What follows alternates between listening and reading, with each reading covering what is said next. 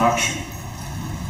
Professor Harry Harding has been one of the leading top specialists of his generation on Asia, on US-Asia, the US-China relations, and he was also the mentor of some of the best and the brightest China hands or experts that we know today.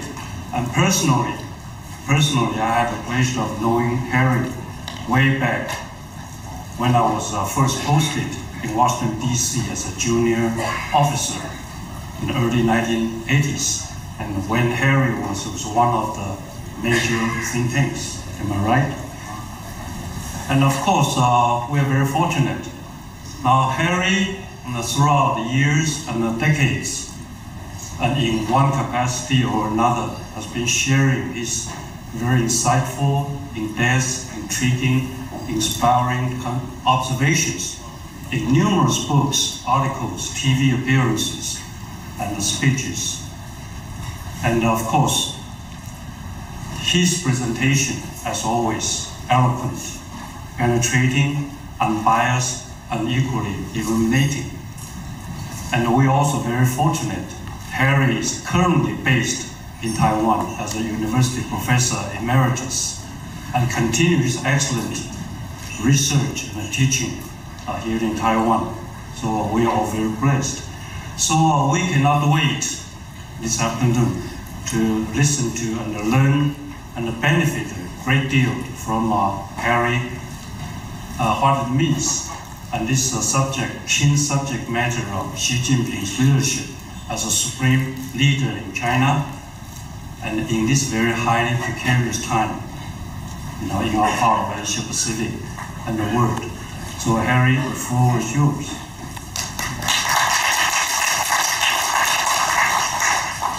Well, thank you very, very much, Stanley, for that overly generous introduction.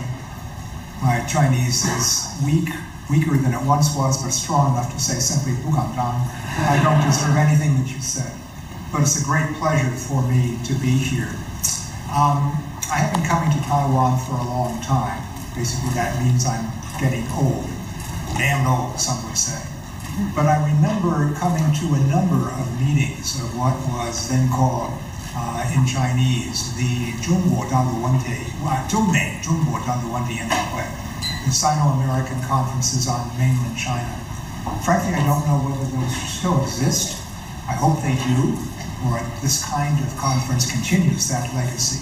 But I would have to say that of all the conferences I've been to on Taiwan, this is one of, if not the very best, because of the careful organization that the INPR has put into it, the support that the Mainland Affairs Council has provided, and especially the quality of the speakers who have been presenting earlier today and then following my remarks. And again, I'm just glad to be here, and thank you all for coming. When I was given the opportunity to speak and was told that the topic of the conference would be about Xi Jinping as China's paramount leader, I had to think of what I would want to say that hadn't been said by many other people. But as I thought about what they said, two things struck out, and they were basically quite, in some ways, similar to each other. One was to say that Xi Jinping was another Mao, the second Mao.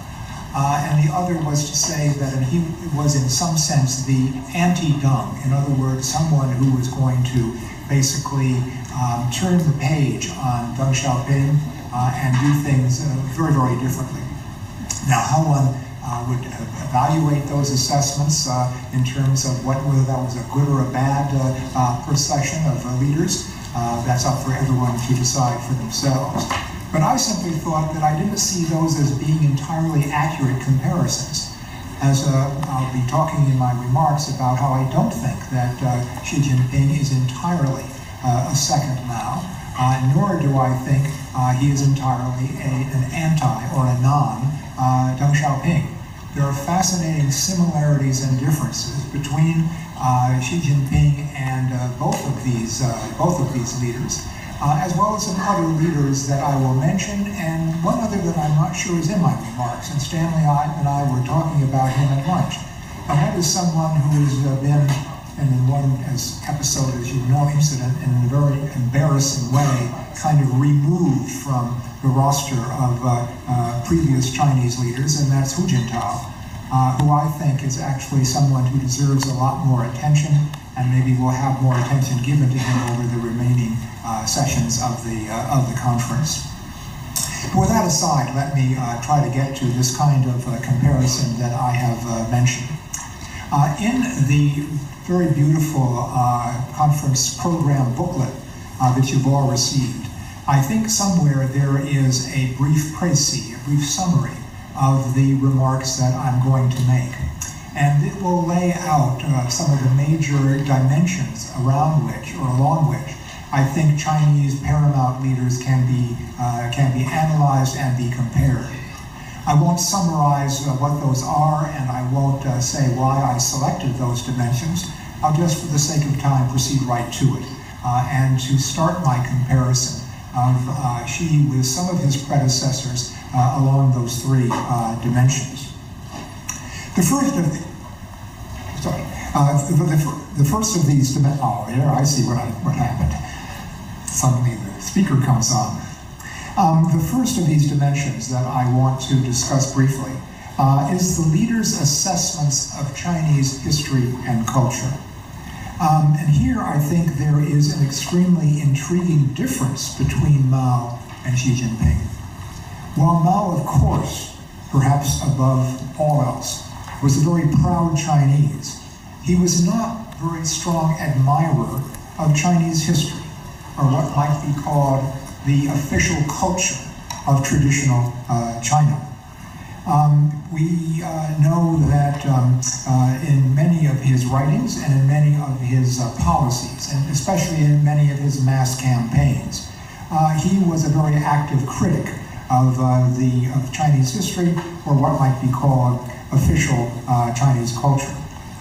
True, he often drew comparisons, sometimes in allegorical form, between himself and some of his predecessors in earlier days. But in general, he believed that many aspects of Chinese history had contributed to Chinese weakness and decline, and that it was on these that he focused some of his strongest criticism. And of course, the Cultural Revolution focused on the Four Olds, in other words, the various aspects of the historic China that he thought had contributed to China's weakness and decline in the late imperial period. And some of his allegorical criticisms of the ever-faithful Zhou Enlai was an allegorical criticism of Confucius, which was a very interesting way of criticizing indirectly one of China's Communist Party's most respected leaders. In contrast, Xi Jinping argues quite often the Chinese should be proud of their history, and also suggests that many aspects of what he calls historical nihilism should be directed as much against those who negate the value of the Chinese past as those who negate the historical experience of the Chinese Communist Party. And that, I think, is a major difference between Xi Jinping and Mao Zedong that I think has gotten almost no attention, except in a few books that I've been reading more recently. And that leads second to the leaders' criticisms of the CCP. Both Xi and Mao maintained their power as leaders of the Chinese Communist Party, but both of them have been highly critical of the party, but again, in different ways. Mao primarily has criticized the emergence of what he called revisionism. Oh, thanks. Stanley's doing far too much to help me today. I apologize to Stanley, but I want to thank him again. He focused on what he called the revisionists and the capitalist rotors within the party and its cadres. Xi has been concerned with a wider range of unorthodox tendencies. Both men became critics of the corruption within the party, as we've just been talking about, perhaps Xi even more than Mao. But then there appears a second big difference, I think a particularly important one, between the two men. Mao was, as we all remember, fond of mobilizing the masses to engage in what I call open-door rectification. This was aimed at criticizing miscreants and kleptocrats within the party, even if those mass criticism campaigns led to all kinds of excesses and span out of control to include criticism of the party as a whole, as opposed to simply criticism of a smaller number of cadres who were guilty of these sins and these crimes. In other words, when it came to style of government, Mao was a populist, whereas the center of gravity within the party was occupied by autocrats. And that's a big difference between Mao and Xi, who I would consider to be an autocrat, as we've all been saying, but between Mao and, I think, the mainstream of the Chinese Communist Party for many, many decades. Next to mention, how did the paramount leaders think about their tenure in office and the question of the cultivation of successors? We've already had an excellent discussion of this earlier today. Like an emperor, Mao thought he would be in office for life, and Xi appears to be thinking along similar lines.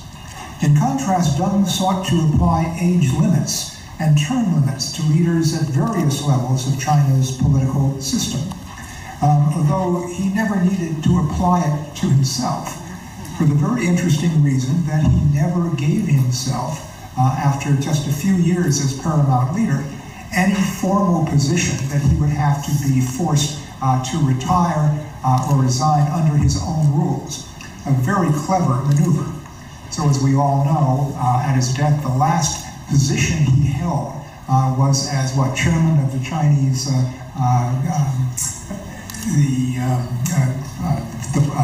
the card game. I can't even remember what it was. The bridge, the Chinese Bridge Association.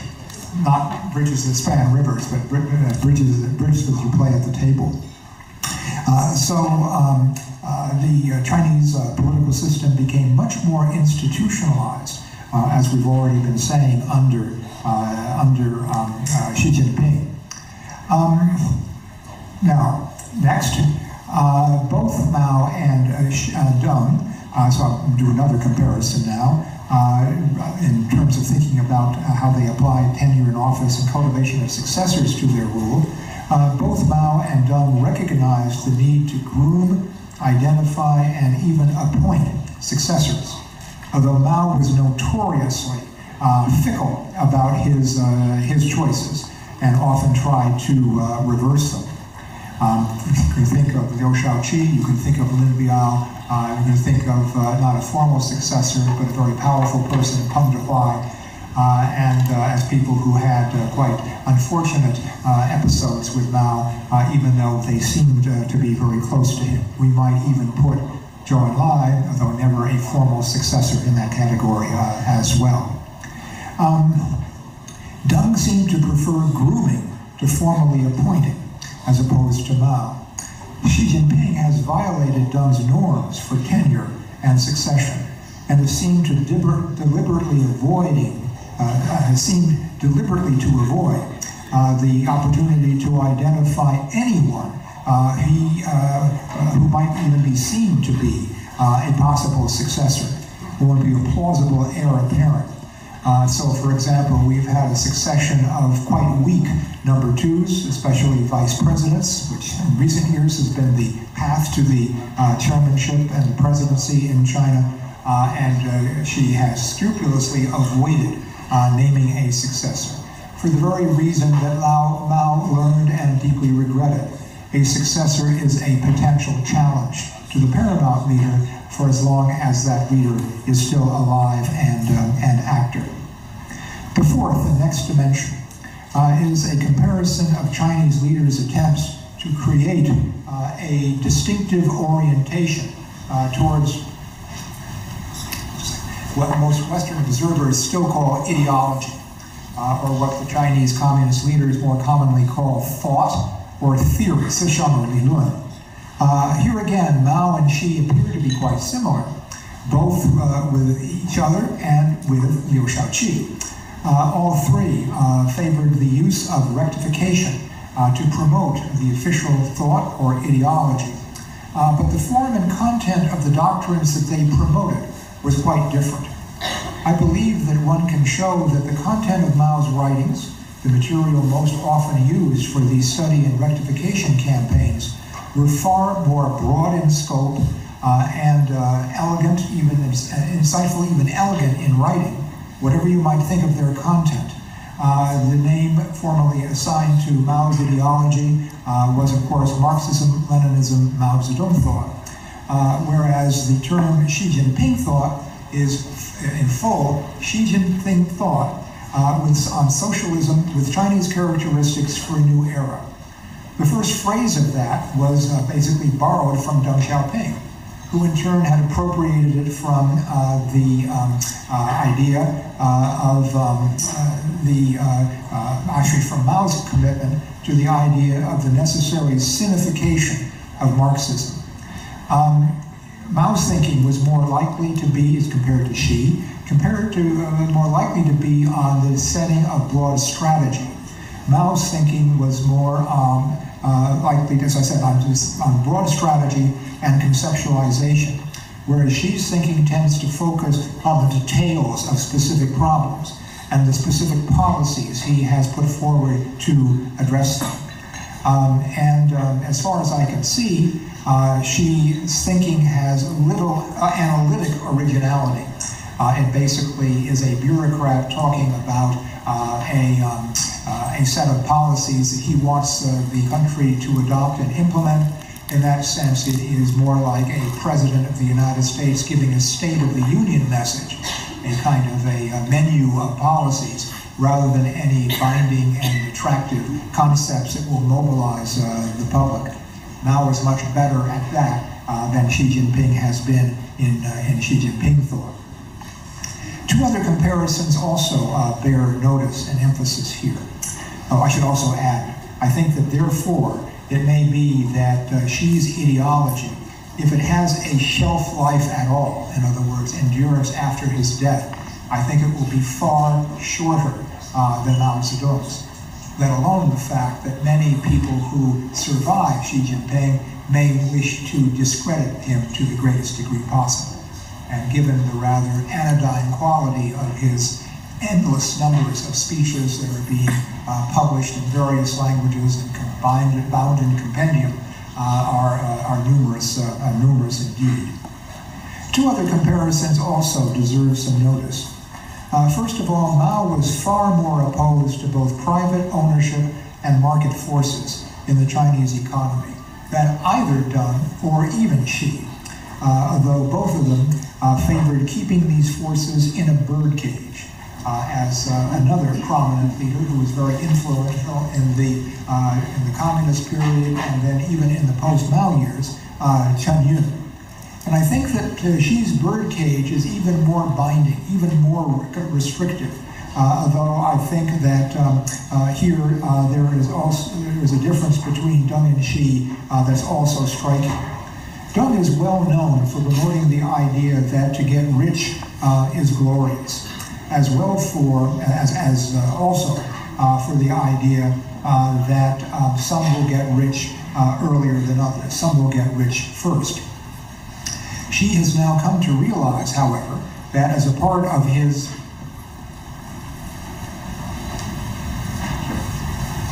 I'm sorry, finish the page. sorry. As part of his campaign against corruption, getting rich is not necessarily glorious. And even if it was appropriate for some to get rich first, it's now a time for the reduction of the economic gaps between rich and poor, city and countryside, that were tolerated and even somewhat welcomed during the Deng period and even sometime after. Second, since we're meeting in Taipei, a few words about these leaders' policies towards Taiwan. All three of the leaders that I've been talking about, Mao Zedong and Deng Xiaoping and now Xi Jinping, have changed their policies and their outlook toward the island somewhat over time, sometimes making them similar to and sometimes different from the other paramount leaders that I am comparing them with here. Mao's changes over time were the most fundamental. During the Civil War, as many of you may remember, he actually declared to the American journalist Edgar Snow that Taiwan should become an independent state once Japan had been defeated and had to give up its colony here on Taiwan. I have an experience of making that kind of a comment at a conference on U.S.-China relations in Beijing many years ago, in which I was accused of putting this forward with bad intentions. In other words, speaking inconvenient truths are always seen as having some kind of hidden intention. All I wanted to do was to indicate that leaders change their mind, and that Mao's change of attitude towards Taiwan was one of the most interesting changes in attitude by a paramount leader in the history of the Chinese Communist Party. We know that he changed his mind for a very simple reason, that when the nationalist government of Chiang Kai-shek had retreated from the mainland to Taiwan and established what was then called a provisional capital of the Republic of China here, what that meant was that the Civil War had not entirely ended, and that Mao faced on the island a competitive regime in the form of the KMT and the Republic of China on Taiwan. So Mao concluded that he would have to defeat the nationalist government a second time and then achieve Taiwan's unification with the mainland in order to, by force if necessary. And those efforts failed. They were tried, of course, from 1949 onward into the late 1950s. And the question is whether Mao ultimately came to believe that what might have been possible, which was to attack most, if not all, of the major offshore islands, would actually solidify rather than weaken the separation of Taiwan and the Republic of China from the Chinese mainland. Now, the other thing that happened in these years was that the more Taiwan became interested in extensive economic relations with the mainland, the more Mao was willing to express patience with the timeline of Taiwanese unification. In other words, he now wanted to unify, but after the failed attempts at using force and coercion to try to compel it, he now saw the opportunity to use economic dependence between Taiwan and the mainland to try to make it happen by more peaceful means. And so the more that Mao saw the economic relationship between Taiwan and the mainland growing, the more patient he was willing to be about the timeline of Taiwanese unification. I feel that Deng felt much the same way, but that his contribution to the evolution of Chinese policy was, of course, the concept of one country, two systems. He applied that originally to Hong Kong, but it was also intended for the mainland as well. And the problem here was that, of course, what happened on Hong Kong, as has already been mentioned, made it less and less attractive to Taiwanese to see it as the model for the unification of Taiwan with the mainland. The 1992 consensus, which was reached when Deng was still very active, but only in more informal leadership positions, reflected Deng's continued patience in achieving unification with Taiwan, especially because the economic ties across the Taiwan Strait continued to develop. But the democratization of Taiwan, accompanied by the rise of the independence-leaning DPP, and even the rise of a leader within the KMT, Li Denghui, who insisted that there were two states, one state on each side of the Taiwan Strait, led future Chinese leaders, beginning with Jiang Zemin, to use military means, especially military demonstrations of the use of force, to express their commitment to unification and their refusal to renounce the use of force. Xi Jinping also added some implicit deadlines for unification, one of his most important innovations, saying that he expected to achieve that goal in his lifetime, and rather than basically expressing the same degree of patience as Mao Zedong and Deng Xiaoping had done. As he put it, this was a problem that should not be allowed to be passed down from generation to generation. Finally, a few thoughts about foreign policy and foreign relations beyond the question of cross-strait relations. I think that Mao really saw his goal as creating a China that, as the phrase went towards the end of the Qing dynasty, would be Fuxiang, would be both rich and powerful. Other than that, he thought that China's influence would be increased, not just by military pressure, but by providing a model, especially for what Mao called the Third World. And that would be the way in which China would become powerful internationally. However, Mao also came to realize that China did face threats, especially from the Soviet Union. And that basically meant that he would have to shift focus and begin on focusing on improving relations with the United States rather than focusing only on countering the Soviet Union at home and abroad. This was a major change in his point of view. But Mao also was very confident in the idea that time was on China's side, another aspect of his confidence. And he used the phrase, the east is prevailing over, the east wind is prevailing over the west wind, echoed by Xi's comment, a very similar one, that the east is rising while the west is falling. These are, I think, harbingers of the strategic shift by both leaders in terms of dealing with with an enemy with increasing confidence. With Xi now realizing that the larger threat is the United States and not any other country of any consequence. Now, in fact, this shift suggests another dimension for comparison that I did not mention in my précis. To what extent have China's paramount leaders tolerated, or even, and this is a possibility, welcomed a fair, accurate, and well-intentioned criticism of their policies? And to what extent have they been willing to change course as a result of them? I'll let you make comparisons. There are some examples where the leaders have changed course, at least to a degree, but I think history is not particularly promising. And of course, a generalization might be the more powerful the strong leader, the less willing they are to accept change when coming from outside their closest advisors. So on that note, I'll pause and stop.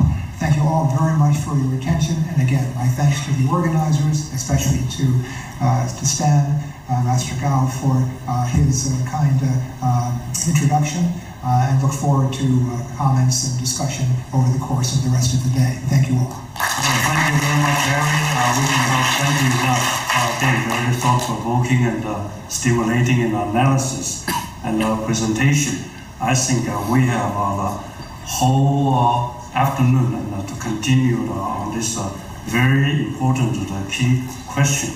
The paramount leader, the supreme leader of China, and what Xi Jinping is all about, and what he really stands for. So thank you very much, Harry, and thank you very much. Thank Ambassador Gao and Dr. Hardy for your wonderful speech. The next panel will start in 5 minutes.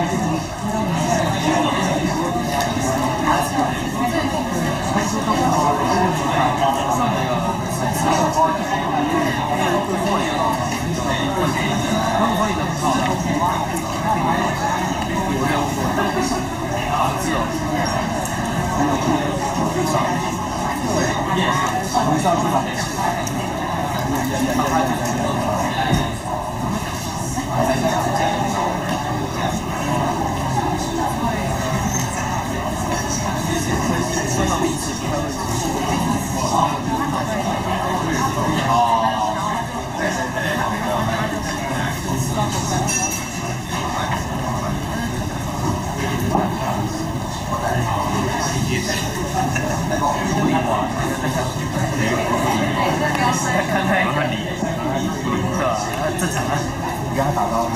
不是，是我举牌给他。啊，正常。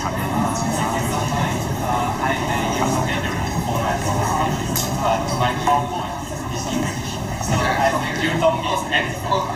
It will be more efficient.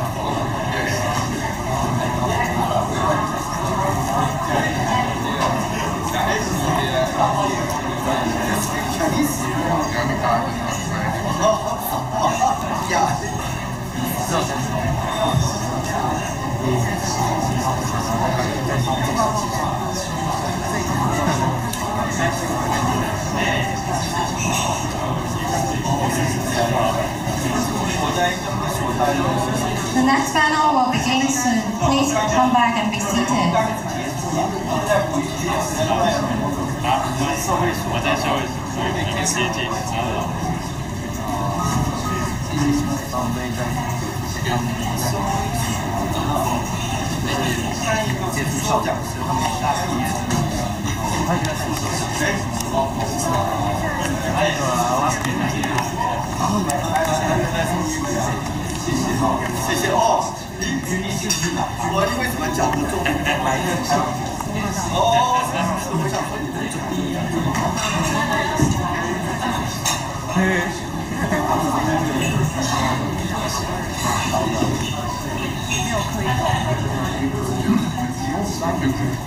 The topic of next panel is challenges to China's economic and social development at the current stage. Let's welcome the panelists of panel 2. Before starting, please look at the camera in the center. The person raising hand.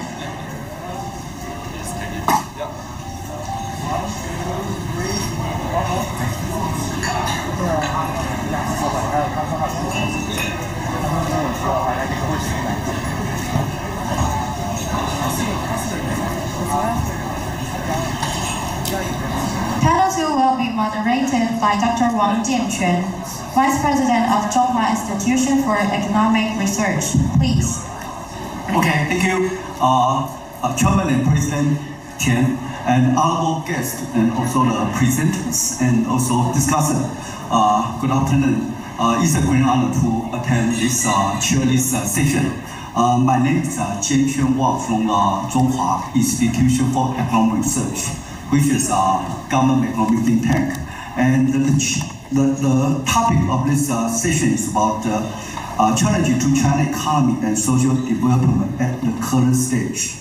So I think the economic challenge facing China include the housing bubble, local government debts, and this bubble and debts actually is too large in scale, cannot be easily solved in short term, even though can solve maybe sometimes, but because in the past 20 years, China's economic growth has been contributed by the real estate driven. So I think need some of a new growth model to fill in this vacancy. So this challenge deserves attention. And in terms of social impacts, because the housing and local housing bubble and local government debts. So I think the China in the next probably 10 years will be achieve medium economic growth. So which will result in the economic stagnant growth, uneven and in income distribution, as well as high rate of unemployment. So I think how and also the China is a medium economic growth. I think can China like achieve very strong internal cohesions like Japan did in last 20 years without causing strong negative consequence. Also a focal point here.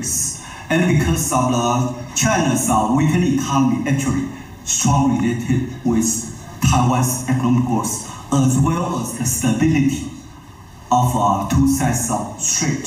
So I think today we invite some very honorable speakers and also discussants to analyze the weakening Chinese economy, how's the impact on social and economics, and also the consequence on Taiwan as well as the global economy. Okay, then let's welcome to all the speakers and also discussants.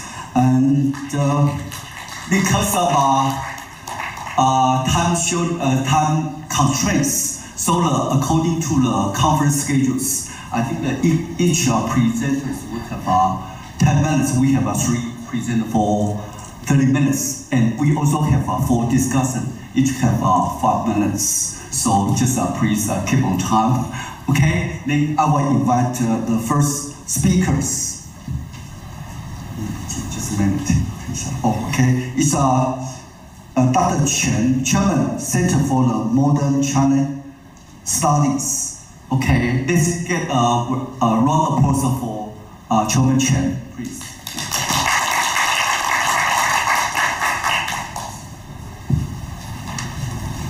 Thank you, moderator, and good afternoon, everyone.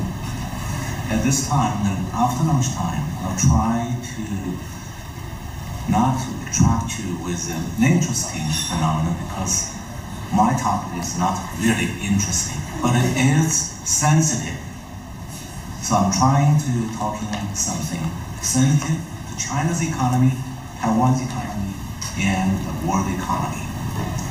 So my today's topic is a fragile banking system in China may shake China's economic stability. The biggest challenge for China's economy in the future is that it is difficult to cope with potential financial crisis, and signs of this crisis has already appeared. Dangerous status of China's banking system has emerged, and for Chinese government, it's not fresh at all. But previously, in 1995, China had a quite similar banking system crisis. It overcame it, but this time, Chinese government is not going to be able to do that. And today, I'm going to report why. The Chinese government successfully got rid of its banking system crisis in 1996. But now, the story is over. The poor page is going to cover. So my first point is China's banking system. We have to understand it before we know what's going on inside the system. So actually it is now, the moment that the last straw that broke the camel's back. First of all, we have to understand that unlike in other countries, there are no commercial banks independent from governments in China. Although there are a lot of banks named as commercial banks, but Chinese governments at different levels control every bank. And such a unique economic system created economic prosperity in the past decades and produced economic recession as well. And now, the very danger of China's future is that its institutionalized financial institutions or financial crisis. Assessing risks of Chinese economy, analysts and reporters often focus on China's fiscal crisis. That's true, and it becomes more and more severe. And some reporters even expect that the banks in China could help the Chinese government get rid of its fiscal crisis. But China's banking system has already in danger, and many may be overwhelmed by the fiscal debts. So China's huge banking system is simply a financial network affiliated with different governments as government banks. You have to call it. And the banks only follow instructions from different levels, governments, and such a way of running banking system is a continuation of the traditional planned economy in state socialism. Therefore, the continuous focus on China's fiscal risk crisis is now of less importance. In about 2 decades, expenses of central and local fiscal budgets have depended upon the banking system to bail out. It could be said that among the fundamental challenges currently faced by the Chinese government, the most severe one is the stability of the banking system. If the banking system is unstable to sustain itself, China's stability will essentially be shaken. That's my first point of view. And my second point is, China's banks are actually government's ATMs. ATM in Taiwan is now often heard because somebody deposits money into it. In China, eventually, all banks have government background, and their capital is partially allocated by financial funds. Therefore, China's banks are essentially ATMs of different governments. Once a government's budget is in shortage, the government will immediately ask for money from the bank belonging to them or it controls. So fiscal pressure could be easily transferred to bank. And now I have to explain a little bit about the Chinese banking system. In the 1990s, the communist regime in China took over, 1950s, the Chinese communist regime took over all private banks and transformed them into public bank or state-owned bank.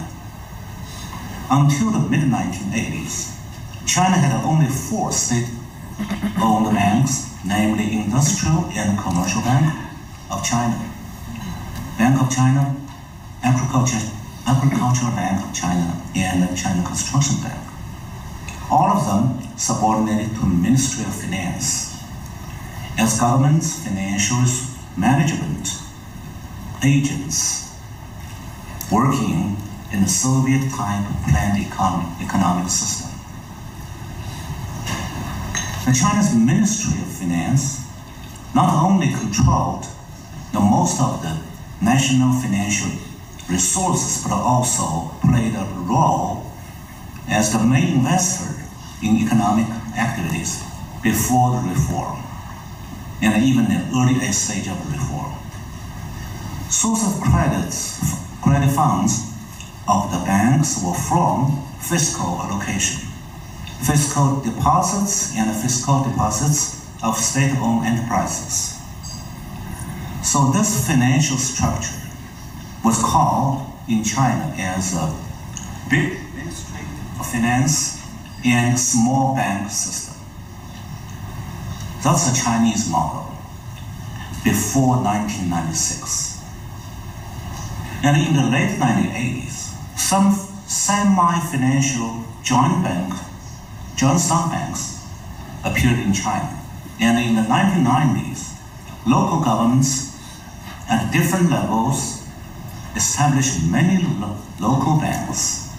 These local banks can be divided into two categories: urban commercial banks and rural commercial banks. I'm only going to focus on the urban because the rural banks are too small to discuss. In China, insiders of the banking system usually identify the various banks as big one. There are 6. And joint stock banks, about 12. And urban commercial banks and rural commercial banks. There are 6 big ones, 12 joint stock banks, and 125 urban commercial banks.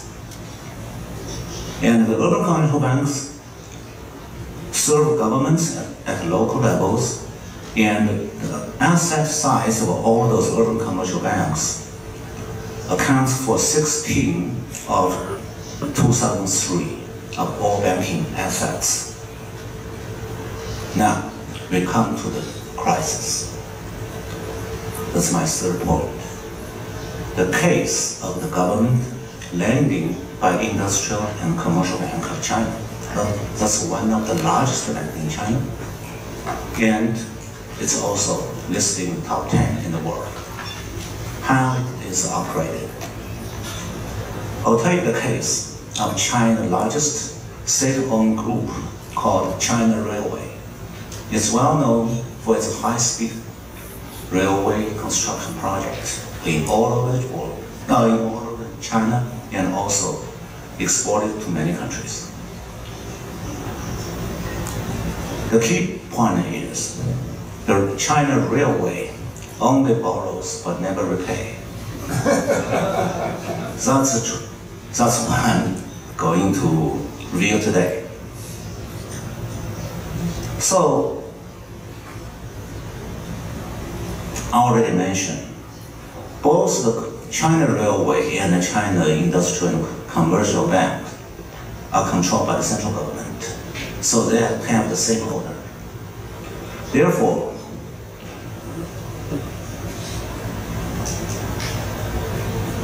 the largest shareholders of the Industrial and Commercial Bank of China are eventually government funds and government organizations. For example, about this bank, China Industrial and Commercial Bank, its largest owners are,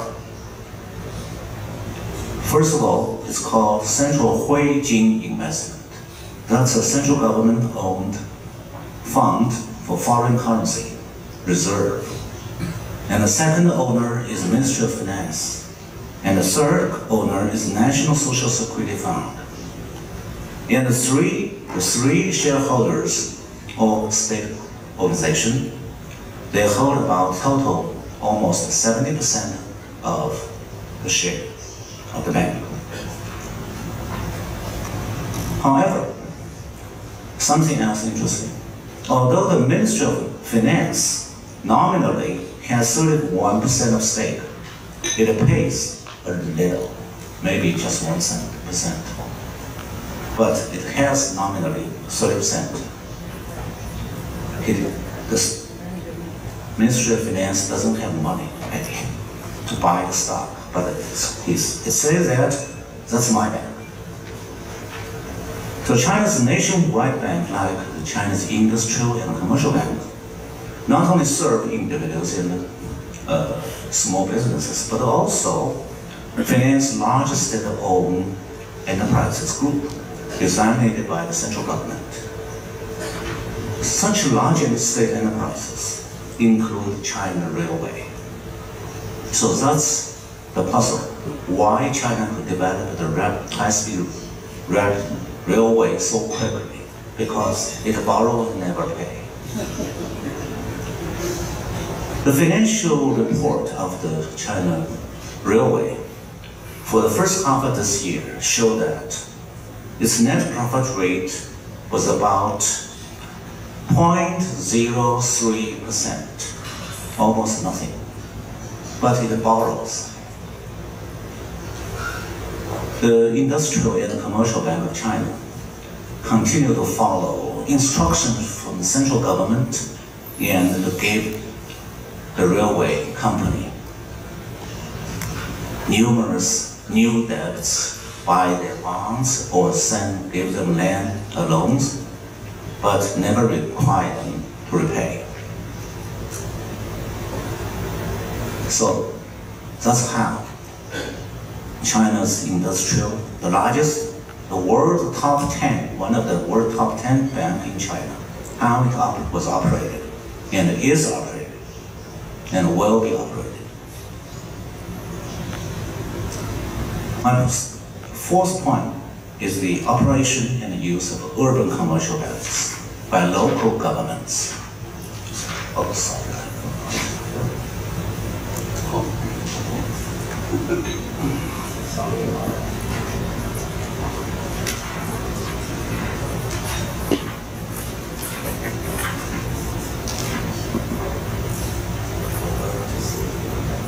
Just let you see what I just mentioned a moment ago.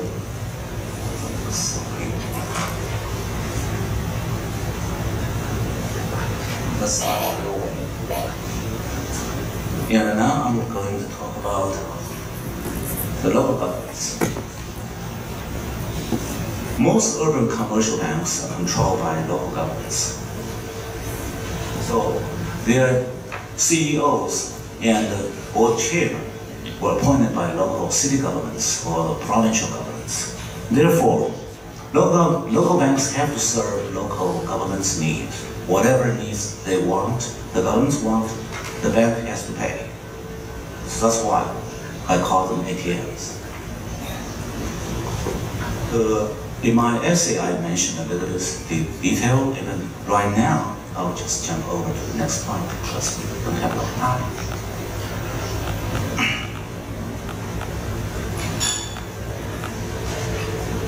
Okay, I just give a very brief introduction about the banking system operation, and now I will point out 4 major risks of the banking system in China.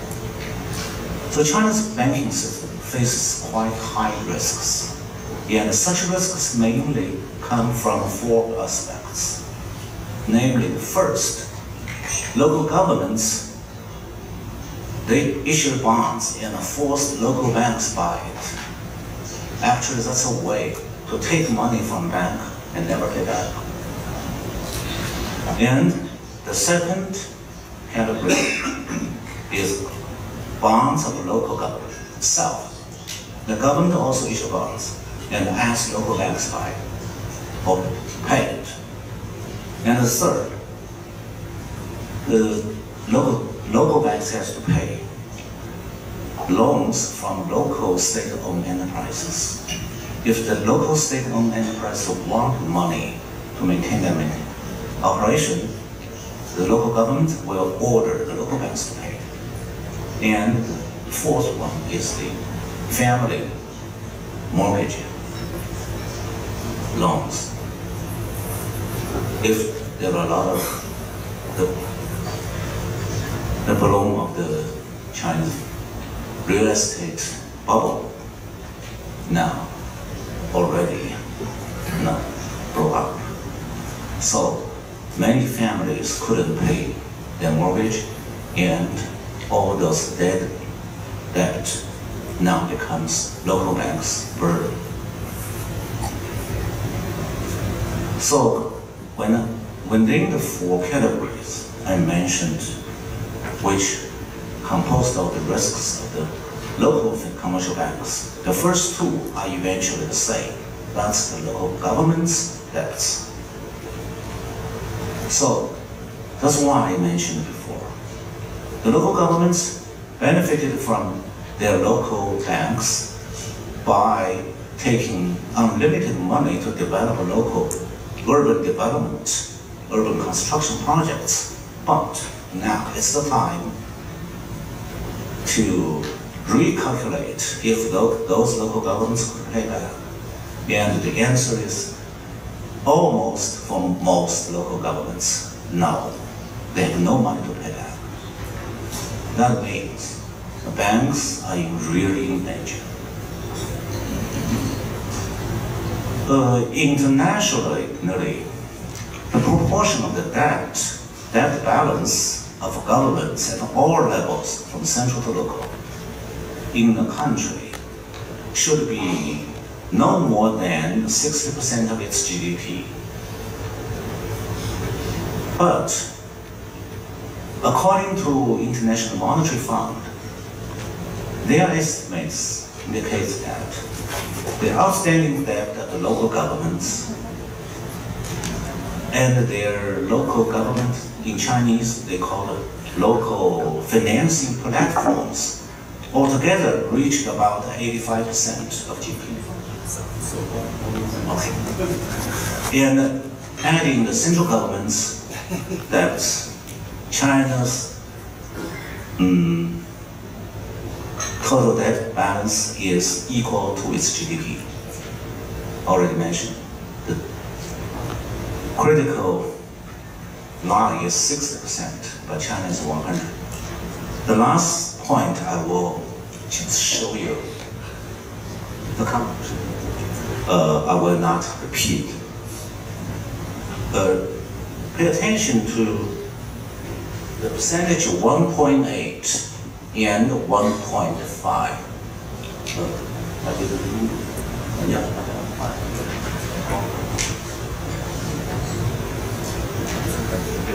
It's not complicated, but it's really sensitive. That means banks could not feed themselves. They're not only losing their assets, they don't have money to pay salary. So recently, Chinese banking system began to lay off workers and to cut salaries. Because this equation, because the two percentages. Okay, I'll stop here. Thank you very much.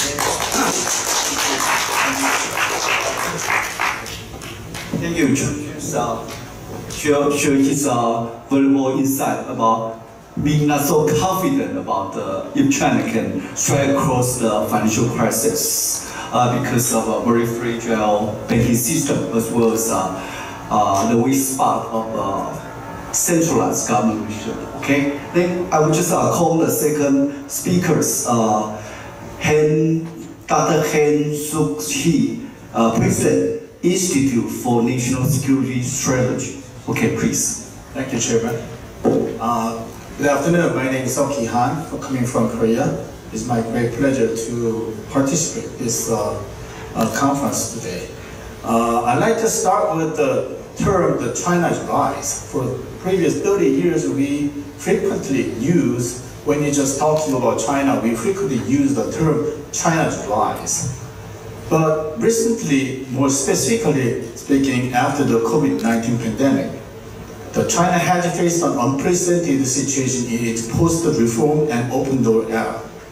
That is China's decline.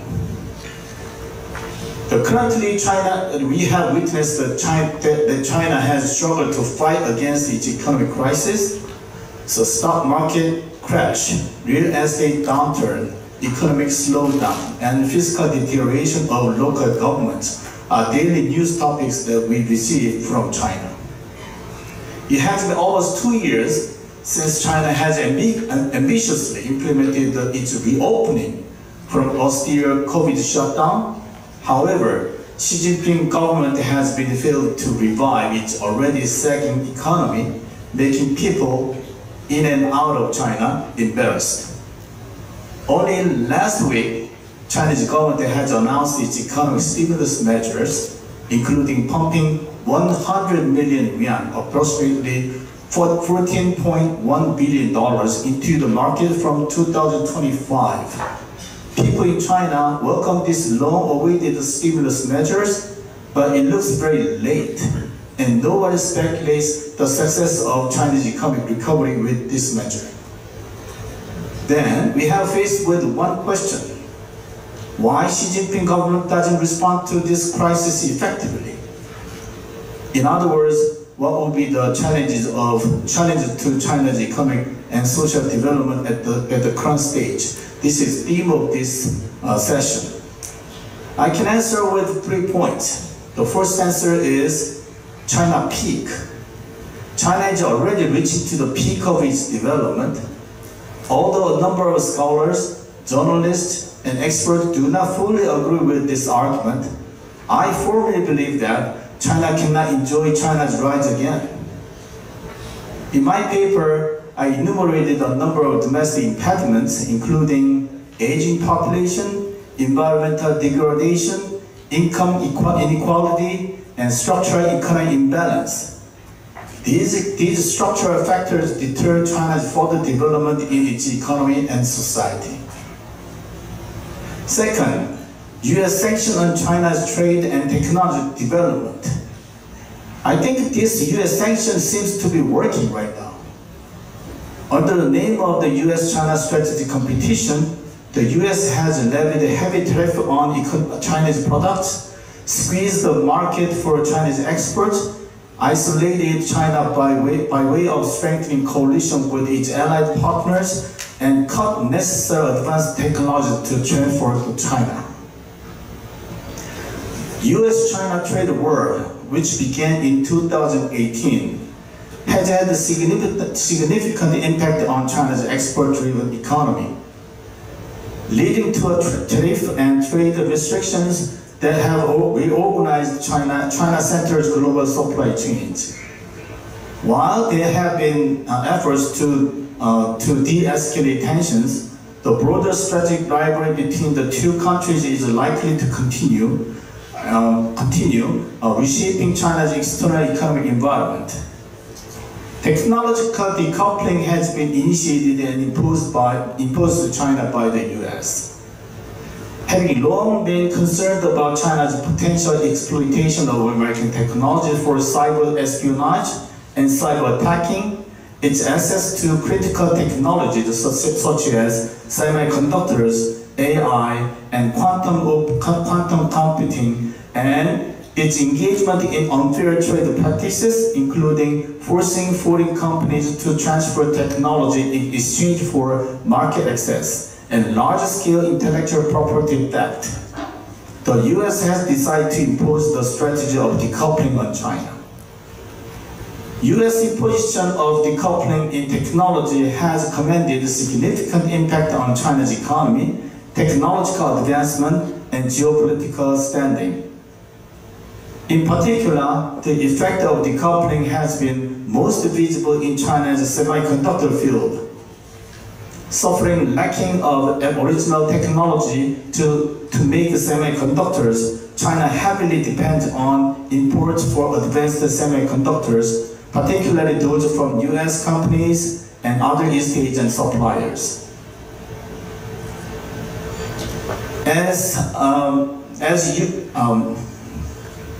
As the US imposed the export controls on advanced chip-making equipment and software, China's ability to produce high-end semiconductors has been further hindered. China has invested significantly in its domestic semiconductor industry in an effort to become self-reliant and reduce dependency on foreign technologies. As of 2024, China has invested roughly $95 billion through three phases of big fund in its original semiconductor manufacturing, including SMIC, Semiconductor Manufacturing International Corporation, and YMTC, Yangtze Memory Technology Corp. Despite significant investment, however, China's semiconductor industry still remains heavily dependent on foreign technologies, particularly from Japan, South Korea, and Taiwan. Lack of original semiconductors and no further acquisition of high techs cannot guarantee China's further economic takeoff. As a third point, I'd like to emphasize Xi Jinping's leadership problem.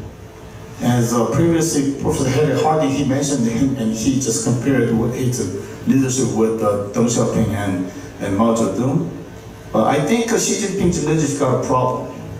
And Xi seems to believe 东升西降, In other words, the East is rising and the West is declining. This anachronistic perspective or perception was corrected in 2008 when the US has suffered a global financial crisis. But now, 16 years after the crisis, the situation seems to be changing, and then it's vice versa. I cannot say the US is rising now, but US is sustaining its global leadership. But China is declining right now. And if you take a look at a lot of data or news from China, then you can recognize that China is declining. China's economy especially is declining. Then why this kind of anachronistic perceptions happen? I think Xi Jinping seems to be mal-informed. As an established autocrat, Xi seems to be reported what he wants to listen, not what the reality is. In other words, Xi Jinping has prioritized consolidation his political power over implementing economic stimulus measures. In other words, Xi Jinping focused on maintaining and strengthening his political control, even at the expense of more aggressive economic policies that might stimulate growth. It reflects how political stability and control within the Communist Party have been central to his agenda, sometimes outweighing the urgency of addressing economic challenges. I reviewed to the answer of this session's question, I reviewed three points, but among them, the most important thing is Xi Jinping's leadership problem. So I stop here, thank you.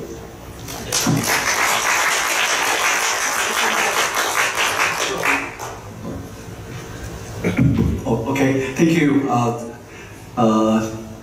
President Han was very good insight.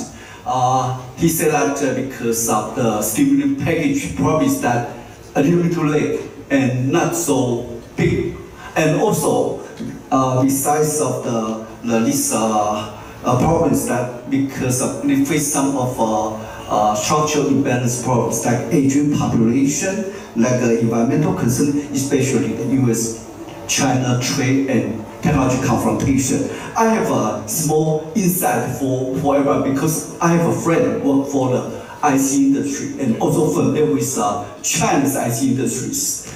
The reason why China has spent tons of money on IC industry, how come they cannot promote IC industry successfully? The first reason is that because China's people love to pursue for quick money, like internet marketing, and put a company on the stock market. But IC industry promoting is a very long pace, from 20 nanometers to 100 nanometers, from 1970 is a long, lengthy periods. Second one is how come every city got an IC industry firm? Because I think they can get the government subsidies as well as speculate real estate. But and if the company really make money, that's a side products. So this is why in the last 20 years, China is not so successful promoting IC industry. Okay, let me call on the speakers. Dr. Chen, Director Chen is Chen Zhirou, who is from the Institute of Sociology and Silicon, please. Thank you, Chairman. It's my honor to make a presentation here, and I'm going to talk about the social consequences of China's weakening economy. And because time is limited, so I will focus on two major points. But for the social consequences from our surveys and from the literature, we can identify several points, including the growing unemployment and social insecurity, and increasing economic discontent, erosion of government and Xi Jinping's legitimacy, and rising social unrest, intensified surveillance, control, and repression. And we can also see surging nationalism and patriotism, and worsening mental distress for the victims of economic decline. And all these points actually are found among the surveys and several reports. So let's look about the figures from the surveys, and the surveys are different from the government statistics. So we can see in China, if you ask any random respondent, there is a chance to get about 50% of them are on labor market. They are one of the workforce. But from the 2023 to September of 2024, we can see the trend of the change. So, for example, we can compare the employment for the urban household and the rural household. So it shows that urban household has higher employment rate compared with the rural one. And if we look at the unemployment rate, and we know the Chinese statistics has shown that it's about 5%, 5 to 6% of unemployment rate for the urban household 城镇人口. But here we divided the respondents into rural and urban household. So in urban area, there are about 15 to 20% of the respondents are unemployed, and they are looking for a job. But for the villagers, this number is even higher. About 1/4 or 23% of them are unemployed. So this is divided by education level, and we can see the employment and unemployment for the different economic classes. So we can see for the lower economic people, for those who have less education, it's about 30% of them have no job. They are looking for a job.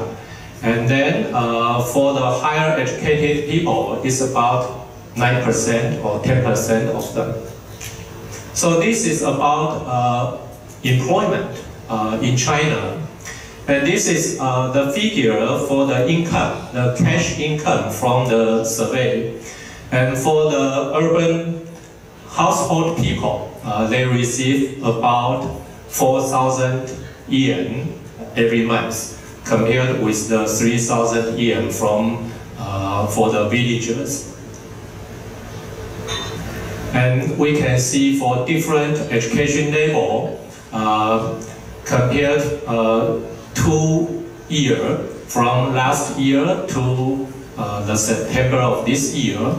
And for the higher educated people who have the university level education, they receive 7,000 yen, and then it kind of decreased to 5,000 yen. And for the lower educated people, actually the income, monthly income is about 2,000 to 1,500. Okay, so those are the widening social inequality and the worsening monthly income and employment in China. So I'm going to talk about the second topic for today's presentation. And it's about the social unrest, the protest in China. How do we collect data? And we know Douyin in China, and then whenever people make any protest, they upload their videos.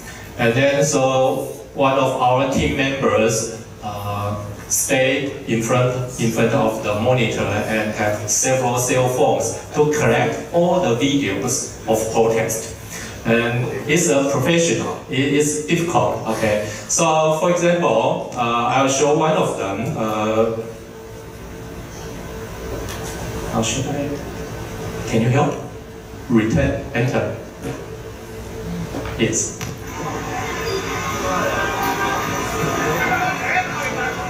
So this is about 20 seconds uploaded to Douyin, and it will stay in Douyin maybe for 1 or 2 hours. So you have to collect them, download it. Okay, and from the short videos we can tell where it is, who are they, how many of they, what's the issue. Okay, and that's good enough. And this one. Okay. Oops, it's repeated. Okay, sorry. Oh, that's okay. Do this one. Enter, please. 人民主义民党除了对敌人进行战争，谁对着人民，谁就是人民的公敌。强烈要求国家政府出面解决天府大会的问题。要对日本人，要对中国人，不属街口，这就是这些个核心的单位和企业干的这种不干人事的事情。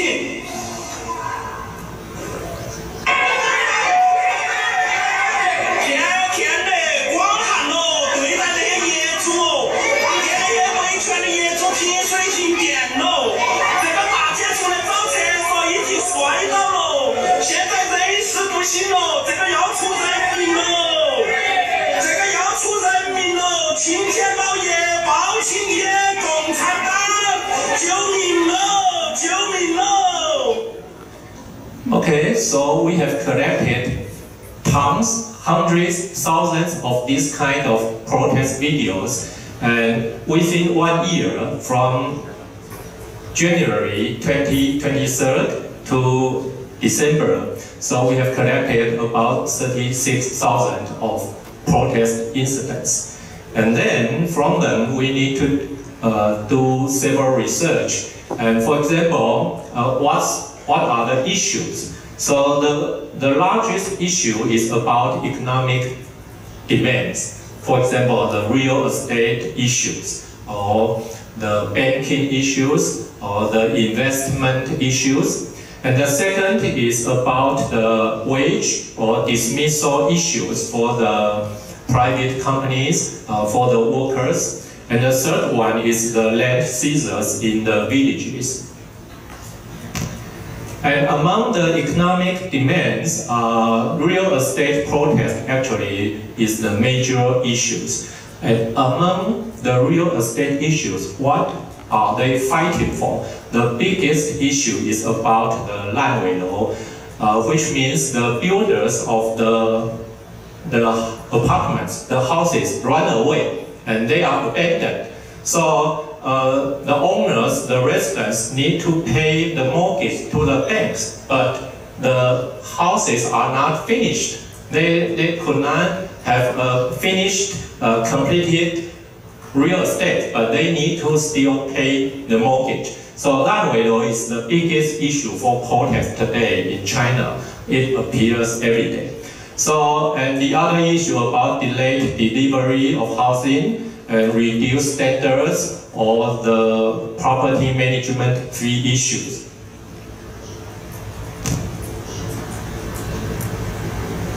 So, the final remarks for the 2 points about unemployment and rising social unrest is, we can see the hardest hit groups have been the rural villagers and the lower class people. They face greater difficulties in finding employment, with incomes not only stagnant but also declining. And also we can see for the high status groups, they also experience income drops. And we can see the rising social protest. The majority of the issues are economic disputes, particularly for those related to real estate issues. And this has been the greatest source of frustration and discontent for the middle class people. So, in conclusion, the social consequences of China's weakening economy includes rising discontent, erosion of legitimacy, increased repression, worsening inequality, stifled civil society, and increasing mental health distress among the victims. And then, all these social consequences underscore a lack of clear direction from the central leadership, a loss of guidance among government officials, a sense of insecurity among the upper class people. And then for the it's a typo. A sense of insecurity should be for the upper class people, and a sense of hopelessness for the middle and lower class people. And to understand these dynamics is critical for us to assess China's social stability and to anticipate potential changes in its political landscape. Thank you. Thank you, Director Chen's very good, valuable point, opinion about the high unemployment and income stagnation and even in income distribution, and also real estate market crash probably will be the big social unrest problems for weakening Chinese economy. I also have a point to share is that because of this is so-called deindustrialization, because of US and China's trade and technology confrontation, so not only the foreign investor moves out, Taiwanese firm and also Chinese firm also need to doing some of the global deployment. But because even though the economics look not so bad, but because the job creation, consumption, power actually occurs in foreign countries, that means that they will hurt China's growth momentum for the next 10 years. Okay, and then just we finish all the presentation, and then we have four discussors, right? The first one probably is that Li Zhenyu, Dr. Li Zhenyu, he's graduate from Wisconsin, my good friend. So he's right now is Chief Economist and Corporate Sustainability Officer, Taixin Financial Holdings, and also Vice Chairman, Taixin Security Investment Advisory. Please. Hello everyone. I would like to share some ideas about the core problems with China's economy. The first one I want to mention that the hardest thing for people is not learning new ideas, but letting go old ideas. And I really think China is facing a similar struggle with its economic issues right now. Of course, many analysts, many professionals provide some fancy, rational, reasonable, irrational, ridiculous, different explanations for China economic struggles, like ongoing real estate crisis, like aging population, like tighter control by President Xi Jinping. But I don't really think Xi Jinping fully understand what's going on to China economy right now. Why China's past growth methodology doesn't work well recently. The economic structure problems maybe is much bigger than Xi Jinping himself. The crisis in China economy is not due to recent policy choices, but you need to go back to the imbalanced policy choice in China's early reform period in 1980. China focused too much on manufacturing and totally ignored consumer spending, this part. Deng Xiaoping opened up the China economy and built up the sixth five-year plan from 1981 to 1985. And if you take a look at this plan, around 100 pages, only one page talking about how to stimulate or how to increase consumer spendings. The other 100 pages was talking about how to boost international trade, how to push for the technological progress, how to build up China's industry. And after 40 years, right now, in their 14th five-year plan, 2021 to 2025, Xi Jinping and his team still think in the same way. They are talking about how to use the patent, how to build up the semiconductor industry, and with very little discussion on how to boost consumer spending, even though almost all the economies all over the world suggest they should stimulate stimulate the consumer spending. Why? Because the manufacturing heavy approach aligns with the CCP's values and it secures its long-term control. Because growing the economy through production, through manufacturing, not consumer spending, encourage personal choice. And a personal choice is a concept linked to the free market and also potentially linked to the political choice. And you will think, why I can make my choice on my consumption, I cannot make the choice on my political issues. And also, focusing on the industry production allowed the CCP to control the capital distribution, control the capital flows. So it will keep the business elite aligned with the CCP values, and it will really help maintain the stability.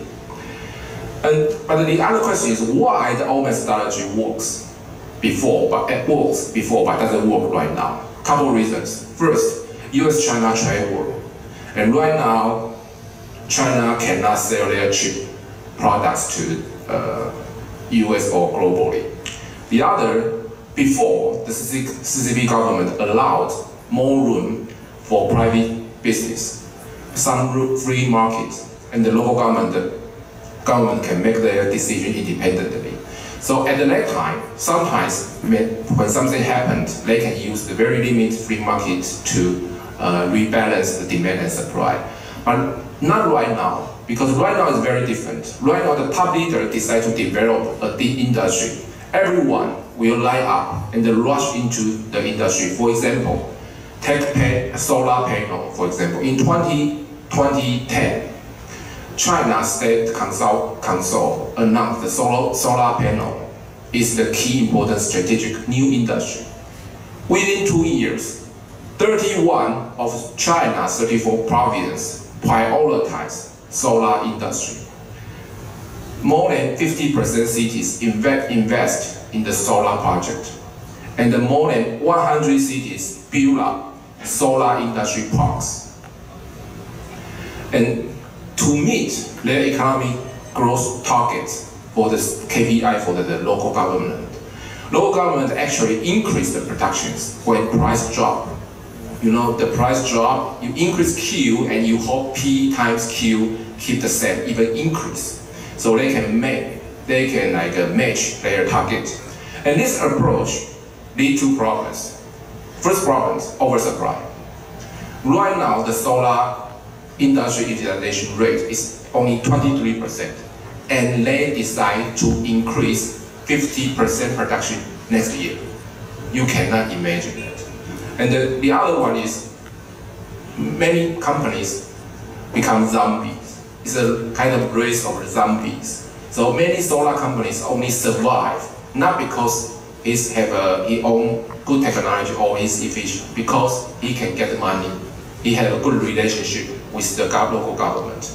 So far, Xi Jinping hasn't shown any signal of changing his strategies. That means China's fundamental economic issues remain unresolved. So that's why I really think the US president election results are very important for China.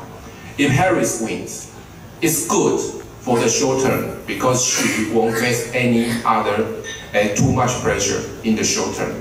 But it's not great for the long-term growth. But if Trump wins, you know Trump, he call him tariff man. He will impose 60% tariff on China, right? And at that time, maybe it's a good timing for Xi Jinping to rethink, should they remodel or restructure their economic policies. This is my 2 cents. Thank you. Chief Economist Li, just next one call on Professor Kim from the South Korea, then Cook University, Department of Political Science, please. Thanks. Good afternoon. Thanks very much for audience who stayed even they are sleepy. Also thanks to the Institute of National Policy Research for inviting me, and was particularly impressed by the excellent presentations by many scholars, and especially agree with the Harry Harding's historical analysis of Chinese leaders and President Han Seok-Ki's analysis of Xi Jinping's leadership. My thought on science, technology, economy, and democracy in East China and Asia as follows.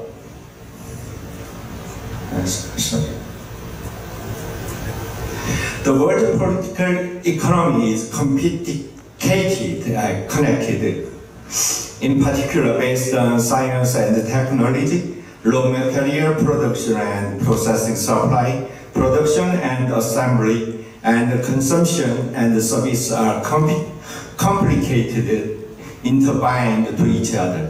For example, the technology of producing and processing semiconductor materials, the company that designed semiconductors for demand and the company that produced them according to the design and performs post-processing are different, or processing is different.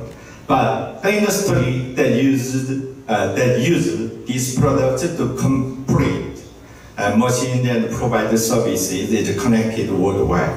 We can understand this well through the recent Taiwan semiconductor industry. However, the development of world politics, world science and technology, and the production and consumption through the construction of factories, fabs, and ultimately led by the country that created the science and technology and opened the world market.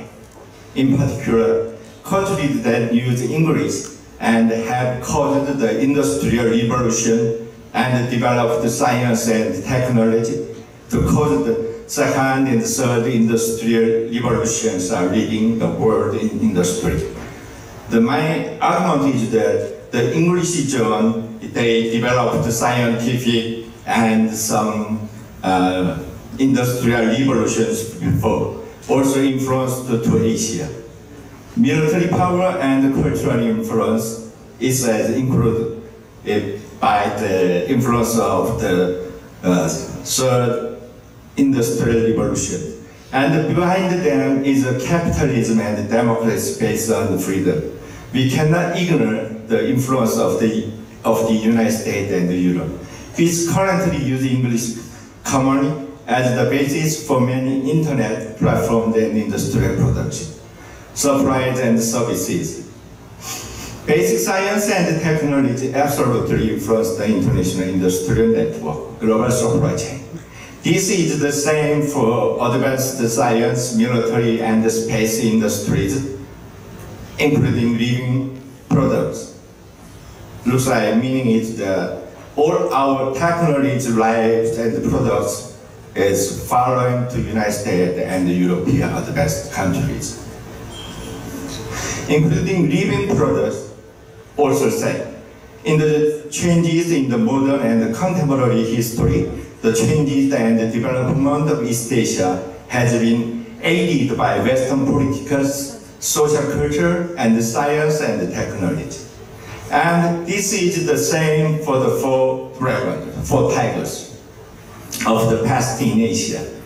In international political economy, there is limit to maintaining dictatorship and economic development by state-led economic for domestic and outside market.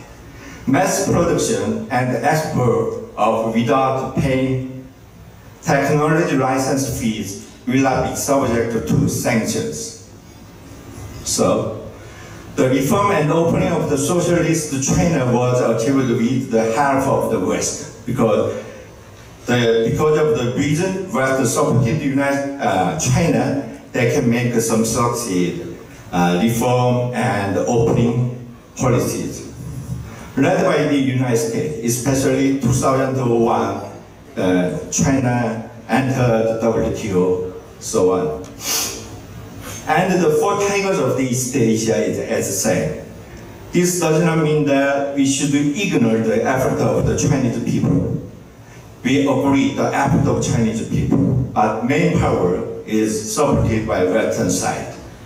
This content means useful competitions, cooperations between the East and the West in the past era of neoliberalism. However, now the world is not over with the war for territory, ideology, and national interest. In this situation, East Asia, where countries with socialist characteristics, Russia, China, North Korea, blah, blah, blah, still exist. They are still focusing on ideology and national interest, nationalism for domestic politics. And the conflict in Asia is increasing day by day. North Korea is like that, so is Russia and China. However, if the cooperation and the effort of the democratic camp all over the world, I believe that dictatorship and violent war can be prevented. In the past, the Republic of China was a country that led freedom and peace in Asia, and Korea and the Philippines followed this trend. In the era of neoliberalism, Taiwan, Korea, Hong Kong, and Singapore achieved significant development based on the liberal system and market economy. Now, East Asia is once again caught in the dilemma of economy and security. In this situation, cooperation between the United States and the liberal countries will help create a peaceful environment in East Asia. East Asia countries, including Taiwan, Korea, Japan, and the Philippines, which are in conflict with the social conflict, we should strengthen cooperation with Western democratic countries. This cooperation will prevent war and become a driving force for East Asian countries to continue peaceful economic development. We do not intend to hinder China's peaceful development. We need cooperation to create a peaceful international society and prevent war. I have been living in Taiwan, Hong Kong, Macau, and Shanghai and Beijing every year since from the 1980s. But nowadays, I only come to Taiwan because of the so many kind of reasons. The world is changing. However, the flow of democratic society should emphasize peace, development, and cooperating between countries, just like the trend of changes that occurred in the past world socialism camp. And Taiwan being threatened by China means that the free world in the international community is threatened by war, as like North Korea threatened South Korea. We must work together to safeguard human rights and freedom, maintain hopeful peace and civil development, and firmly protect real democracy with freedom. Thanks very much. Okay, thank you.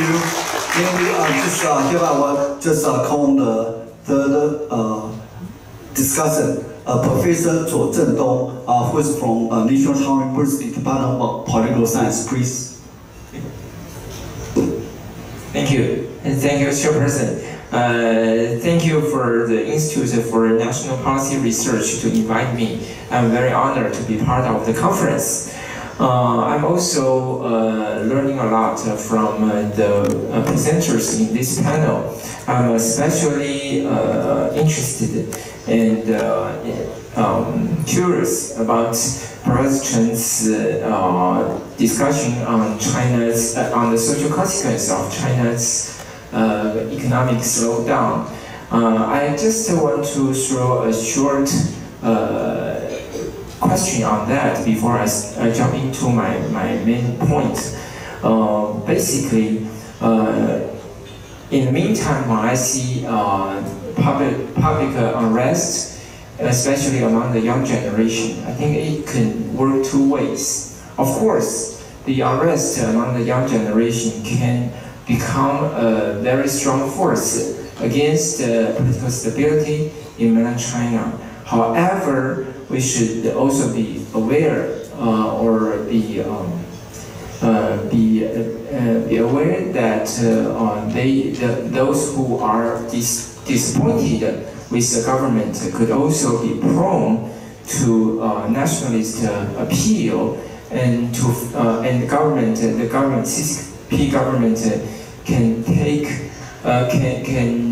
direct people's attention overseas or toward Taiwan to find a scapegoat.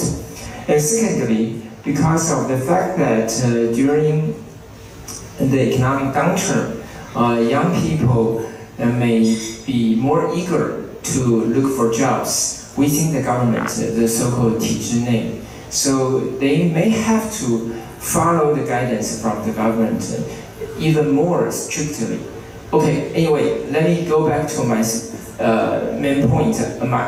Basically, I would like to address the issue of overcapacity, which have been discussed very broadly in the past several months. Nowadays, overcapacity become an elephant in the room, not only in US, EU, and Canada, but also in several important China-friendly countries. We all see the imposition of tariff on Chinese EVs such as Mexico, Brazil, and Turkey. Basically, there are two major reasons for the overcapacity. One is stagnant domestic consumption, and secondly, government subsidy. Okay, so what are the solutions on the table for China to solve the overcapacity and the rising tariff on Chinese EV export? Of course, a natural solution is that the global demand for EV can decrease gradually. Why? Because there is already a reassessment of the EV's safety and utility, and also pressure from the labor union could postpone the wide acceptance of EV. But that may be too long for China to reboost its domestic economy, to keep its export fluent. So second one is to set a price floor. But it seems to me that that strategy is not working. At least for China's dispute with EU. So the last one is joint venture. In fact, China has already become a net capital exporter, and the 2023 recorded the largest figure of Chinese outbound FDI. The previous peak is in 2016, and now if we look at last year's figure, there are three largest projects. One is the project for auto manufactured by Geely in Malaysia. The other two are by Sinopec. One in Sri Lanka, the other one is in Kazakhstan. So this will be the trend to go, but this could have different reception in different countries. For example, in the global south, I think it will be much more easier than in global north. So that would lead to a further integration between the global south and China. Already we see in the last decade, China's export to global south increased dramatically, twofold or even threefold toward Russia. And secondly, regulation over investment in Europe might be relaxed to a certain extent, though not as relaxed as Global South. The last one, China's effort to attract the FDI to China in high added value services will increase, especially from the Gulf countries, as we see in the recent visit by Chinese Prime Minister Li Qiang to Saudi Arabia. So 3 possible best scenarios for China to solve its overcapacity. One is the tight integration between China and the Global South. Another one is the reintegration of Chinese firms into Western countries, especially in the Europe.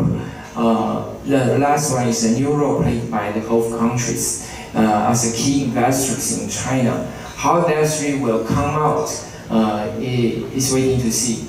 But given time constraint, I will just share my very brief and mature observation. Thank you very much.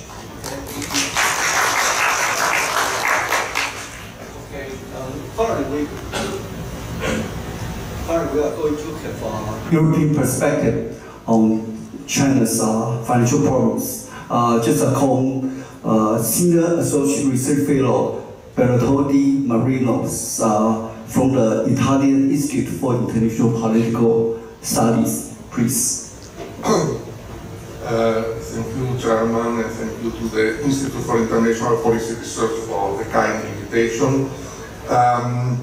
My remarks will be very much in line with what the Dr. Lee and Professor Tho have said in their intervention. And in fact, they will focus on the China's growth model, that is a model of growth based on overinvestment. Still today, the Chinese investment ratio is above 40% of GDP, the double of the investment ratio that we have, for instance, in the US and the EU, but not only, almost all, if not all, large emerging economies. The conventional wisdom is to say that this model can be changed through a gradual transition to more consumption, more service economy, and a reduction of the role of the state and of the industrial policy. The real issue is why it is not happening. And I think that it is not happening because the definition that the Chinese leadership and presidency have of what a strong economy is different from what in general we and the consensus say is a strong economy. A strong economy is an economy that has a sound macroeconomic position, low inflation, low unemployment rate, efficient allocation of resources that allows productivity growth. In the case of the Chinese leadership, a strong economy means mostly leading in the high-tech sectors, to be self-reliant, not subject to economic coercion, and eventually exert economic coercion. And therefore, in this case, what you have is that the way in which the perception and the policy that we follow are very different from what is the conventional wisdom.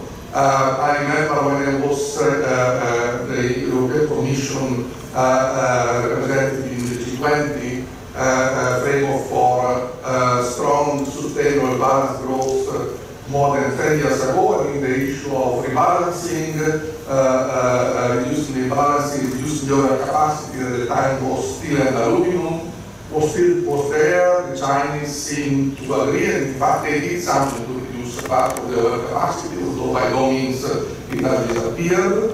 But instead of moving in the direction of saying of more consumption and so on, what we see is that in reality the overcapacity is pumping up in new sectors and is becoming even a stronger problem than it was in the past. So China is not moving towards a rebalancing, is keeping the model that it had in the past, but that is because that is what they consider a strong economy. is a different concept that we have. But this model of gross model of investments generates overcapacity and creates important distortions domestically and internationally. In many sectors, China is producing far more output than its foreign or its market or the foreign market can absorb. Just to give two examples to the other that have already been presented by some of the speakers, by 2030, out of the latest China's annual manufacturing capacity for solar photovoltaic is expected to be the double of the level, to double the level of the global demand, and for the battery cells, it will cover the entire level of global demand. This overcapacity is driven by direct and indirect subsidies, fueled by a distorted system of incentives generated in the pursuit of political and economic objectives set by the party and the government. Overcapacity triggers falling prices, insolvencies, and financial losses. 27% of China's automakers in May 2024 were unprofitable. Shrinking profit forced producers to further increase output and more heavily discount their prices in order to generate cash to service their debts. Moreover, the survivors are not necessarily the most efficient, but rather those with the best access to government subsidies and cheap financing. And this fuels the weakness in the banking sector mentioned by Dr. Cheng in his presentation. In presence of domestically weak demand growth, Chinese companies flood the global markets with their products in order to remain profitable. This unstable and unbalanced growth model fuels international tensions. The focus has been mostly on the US-China relations, but, and I will conclude on this, I think that a larger view has to be taken. I mean, the US is not any longer the main trading partners of China. ASEAN and the EU are now ahead of that. And in particular for the development of the new productive forces that the Chinese Communist Party is speaking, there are much more critical markets than the US one that is becoming closer and closer. But we see here, as well as in the emerging market of the global south, there is a reaction to the overcapacity model of China, and I think that there should be more focus on these markets to understand the possibility at least that China has to continue with its economic model and how things could develop in the years to come. And that's totally thanks. Since time is running out, so I'll just call adjourn of this session. And again, thank you very much for the speaker and also the discussant for their very informative and very valuable contribution. Thank you. It's now break time. Please come back and be seated at 2:50.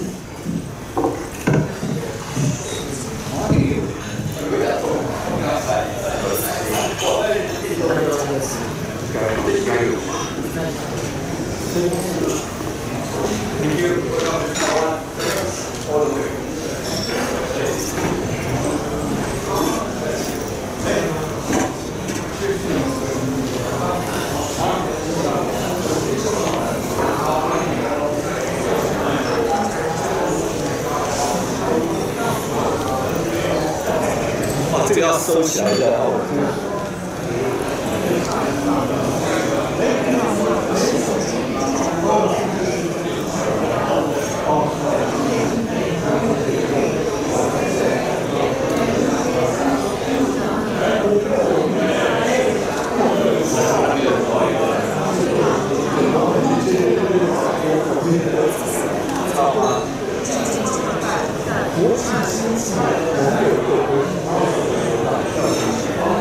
它是澳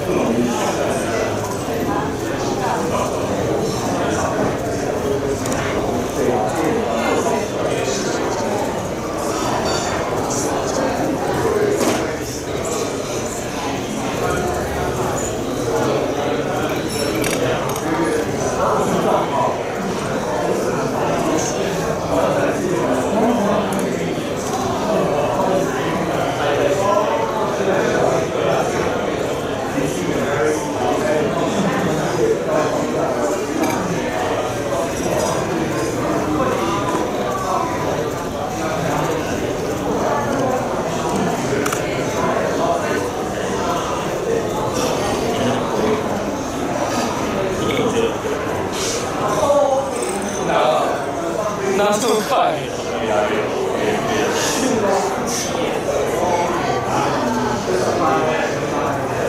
你怎么来了？刚拿了。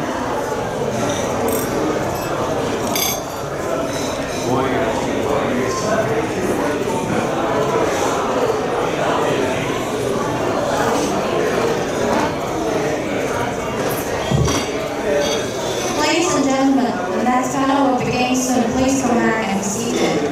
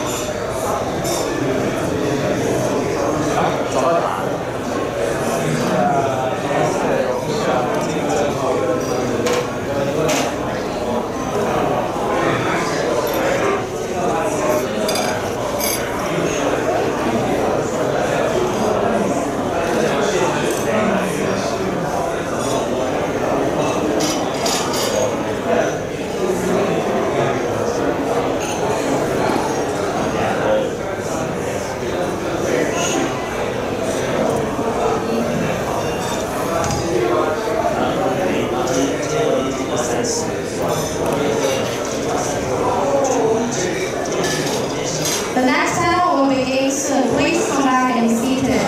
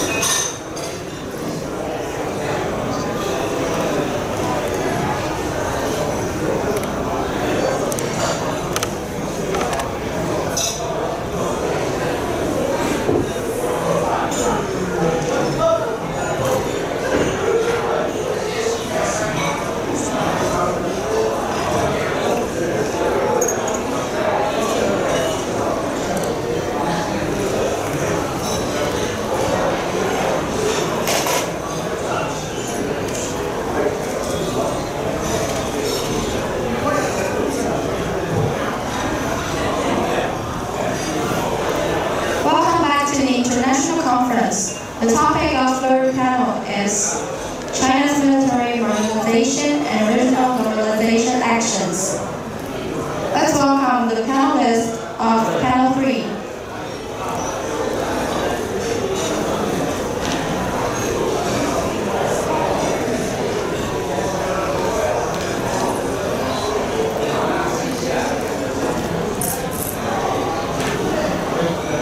The next panel will begin in 2 minutes. Please come back and be seated.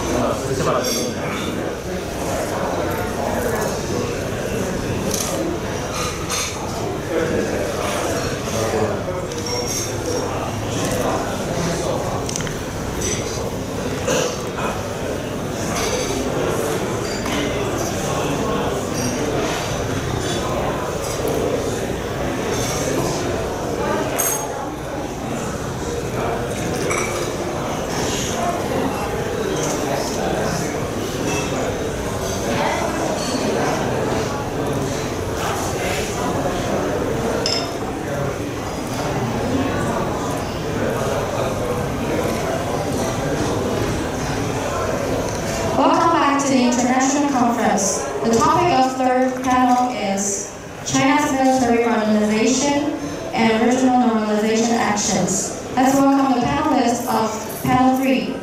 Before starting, please look at the camera in the center.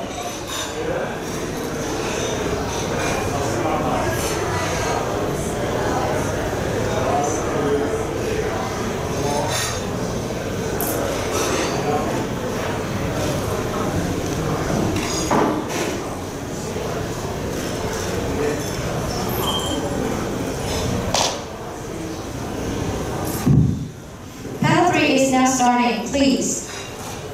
Good afternoon, ladies and gentlemen. I'm your chair for this panel. My name is Eugene. I'm currently Vice President to IPR, and it's a great pleasure to moderate this panel entitled China's Military Modernization and Regional Normalization Actions. We discussed about Chinese Communist Party, the first panel, China's economic situation and development, the second panel. And at this panel, we are going to discuss modernization of POA since 2015. With Chinese support from this morning, making this panel especially important. And we will have our panelists to provide most up-to-date analysis on today's military drill from POA. Before I start this panel, I have to especially introduce the Deputy Minister of Military Affairs Council, Dr. Sejong.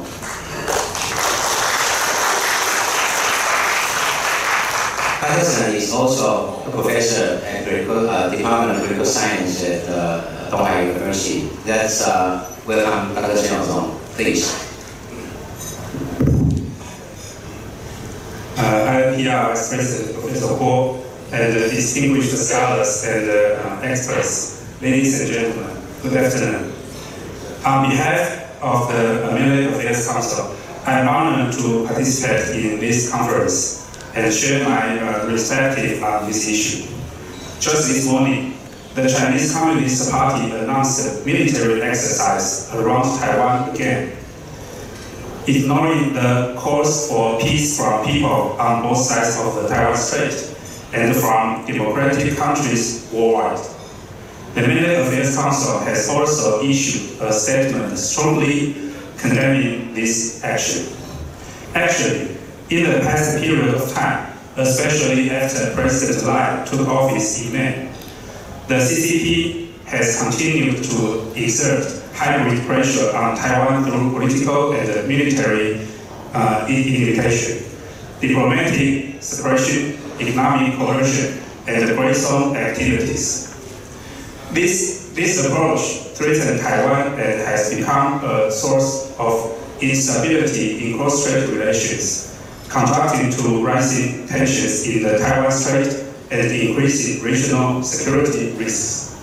According to the result of the recent public opinion survey conducted by Military Affairs Council, there were nearly 90% did not agree with many Chinese military aircraft and warships continuing to operate around Taiwan and even deliberately crossing the median line of the Taiwan Strait.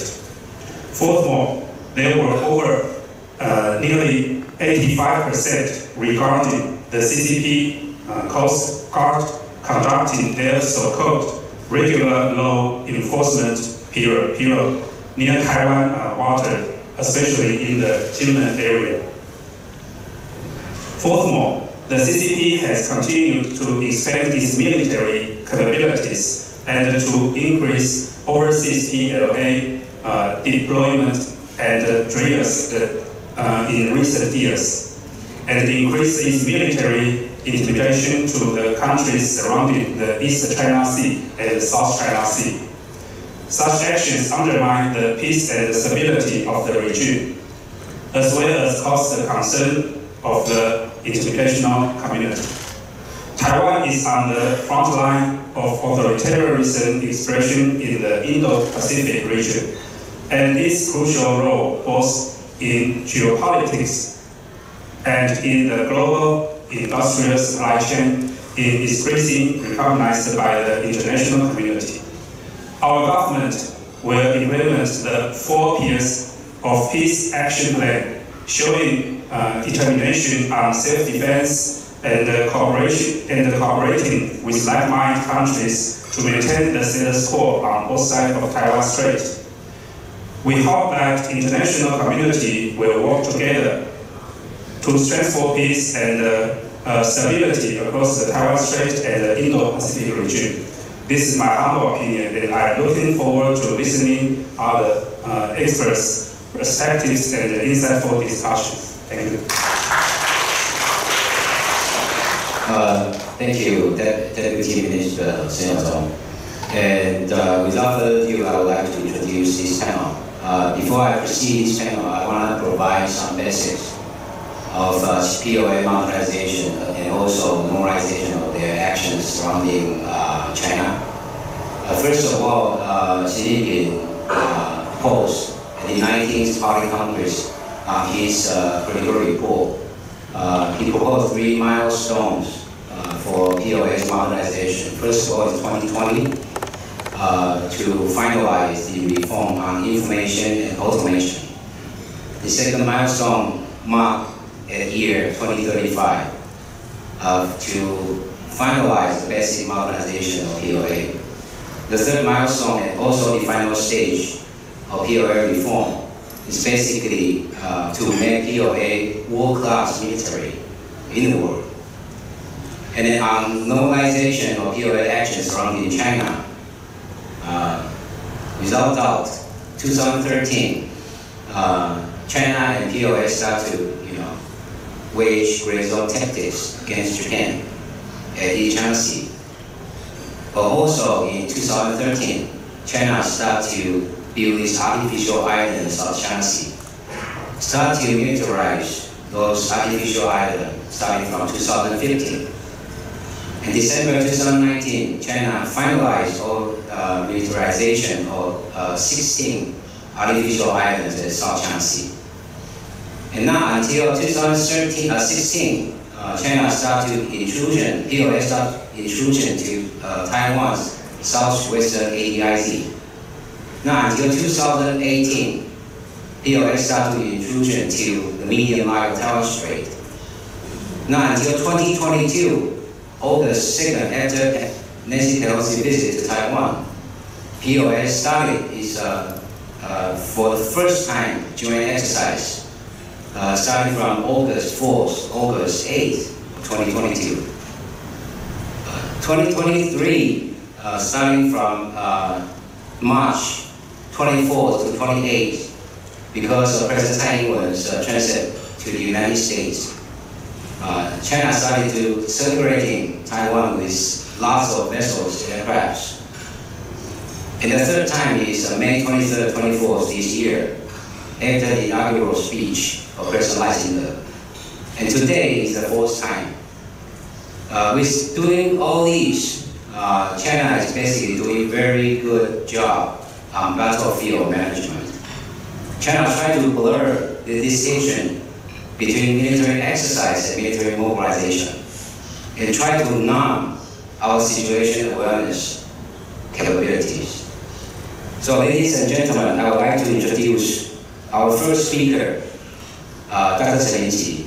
Dr. Chen Linqi used to be the CEO of INDSR and currently also professor at National Tsinghua University. Let's welcome Dr. Chen Linqi.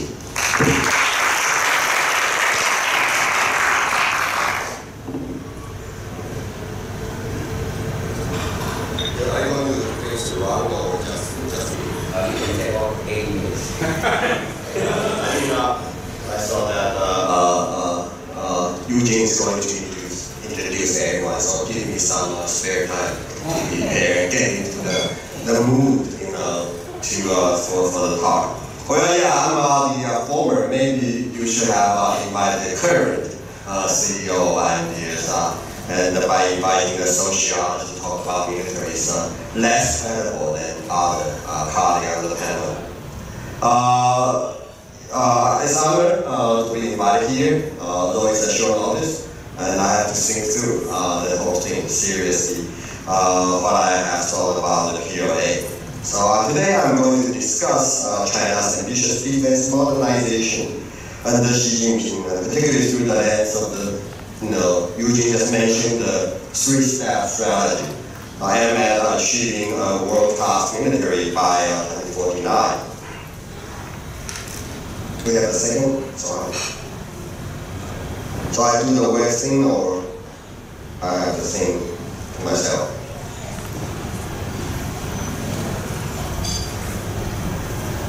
Alright. Okay. So to provide some context, China's defense modernization is underpinned by Xi Jinping's vision to elevate the People's Liberation Army into a leading global force by 2049. This presentation will cover three major steps that categorize this strategy and explore China's emphasis on technological, organizational, and strategic advancement necessary to achieve this goal.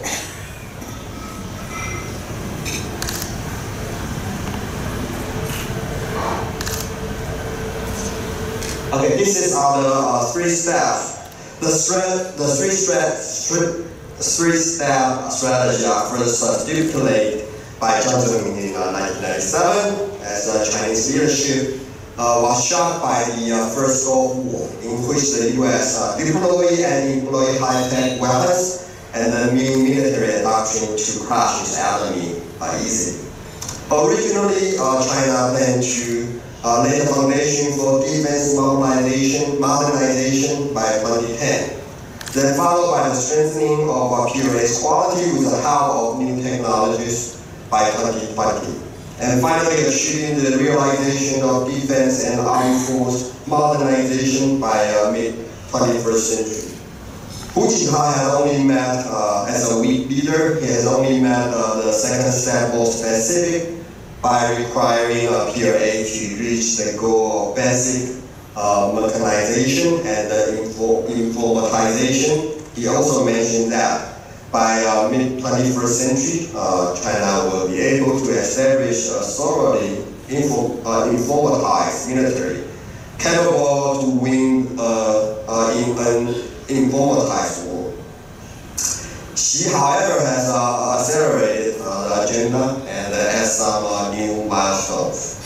He first proposed a new three-step strategy at the 19th Party Congress in 2017. Xi's strategy unfolded in three progressive steps. The first step, mechanization and informatization, was targeted for completion by 2020 and focused on updating the PLA's foundational systems. The second step, which China aims to achieve by 2035, emphasizes modernization, particularly through the integration of information technology across multiple military domains. Finally, by 2049, China aspires for the PLA to achieve the world-class status, capable of sophisticated global operations. In 2021, however, on the eve of CCP's 100 years anniversary, Xi Jinping added a new milestone. He asked the armed force to accelerate the integrated development of the mechanization, informatization, and most importantly, the intelligentization, while modernize the military theories, organizations, personnel, weapons, and equipment. So first step, mechanization and informatization. The first step involved enhancing mechanization capability while laying the groundwork for information technology adaptation within the PLA. During this phase, China upgraded its equipment and logistics systems, marking the beginning of a shift toward a more technologically advanced force capable of joint operations. However, he had a new step, I call it the new first step, ensuring the achievement of the centenary military building goal 2027，建军100年目标。So Xi Jinping plan for 2027 marks a significant interim milestone for the PLA centenary. The focus here is on achieving a military force that is not only mechanized and informatized, but also intelligentized. This involves integration of AI and emerging technologies into military strategies, modernized military series, personnel training, and weaponry. Examples include the development of autonomous systems such as drone swarm and advanced UAV for surveillance and combat. So this is the new first step. And the second step to be achieved by 2035 actually is accelerating of the previous agenda. The second phase built on this improvement with a focus on deeper integration of information technology, enabling joint and multi-domain operations. China also emphasized the development of cyber and space capabilities, areas deemed essential for contemporary warfare and power projection. And the third, the world-class military status by 2049. The final step envisioned the PLA as a fully modernized, globally capable force. By 2049, China aims for comprehensive control over informatized warfare, using technologies like AI and autonomous systems to enhance decision-making and combat effectiveness. This vision reflects China's ambition to rival and or surpass other global military powers, namely U.S. So when you overlay this three steps with the three item chain, so you can see that the first item chain, first step. So China now using more and more the terminology called within the item chain. That means DNA. They talk more about this. So they have mostly full control within the item chain. So second item chain will be 2035, and finally they will reach and goes beyond the third item chain by 2049. That is their main purpose. I will drop this, but I will especially focusing on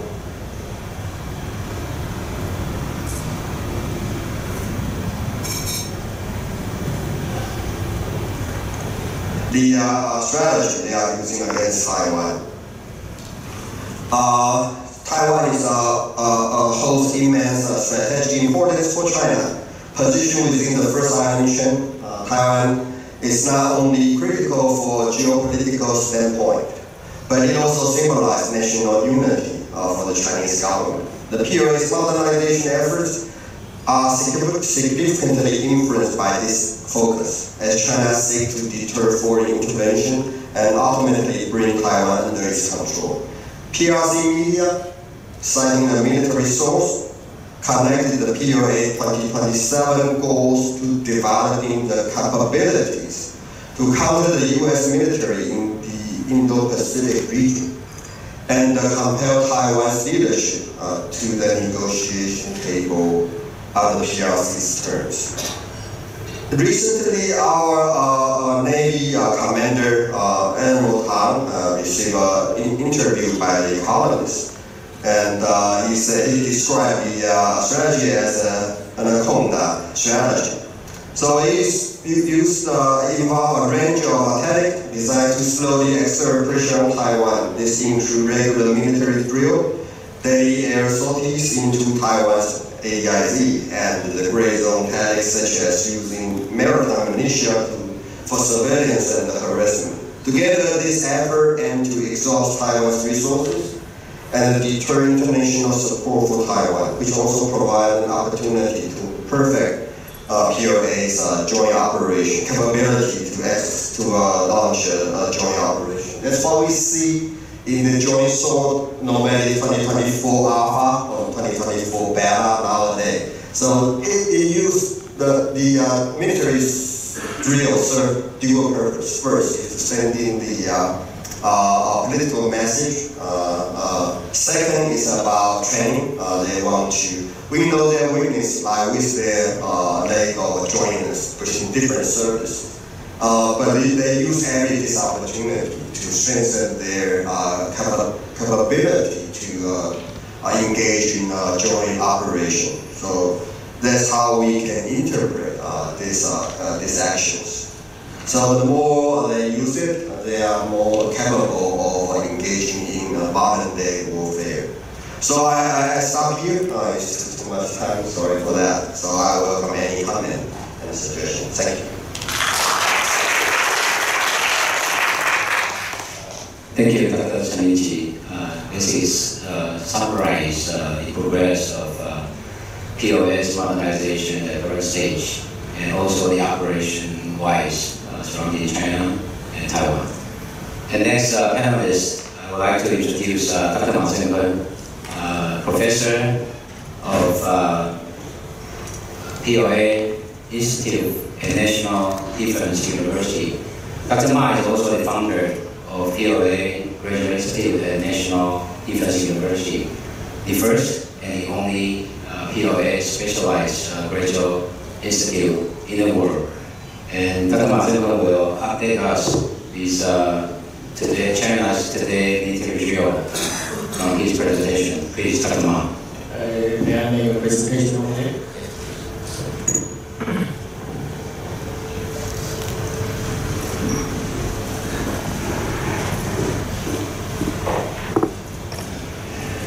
Thank you, Chair. Ladies and gentlemen, my pleasure to be invited to today's conference and as a panelist in this panel. And the topic of my presentation is China's gradual maneuvers around Taiwan. Well, I was absent until noon because this morning was very busy since the POA hold military drill around Taiwan again. And so therefore, I have to do lots of analysis and make assessment about the possible consequence of the POA this time's military drill. And okay, so since I only have 10 minutes, time is very limited, so I try my best to shorten my presentation as possible, since I have to introduce and analyze a little bit about this morning's military drill. And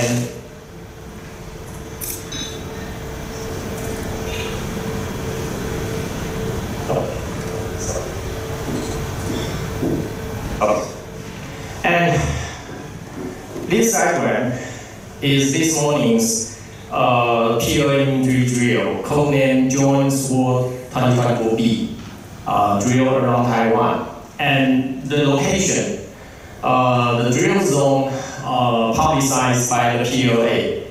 And as we know that this time, this morning is still ongoing, and we don't, so far the POA didn't announce how many days they will continue for this drill. But as from the professional viewpoint, probably since the POA aircraft carrier Liaoning Hao just moved from Sanya base and transit the first island train to the Western Pacific Ocean. So therefore, probably it must sustain at least week-long navigation in the West Pacific Ocean at least. But of course, the military drill probably could not sustain so long because it is not only the aircraft carrier formation, but also include other aircraft fighters and other combat platform. And so therefore, probably it will sustain 3 to 4 days. But we do know that this drill, the Joint Sword 2024B, must will display stronger military combat capability than last time the Joint War 2024A.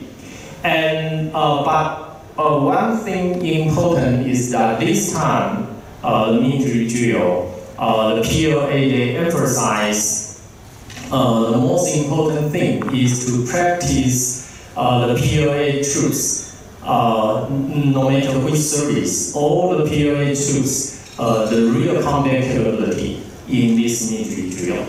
And so we can understand that this drill, the drill this time is different to the drill the PLA held before. Since Madam Nancy Pelosi visited Taiwan till now, including this morning's drill, totally they hold 4 times military drill around Taiwan, as the diagram show.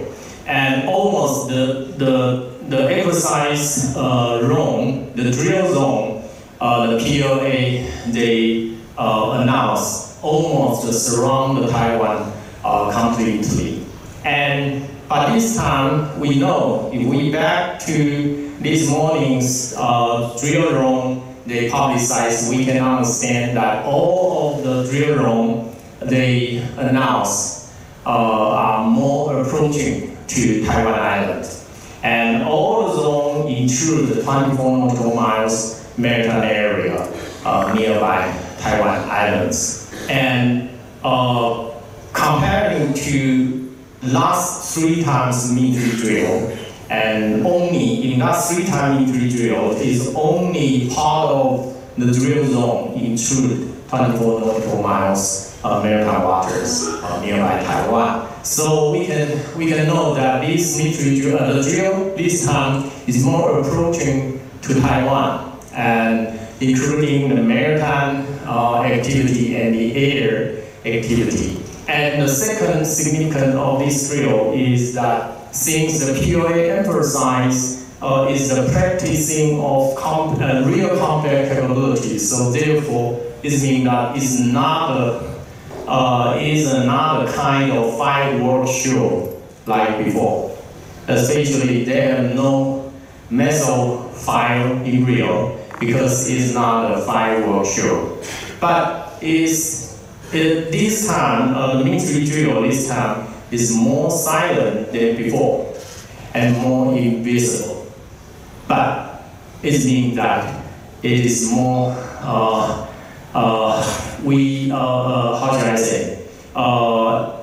It will create more threat to Taiwan security, and things that they are practicing the real combat activity in the potential Taiwan contingency in the future.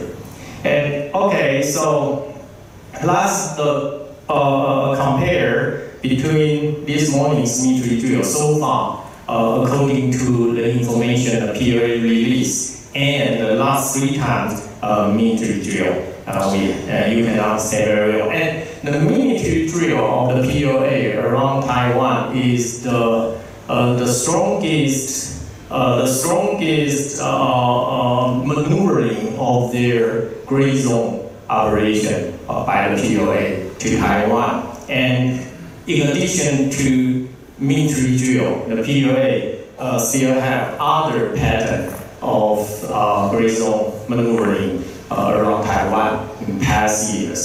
For example, this is from the air. The PLA, and especially this diagram show only this year, from January to the end of August, and the trajectory of the PLA aircraft fighter jet surround Taiwan. And I intentionally use lighter color trajectory to display their maneuvering. Otherwise, if I use like a red or brown color, and that will be very horrible. And so you may see that almost they surround Taiwan Island, and only northeast side of Taiwan Island basically the PLA aircraft, their gray zone maneuvering will not touch over there. And this is from the air. But other something interesting is that their drone, their big drone has for 3 times conducting the 360-degree surrounding Taiwan Island and completely happened in the east side of the middle line of the Taiwan Strait already for 3 times this year. And we know that they can conduct the gathering of electromagnetic signal during their flight. And this is the frequency of PLA aircraft their activity since the Nancy Pelosi's visit till now, till the beginning of September. And you may see that during the statics figure, you may see the red part of the statics numbers. The red part represents that the aircraft cross the middle line of the Taiwan Strait and intrude the nearby airspace of Taiwan Island. And you may see since this year, especially after May, the number of the aircraft fly over the middle line of the Taiwan Strait and intrude the airspace nearby Taiwan Island increase very much. And this is about the vessel in maritime area. Also, after Madame Nancy Pelosi's visit, you may see that the PLA continue to maintain 3 to 4 combat vessels around Taiwan in 2022. And 2023, the average number increased a little bit to average every day 5 to 6. And this year increased essentially. And you may see that till now almost every day, over 9, even 10 combat vessels. And we have to plus the Coast Guard vessel also. So it represents that no matter the PLA air activity or maritime activity, gradually increase separation over Taiwan by their gray zone maneuvering. And this is about another kind of gray zone activity, the Coast Guard. The Coast Guard since July began to harass our fishing boat in the Taiwan Strait, especially in the waters of traditional fishery ground. And even arrest one of our fishing boats, the Dajunman AA. Till now, the captain of this boat still is retained in mainland China. And in addition to their Coast Guard, there is another Maritime Administration Bureau. The Maritime Administration ship also began to implement their jurisdiction inside Taiwan Strait for managing the international maritime transportation inside Taiwan Strait. And they use this way to reject our maritime jurisdiction by our Coast Guard. And this is also in August when Typhoon Gami passing over Taiwan, the northern part of the Taiwan Island. They have 5 Japanese Coast Guard ships form a formation and move into Taiwan Strait to prevent the impact of Taiwan. And Chinese Coast Guard immediately sent 2 to 3 big Coast Guard ships to follow, even approach very closely to the Japanese formation until the Japanese Coast Guard formation left passing through the Bashi Channel and back to Okinawa. And so Chinese Coast Guard used this way to display their jurisdiction inside Taiwan Strait. And this is another case that the Chinese hydrological survey ship maneuvering in the waters between Taiwan, Ilan County, and the Yonaguni Island of Japan. And you may see that these diagrams show that last year and this year, the gravity of the PLA's hydrological survey activity is different. For last year, their gravity concentrate in the southern part of Taiwan Island, Bashi Channel, and the north part of South China Sea. For this year, till now, they highly concentrate in north part of Taiwan Island, especially the Yanguni Channel. They conduct the underwater hydrological survey.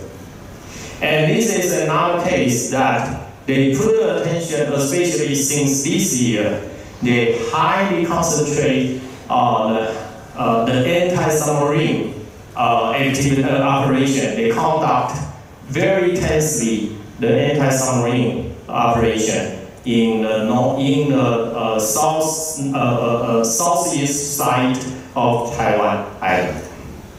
Okay, all of this activity and maneuver are the PLA gray zone activities around Taiwan. So therefore, my conclusion is that what's the purpose of the PLA gray zone maneuvering? I identify it into 4 different purposes. The first one is to generating feeling of desperation and capitalism in Taiwan society, just like the military drill they initiated this morning. And the second purpose is gaining battlefield familiarity, just like they conduct the underwater survey activity.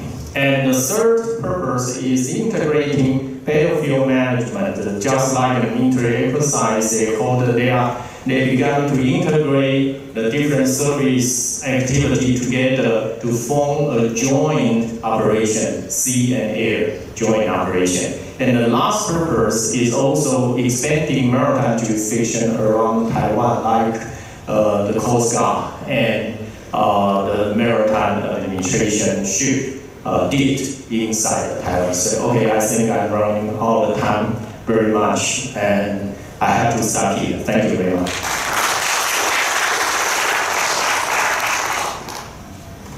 Thank you, Dr. Ma, for your very detailed analysis on POS past and current military drill.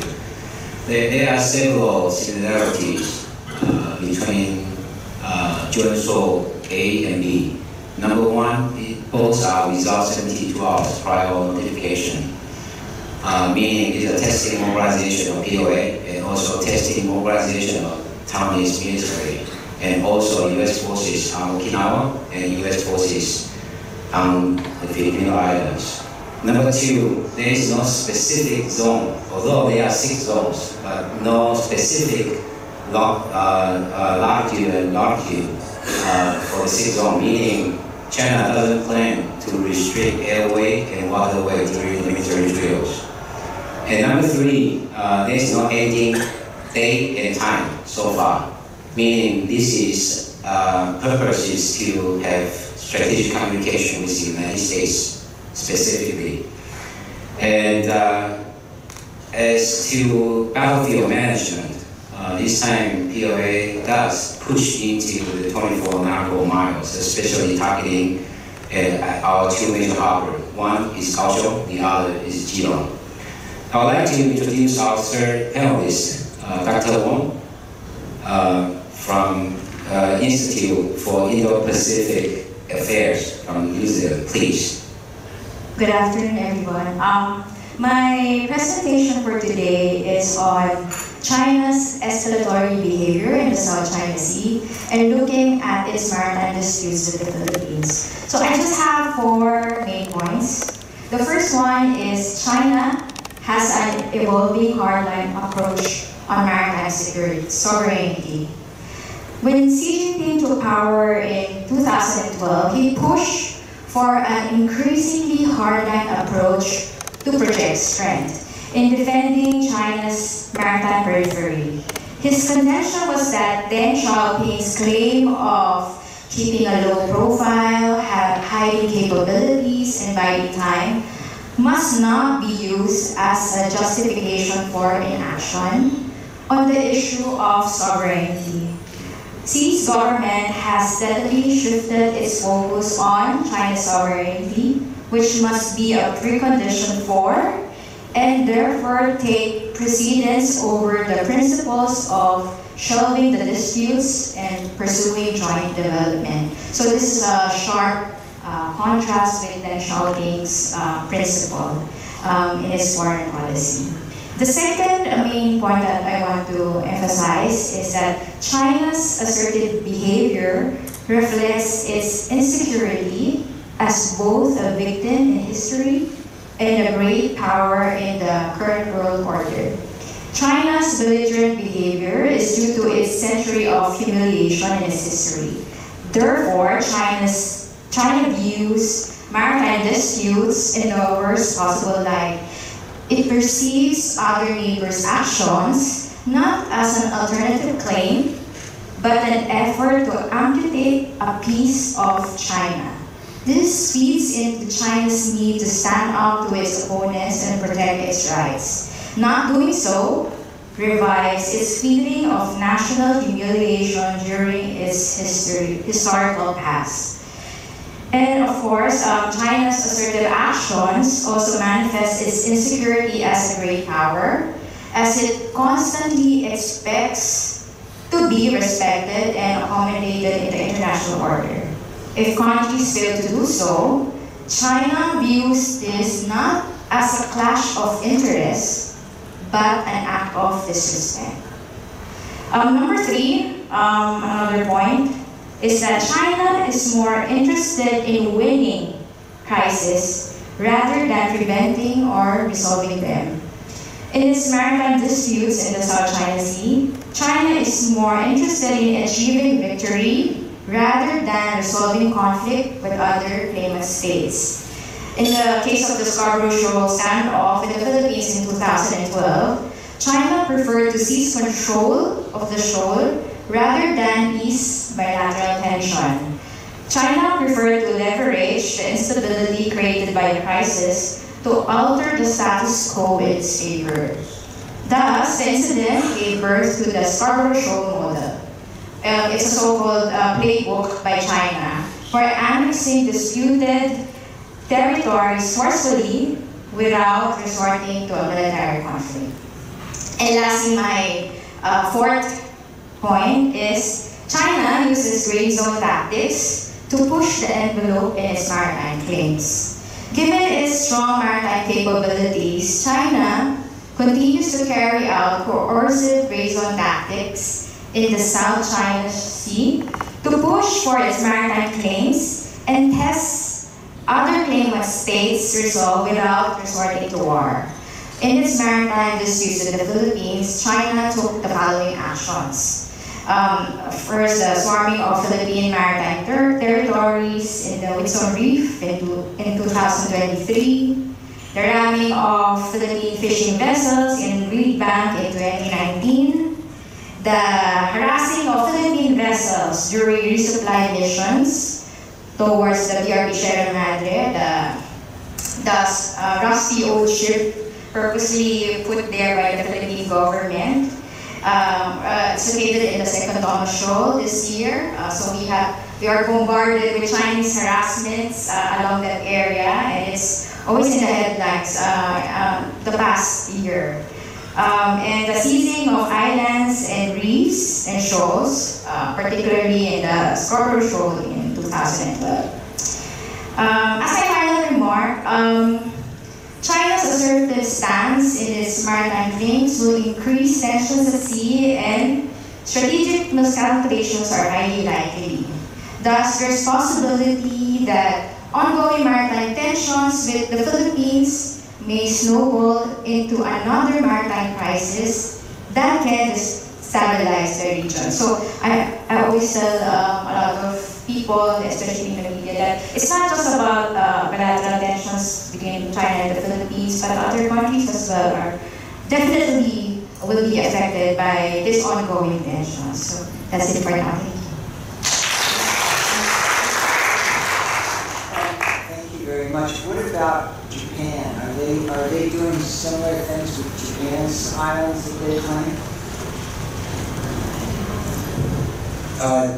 Is China being provocative for Japanese islands that it claims, and how is that related to what you just described around Taiwan?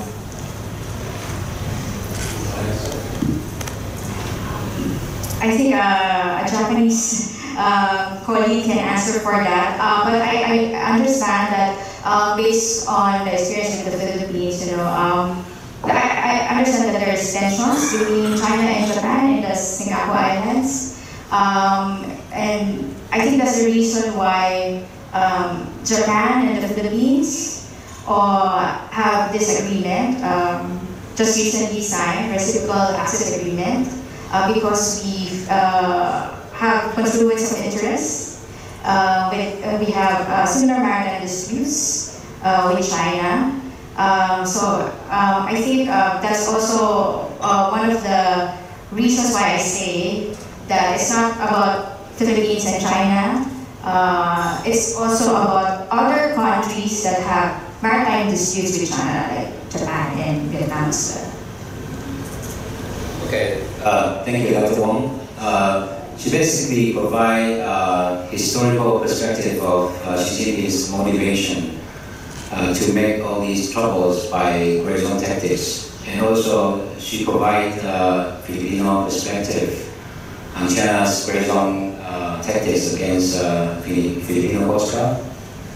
And next, we will have three discussions. First of all, I would like to introduce Chen Xiaomeng, the chairman of the Center for Modern China Studies, please.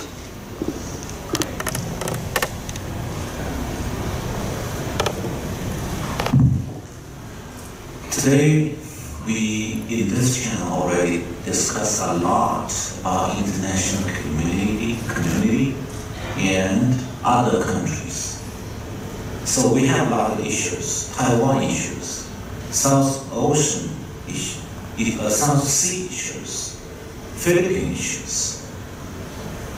Also, if we want to observe more, you can find out Australia issues, because China did have a plan and signed a contract with Papua New Guinea, with the province governor, planned to invest it several years ago. Invested about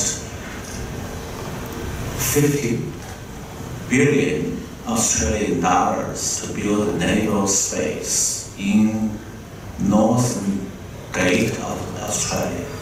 So we do have an Australia issue. And then we also have Solomon Island issue. China also wanted to study this. So if we have so many issues together now, it looks like we don't have the need to put those small pieces together for a picture.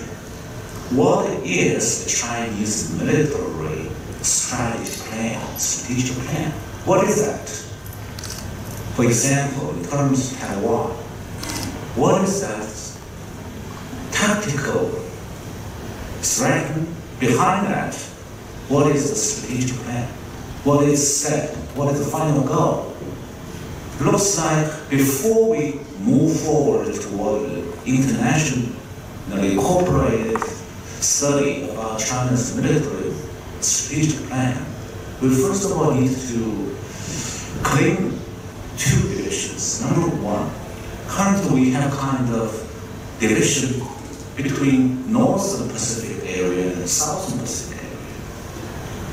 When we are talking about Australia, that's South.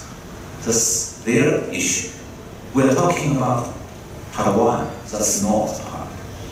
But what if we think about Indonesia recently decided to move its capital to Balikpapan, which is a place that most scholars have never heard of that. But that's an old place. The Japanese Empire fleet fought with the American and Australian Navy 80 years ago. So that's an important place. If we link Chinese nuclear submarine base in Hainan toward the south, that's Balikpapan, and between them is the Philippines. And after Hainan, Philippines, Balikpapan, and Papua New Guinea, then Australia. So if we think this way, we don't need a division between Northern Pacific and Southern Pacific. We can draw a big picture, and then it will make much clearer that Chinese Navy in its future may very likely copying Japanese entire fleet's strategic plan 8 years ago. And if we think that way, you can find out that almost every spot, 8 years ago when Japanese entire fleet were there, now PLA was there or is there. And so this picture is not imagination. It's a job we haven't done yet. Okay, that's what I want to add. Thank you, Chair Chen Xiao. Our next discussion is Dr. Li Daozhong from Dr. Li is a professor and director of graduate study of international affairs and strategy at Danjiang University. Please, Dr. Li. Thank you. Vice President Guo Yuan, Deputy Minister Shen, all the panelists, it's my great honor to be part of this panel discussion organized by IPR. I think due to the pandemic, I would like to focus on Professor Ma's presentation, the new developments regarding PLA maneuvers surrounding Taiwan. I think that we know over the past several years, the PLA has increased its military and civil-military operations surrounding Taiwan, combining so-called gray zone tactics. So these include a number of military drills, for example, 2022, the military drills surrounding Taiwan, and also so-called routine combat readiness patrol exercises, and also joint sword 2024A and 2024B. So we also need to know that a similar situation has occurred in Taiwan airspace. The PLA Air Force increased its incursions into Taiwan ADIZ year by year. You can see the numbers, in particular in the southeastern airspace of Taiwan. So in my view, I think Beijing's military drills have set so-called new normal over the Taiwan Strait.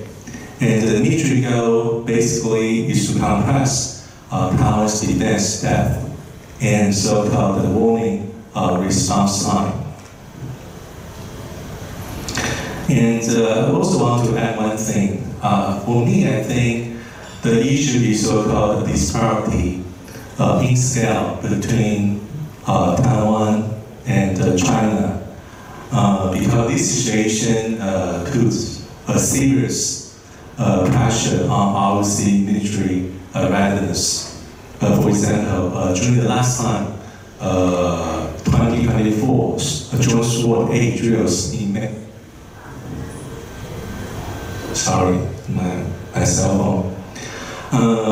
Taiwan need to dispatch almost half of these primary combat vessels to cope with the crisis, including the T-class destroyers, Shandong-class frigates, NAV frigates, and also so-called Lafayette's frigates. In addition to this, we know that according to Taiwanese reports, our Sea Navy also dispatched so-called much smaller forces to cope with the crisis and threat, including so-called Tuojiang-class missile corvettes and Guanhua 6 fast missile boat to do the job.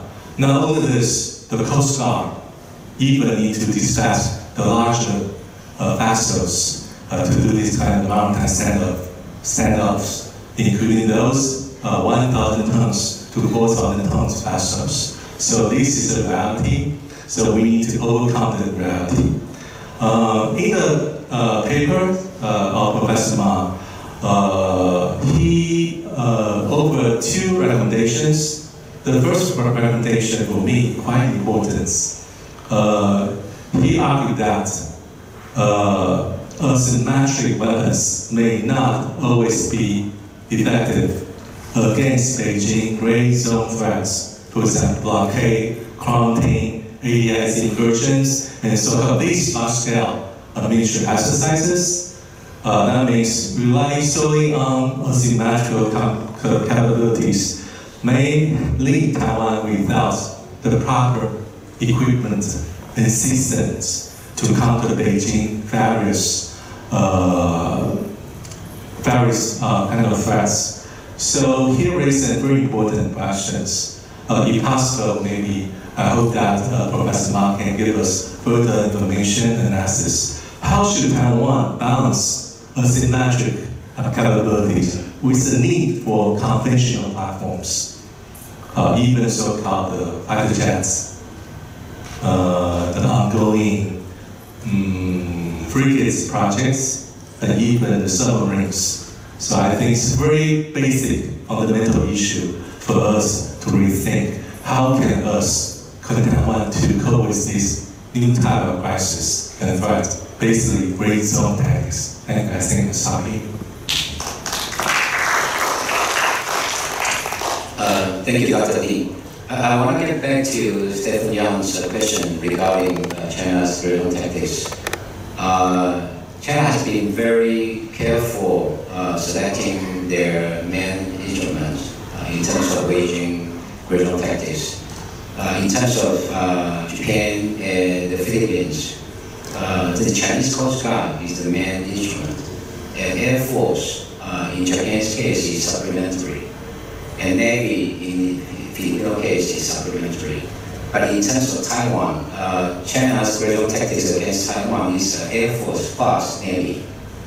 So the Coast Guard is a new addition, not until its Joint Seoul 2024A. Now the Chinese Coast Guard joining these gray zone tactics against Taiwan. So China has been very, very careful selecting their main instruments against the neighboring countries. So our last but not least discussion is the very famous Dr. Su from INDSR. Dr. Su is currently a fellow and director for Division of Defense Strategy. Let's welcome Dr. Su, please. Thank you, Chair, and President Tian.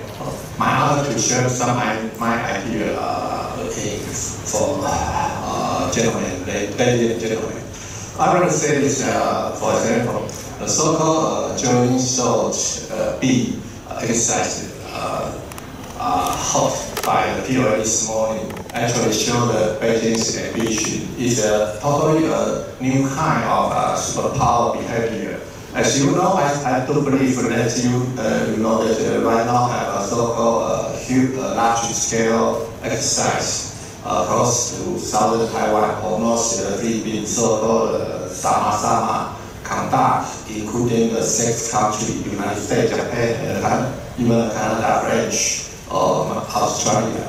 So Beijing is actually not only to target Taiwan, but also send a political message to the other democratic states. And you know that such a surprise military activity conducted from Beijing, I would say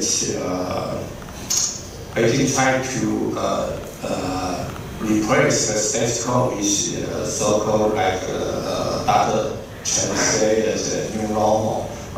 That's Beijing's challenge to the Western Pacific. And speak to the military modernization of the POA, I would say first, the national goal. National goal means that sometimes history always repeats itself. China tried to go to the sea power from so-called land power. There's a core issue across the Taiwan Strait. It's not so-called unification or so-called independence. Beijing tried to control the sea and control the sea lane of communication. For example, according to the UN, Northeast Asia and the European sea lane or maritime traffic occupy more than about 26% of the global sea lift. And even Tokyo is more than about 92% of energy supply came from the Middle East, will pass through the Taiwan's waters. So the geopolitical again become a really issue for Beijing, such a new kind of a superpower. Secondly, I would like to say is so-called underwater geopolitical. China tried to build more SSBM, or so-called nuclear boomer, is deployed in the South China Sea. When he tried to trace to the western coast of the United States, this nuclear boomer should go through the Pacific Channel to West Pacific or East Taiwan. It can use the SLBM to track the United States. Research is a capability or so-called force. For example, Beijing trying to get more or enlarge its nuclear arsenal. And secondly, Beijing right now is the second largest space power. You know, it enjoys more than about 700 regular satellites. It can give the POA very better or excellent battlefield management, so-called C5I SR, not C4I, it's C5I SR in the future. So I think it's really a challenge not only to Taiwan, but also to other democratic states. Okay. So my conclusion is not only Taiwan is faced along with Beijing. In other words, the survival of Taiwan is not only the national security interest of Taiwan, but also the common interest with the regional country. Okay, thank you. Thank you, Dr. Su. And it's very honored to chair this panel. We have Dr. Chen Minqi to review and overview the overall POA modernization in the past decade. And we also have Dr. Ma to do analysis on China's past and today's military drills. And we also have Dr. Wong to provide historical motivation of Xi Jinping and also raison cases from Filipino perspectives. And I believe it is the discussion at this panel is quite complete, and we are again very honored and happy to have all these professional experts and scholars to present at this panel. Please join me to give you a big hand to thank our panelists and discussants. Please. And all panelists for the excellent discussion. Now we have a 10-minute break time. Please come back and be seated at 4:10. The next session is roundtable discussion. It will be delivered in Mandarin. If you need a simultaneous interpretation service, please check out a headphone at the counter. Thank you.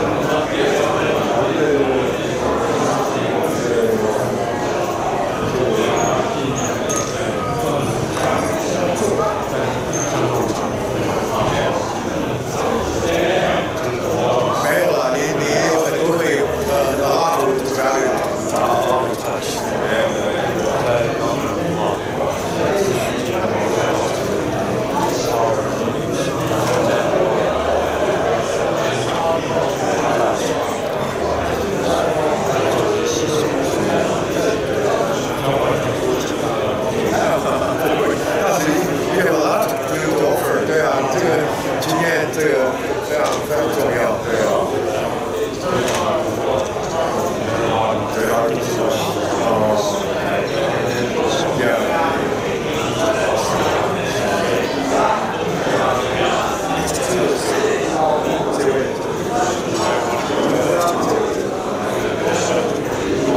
就今天的。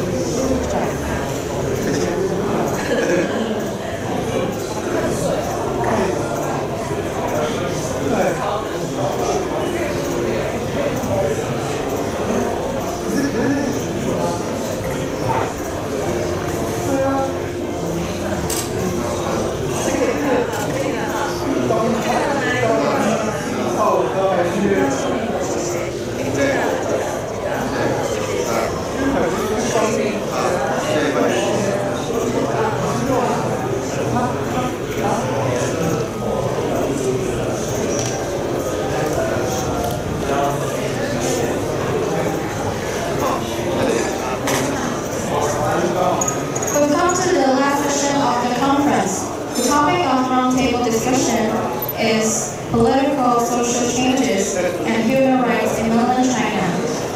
Let's welcome the panelists of roundtable discussion. Before starting, please look at the camera in the center.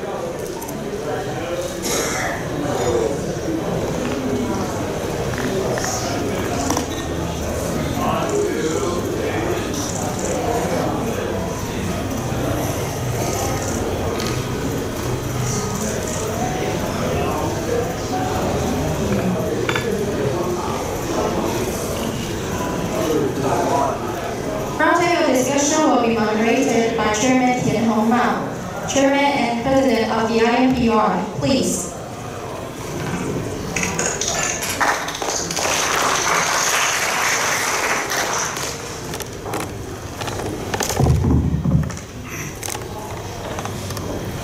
This is the last panel. It's a round table.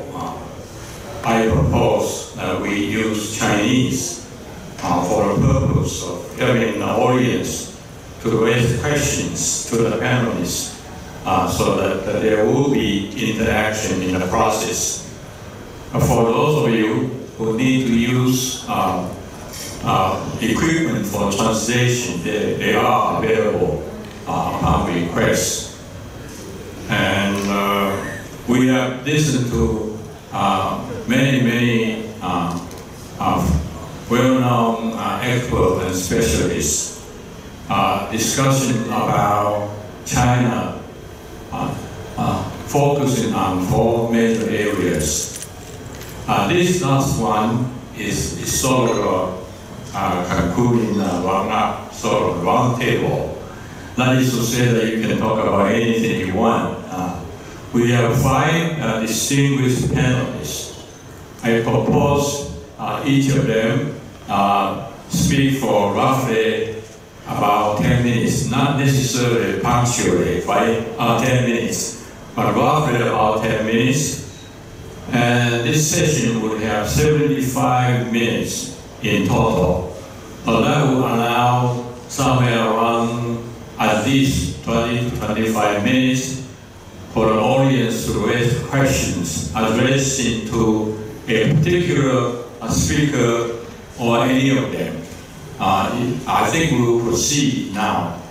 各位理事、各位先生，最后这一场我希望呢能够让在座的我们的贵宾还有理事先生们有很多的问题在这一场希望能够有一个机会提出来，像在前面的这5位非常有名的学者、专家、评论家让他们来跟各位来互动。那第一轮的话，我会请他们5位先做一个大约10分钟的表述先让他们讲一轮，然后接下来呢就请大家发言。那发言的时候呢，我要拜托各位因为时间的关系尽量把你的问题提出来简洁一点。如果要评论的话，有不同的意见的话，也不要做很长的演讲因为我们时间有限这一点呢，我特别来拜托各位那 first one, I'd like to start off with the gentleman who is very well known to my right, Mr. Yu, Professor 李茂春先开始。李茂春先生，你先来，5分钟。15分钟，对不起谢谢田院长我先说一个事情，就是这个是关于人权一个 panel。那么当提起人权呢，就是一般想到的就是国际人权组织对中国的历年来的不同的追踪谴责那么其中最著名的一个国际人权组织就是那个大使国际。大使国际叫 Amnesty International。那么它对中国的所谓人权的这个违背人权的案子跟踪非常细。出了什么一个案子，他发动全球性的一个呼吁书签名去拯救去呼吁中国政府释放这些这些所谓的罪犯吧。那么这是一个，另外一个呢，就是我刚才讲到这个讲到一个事情，就是在1947年的时候，美国呢也是非常困惑，整个全世界都非常困惑，为什么苏联是到处扩张、侵略扩张，那么东欧国家一个一个都被他这个颠覆，共产党政权一个一个的兴起，都在苏联的扶持下。那么很多人觉得这个是不理解为什么有这种侵略活动。那么当时呢，这个美国的这个一个驻莫斯科的一个二等秘书叫 George Kennedy， 他写的东西，他说我跟人做解释，为什么呢？因为这个苏联侵略扩张呢，它不是一般的这个侵略活动，它是共产主义意识形态的一种必然结果。因为共产主义意识形态就需要这种军事征服，就需要这种扩张来作为它存在的这个一个条件和必要性。那么大势逻辑呢？刚才那个题目呢，就是怎么讲？就是它比较注重个案，但是对于究竟为什么有那么多人权的侵犯，它没有做出一种理论性的解释。大家知道这个 George Kennedy 他的文章的题目叫 The Sources of Soviet Conduct， 而是说他解释的是苏联这些侵略扩张的这个源头。那么今天呢，我就在想，要列举中国对人权的侵犯，它各种各样的活动，那个是花很长时间的。那我想这个比较讲就是 sources of China's human rights abuse， 就基本的概念方面它是怎么回事啊？第一个东西呢，就是我觉得是应该是这个跟国家权利和个人这个人权有关系。人权呢，实际上在很多程度上可以看作是这个独立的个人权利的缩写。它的最重要的参照因素就是国家的权利啊。也就是说，国家的权力越大，人权往往越少，反之亦然。正因为如此，这个世界人权宣言和国际人权公约所规定的各项人权，几乎全部都属于个人啊。唯一的例外就是公约的第1章和第2条所规定的所谓的民族自治权，就 self-determination。这个对于国家来说呢，谈不到什么人权，所有重要的国际人权文献所定义的经济权、社会权、文化权、民权、政治权等等，都会明确的指定属于个人的，而非集体的或者国家的。只有针对于个人，才谈得上人权。那么中国人有这种国家意识啊，这种民族救亡意识太深沉。那么这样子的话，实际上国家的公权力是非常大的，这是一个非常重要的一个话题。另外一个方面呢，我觉得这个我举个例子啊，在1738年的时候，有英国东印度公司有艘船，这个船呢叫 Lady Hughes， 它开进广州港，向当时的清朝的这个海关的人员呢放礼炮敬礼，本来是好事情。可是不巧的是呢，放礼炮的时候呢，有一个弹壳的，正好是这个飞到岸边看热闹的2个人，有2个人呢不幸被击中就死掉，这本来是一个事故。但是呢，当时这个按照清朝的法律呢，这个人是应该是就是同罪，叫犯事马上就应该被抓起来，马上就会被砍头。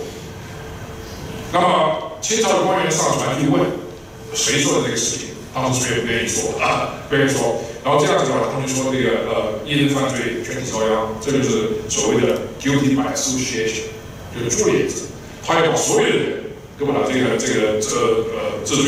那么这样子的话，这个船长没办法交出一个水兵，这个水兵马上交出去，就没有多久就被这个处决了。那么这就反映出来了，这就是株连制啊。株连制在这个中国社会共产党主义的这个统治之下，达到了如火中天的地步。你看每一次政治运动都是株连制，709律师，他抓的不仅是这些律师，而他们的亲戚、他们的小孩子都是这样的。所以株连制呢，是人权侵犯的一个重要的理论上的一个依据。另外一点，下面一个就是这个在1832年的时候是哪一年？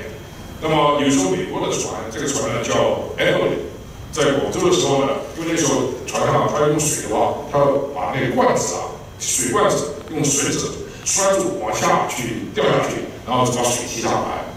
不幸的它落下去的时候，下面正好有个小舢板。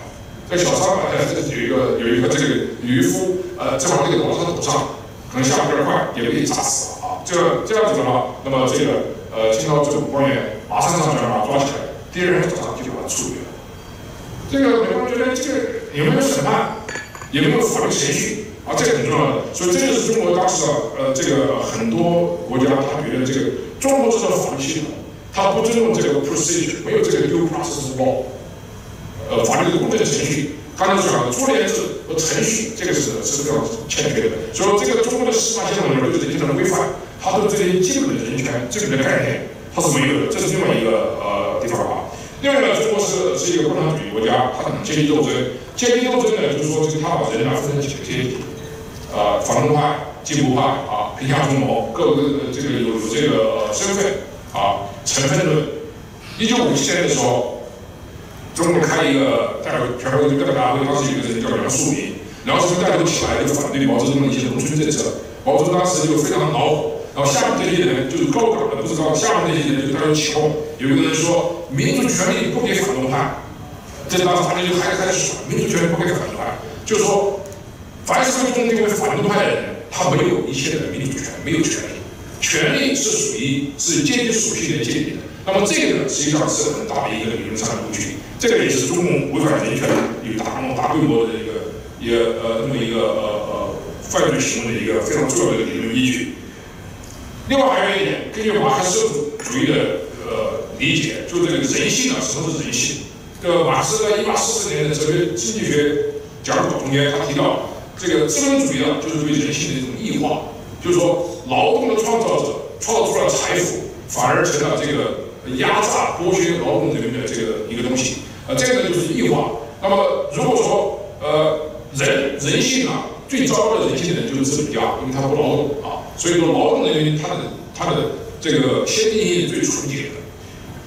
怎么样来改造人的这个本性呢？不劳动的资本家呢，那就通过劳动，劳动神圣，劳动神圣。所以说呢，这就是苏联的古拉格和中共的劳改制度的一个理论根源。就说我要把你做成社会主义的新人，也必须要劳动改造，就是劳动来改造人。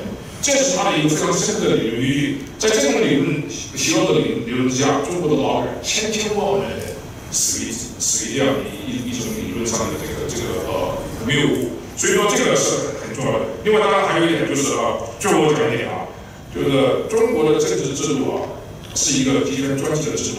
这种政治制度对人对社会的心理上的影响，这是非常深刻的。我们很少有这方面的认识。东欧，他这个中央局考来之后，像米兰昆德拉，像这个莱斯克拉斯像这些人，瓦兹哈伯，他们首先检讨的就是在共产主义高压的情况下，他对这个社会的社会道德、社会公义是怎么破坏掉的。东德首先他就把那个秘密警察开放这个东西很重要的。这个在美国的学院也有很多的研究，你比如说研究美国的奴隶制，它有很多这个 Stanley Elkins 在5年的时候写了一本很重要的书，他讲一个奴隶叫 Sample 这个人就像他们一样，这个奴隶制度怎么样对黑人的心理上的社会摧残是彻底的，这很重要的。还有一些这个以色列的一些学者，他对这个纳粹集中营里面这种非常邪恶、非常残酷的这种制度，对当时在监狱里边的集中营里边这犹太人的心理状态是如何摧毁的。那么这个呢，我觉得这个我们还研究不够。在中国的很多这个对人权的危害呢，也是非常这个地方很重要。你比如说中国很多制度，户口制度、当地制度、档案制度，把人把它机械化，把它这个就是 trivialize， 大家都是这个当地是很重要的。你看天安门广场80年的时候，天安门广场每个党旗帜不是以个人的这个身份来界定它治理的，都是说哪个单位，人民大学的、北京大学的、哪个大学的，它都是一个单位。你看很多中国大陆出来的人，首先问的第一个问题，哪个单位的？所以像户口这一端管理的非常多。所以说我想中国这个制度它是建立在一个非常这个不人道的一种概念之上。这种概念上的声讨，我觉得我们是做得不够的。我们只注重这个对个案发生之后进行如何去拯救，如何去强烈谴责。我想这个讨论呢，我想在这方面大家可以这个更多的交流交流。谢谢。这个刚才这个余茂春教授也许在座有一个人不晓得他是鼎鼎有名的前川普总统任内国务卿国务卿庞佩奥的一个首席中国顾问所以今天他能够来，我们觉得很荣幸。他有很多话可以讲，等一下提问的时候再请李教授来给我们指教啊。那第二位，我们现在请这个我左边的吴国光教授，吴国光教授从前也来过也跟我们国策有共同合作过。他现在在斯坦福大学我想你是 Princeton 毕业的嘛现在在斯坦福大学那边做研究对这个中国的问题有很深的研究跟造诣。现在我们就请他来发言吴教授。谢谢陈院长，谢谢各位，美言不敢当我想我还是从当前中国大陆的政局这个角度来谈一下政治的力量和社会力量互相之间的这样一个角力。那么习近平作为中共的党魁，到这个月他的第3任期呢满2年了。那么这2年他干了些什么呢？他的施政的主要的思路是什么呢？我想呢，不如他的第1个10年看起来那么清晰。第1个10年，他很快的也很成功的集中权力。那么主要的手段，大家今天已经多次讨论到了，大家也很熟悉。第一，当然就是用强力的手段，包括反腐，包括军改，包括对公安系统的反复的清洗，这个掌握这个 coercive power，这是第1个方面的动作。那么第2个方面的动作呢，就是采取了反市场、反民营企业、反全球化的这样一个经济和社会政策。那么这个的用途呢，我想我个人的分析也是着重于权力的角度，就是因为前朝领导人所遗留下来的官员精英就是企业家，包括干部，那么都是和刚才讲的这个市场化政策、民营企业的发展，那么中国对全球化的深度介入相互联系在一起的。那么需要抓权力，集中权力到自己的手里呢，就要清洗这些人。那么在反腐的过程中呢，自然也采取了刚才讲的反市场、反民企和反全球化的政策。那么第3呢，就是迅速的大面积的提拔他的人马，在政治学里就叫做所谓精英的登记。那么这个呢，我想到20大的时候呢，已经完成了最高层，就是高达中央政治局常委这样层次的全部的登记，形成了一个全部的习家班的人马。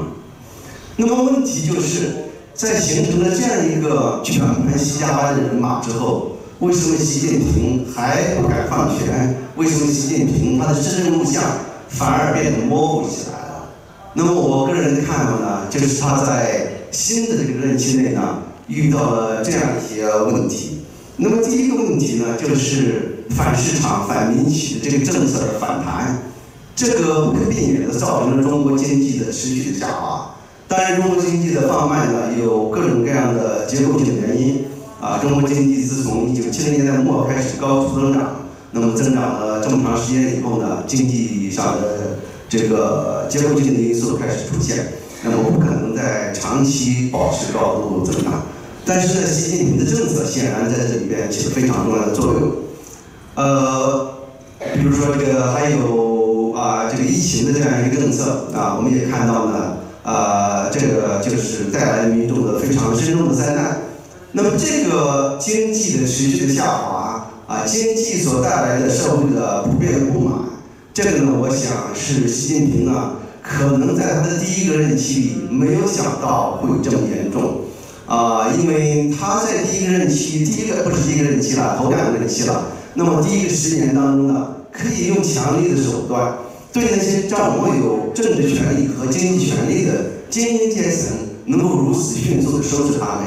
那么一般的社会大众在经济上有不满，社会上有不满，难道会有这么强的一个阻力吗？对他？那么现在我们看到呢，显然是对他形成很强的这个压力，是很大的一个阻力。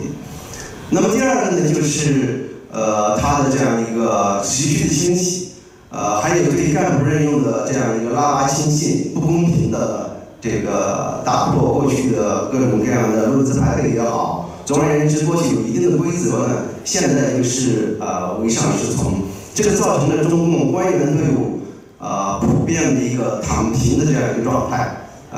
这个我在前不久的一个分析当中呢，曾经引用习近平自从新任期以来不断的强调三个区分开来。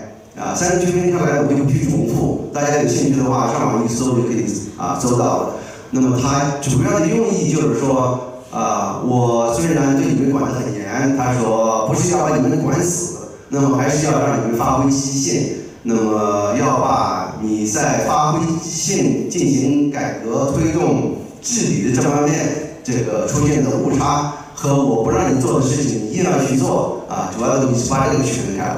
那显然的就是他遇到了这些中共干部队伍。那么第一呢，由于这个反市场、反全球化的政策呢，使得这些精英的个人的利益受损，那么这个他们的这个硬三点降低。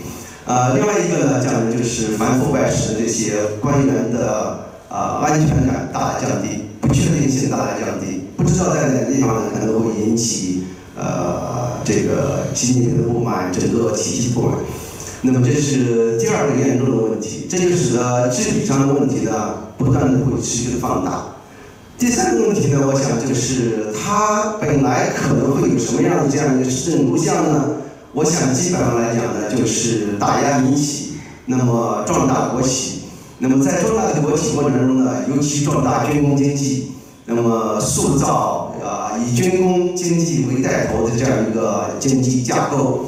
那么军工经济呢，在经济当中呢，还扮演一个非常重要的角色，就是对中国的所谓科技自立他试图通过军工经济的集中资源像毛时代一样，就是哪怕中国的科技是闭关自守的，但是呢，也能制造人造卫星也能制造两弹。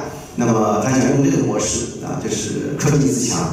那么再一个呢，当然就是所谓共同富裕。共同富裕呢，是他提出来的对于全球化几十年来造成的全球普遍的各国贫富严重分化的这样一个实际上他看到了这个弊点，但是呢，能不能通过中国的这样一个所谓中国式现代化完成共同富裕？那么显然呢，是不可能的。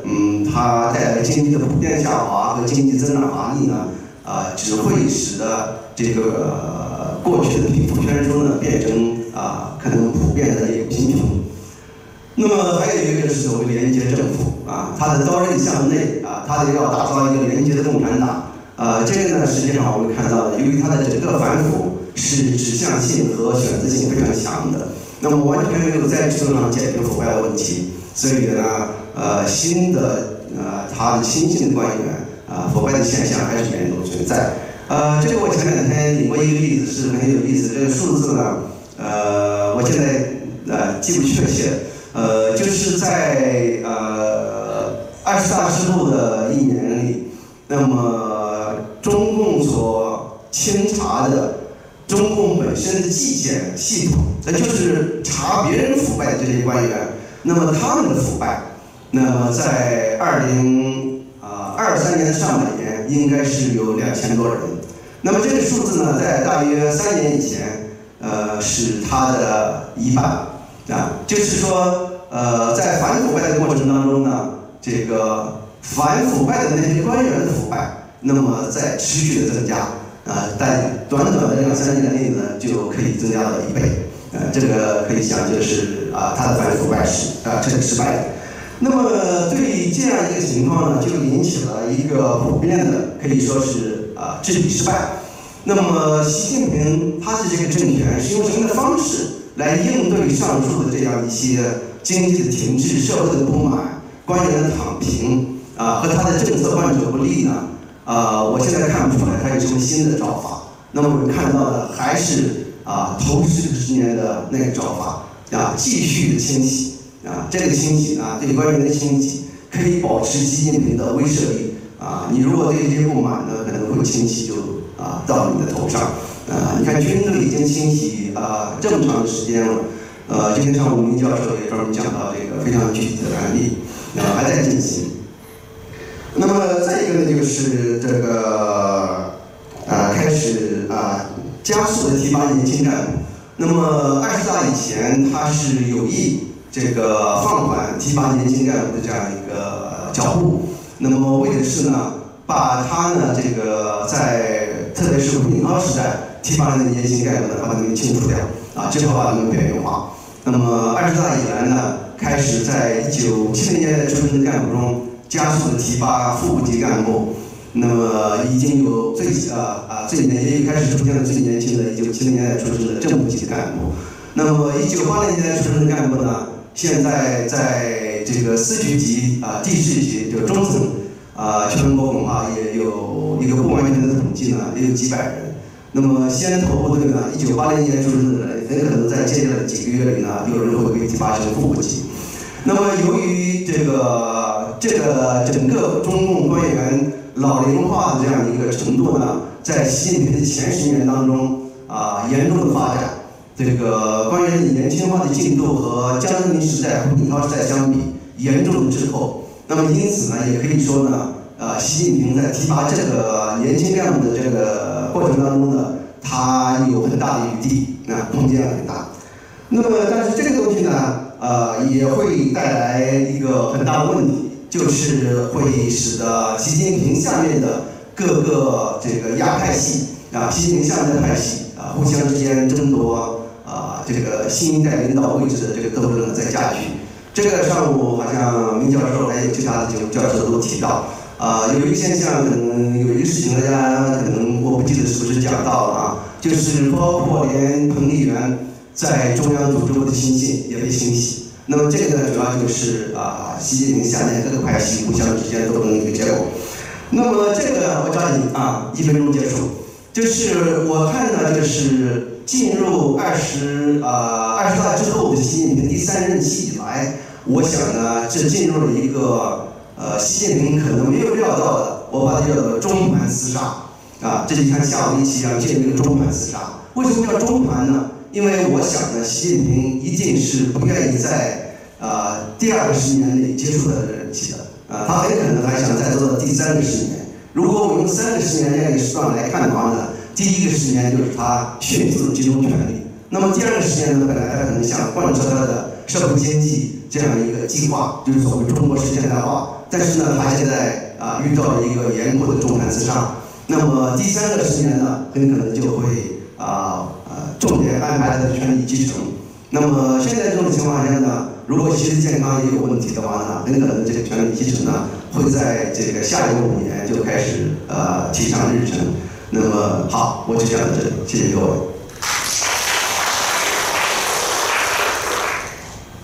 接下来的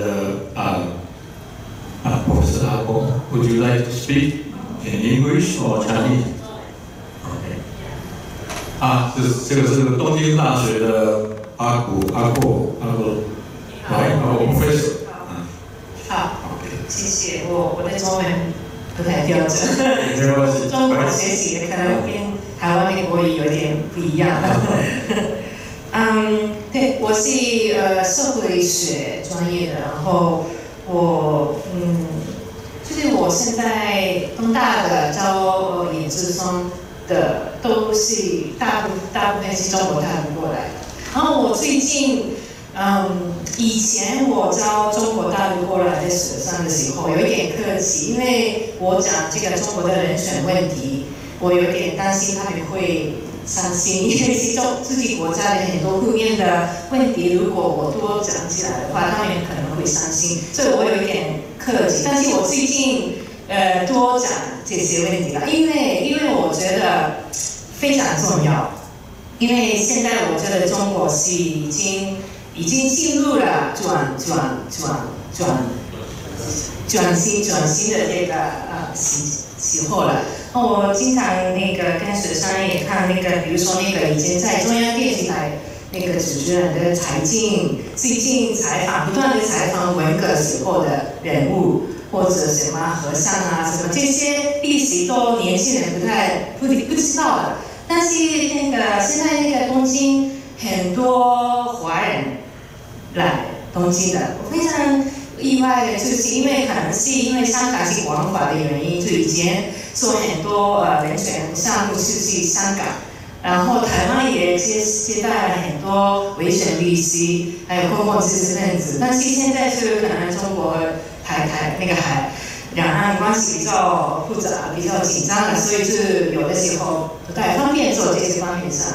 那现在就日本变成了一个华人的言论基地了，就是人选的比较重要的地方了。但是不是这个是因为日本政府重视这个方面的，就是好像是不知道是怎么回事，但是是慢慢的变成这样子。然后中国的年轻人也是这个白纸运动也是在东京新宿南口也是很多人去参加，然后白纸之后也有很多女权的，还有同性恋的或者老公方面的，有每个星期好像是我最近的话，每个星期有2-3个活动，讲座也好，纪录片上映会也好，还有邀请中国的或者香港的维吾尔人啊、西藏人啊这些方面的活动特别多。然后我觉得因为可能今天很多人就讨论了这个毛时代，可能那个时代的发生的事情也可能会习近平时代也会再发生，这个可能性可能是不是完全一样的，但是我们就害怕的就是同样的错误还会发生还会做，所以我就很想就跟年轻一代的人就是学习历史教我们很多事情，所以我就不断的跟年轻一代的人学习这个文革啊、六四啊、大跃进啊。其实这个我刚刚就是我的课上现在用那个张燕中松的《激活》这本书，这个民间历史记忆的项目，其实现在在东京生活的不少的中国人。在自己的故乡拍大跃进那个时代，还采访这个年纪大的老人，就是口述史啊什么的。然后我觉得这些民间的历史是非常重要。然后我最近就也关注这个中国经济，就今天很多人讲的这个社会不稳定这样的现象。当然就我比较关注的是年轻人现在就贷款网贷，然后买股票这样的现象。然后我听说这个有的人就是躺平，或者有的人就是贷款也不还钱，然后去旅游玩，然后就集体抗议是一种方式。我不知道这是真的假的，就有这样的现象吗？我不知道，因为现在年轻人就想有思考能力的年轻人嘛。没有办法说出来，因为说出来很危险的。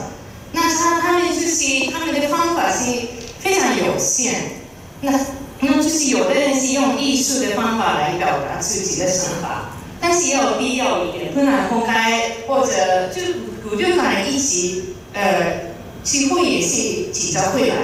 在日本做读书会的年轻人都是在加上他们就可能是不知道，用微信发出去了这个读书会的信息呢，加上爸爸妈妈就被询问，这个 transnational relation 是非常严重的，可能是台湾也是，日本还不是很严重，但是慢慢的有这样的这个 transnational relation 的问题就出现了，所以就是年轻人的抗议的方式。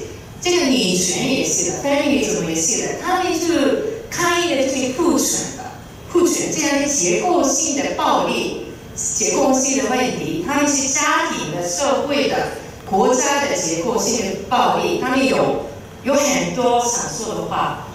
今天的会议我还有另外一个菲律宾来的，只有2个女性。我们的社会也是的，日本社会也是非常父权的。我们还是这个结构性的问题还有很多，就是我们说中国的问题，但是我们自己的问题也是非常严重。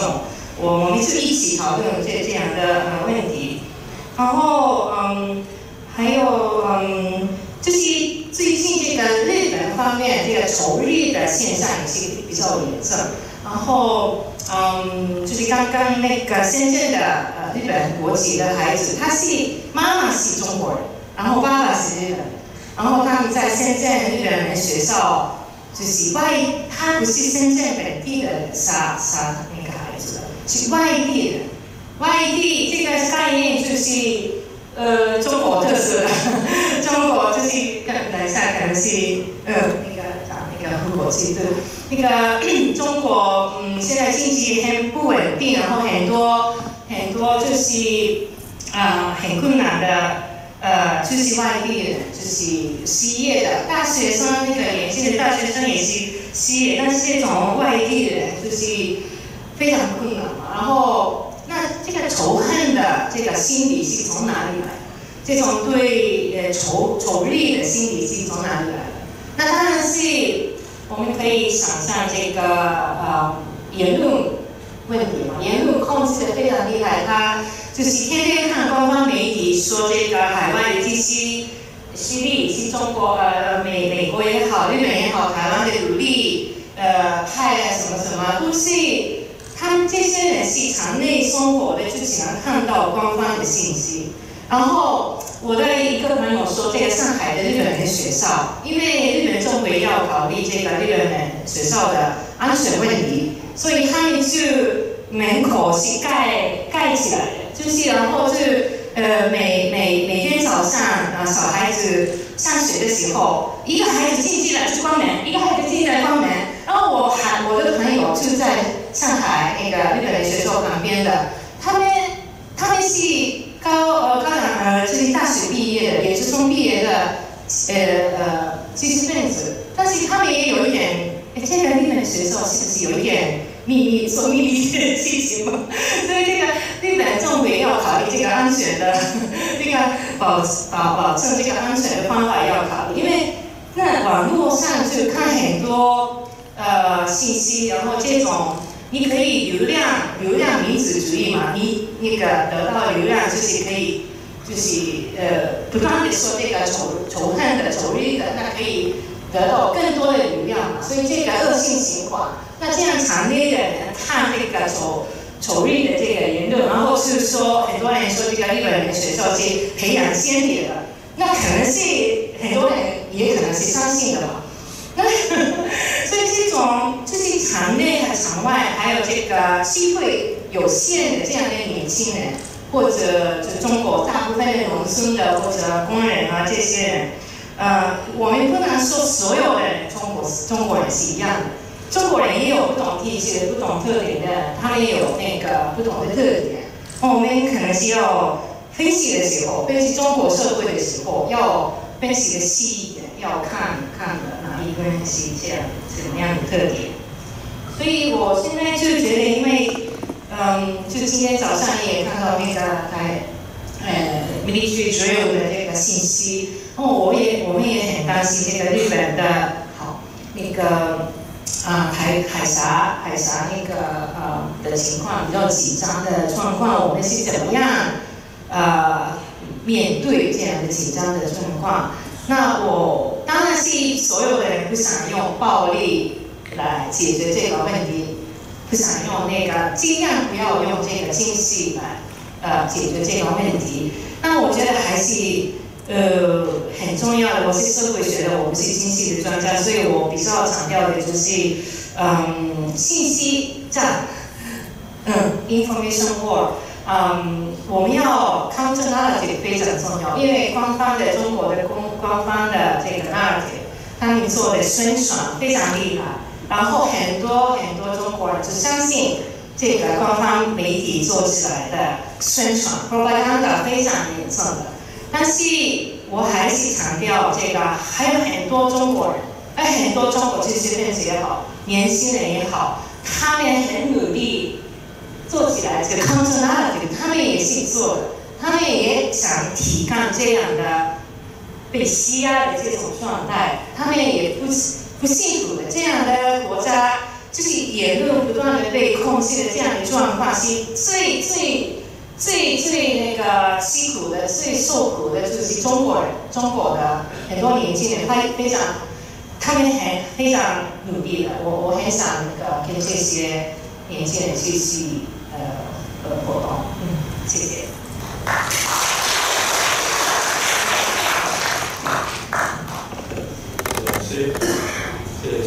现在我们请这个中央研究院这个林宗宏研究员来给我们讲几句话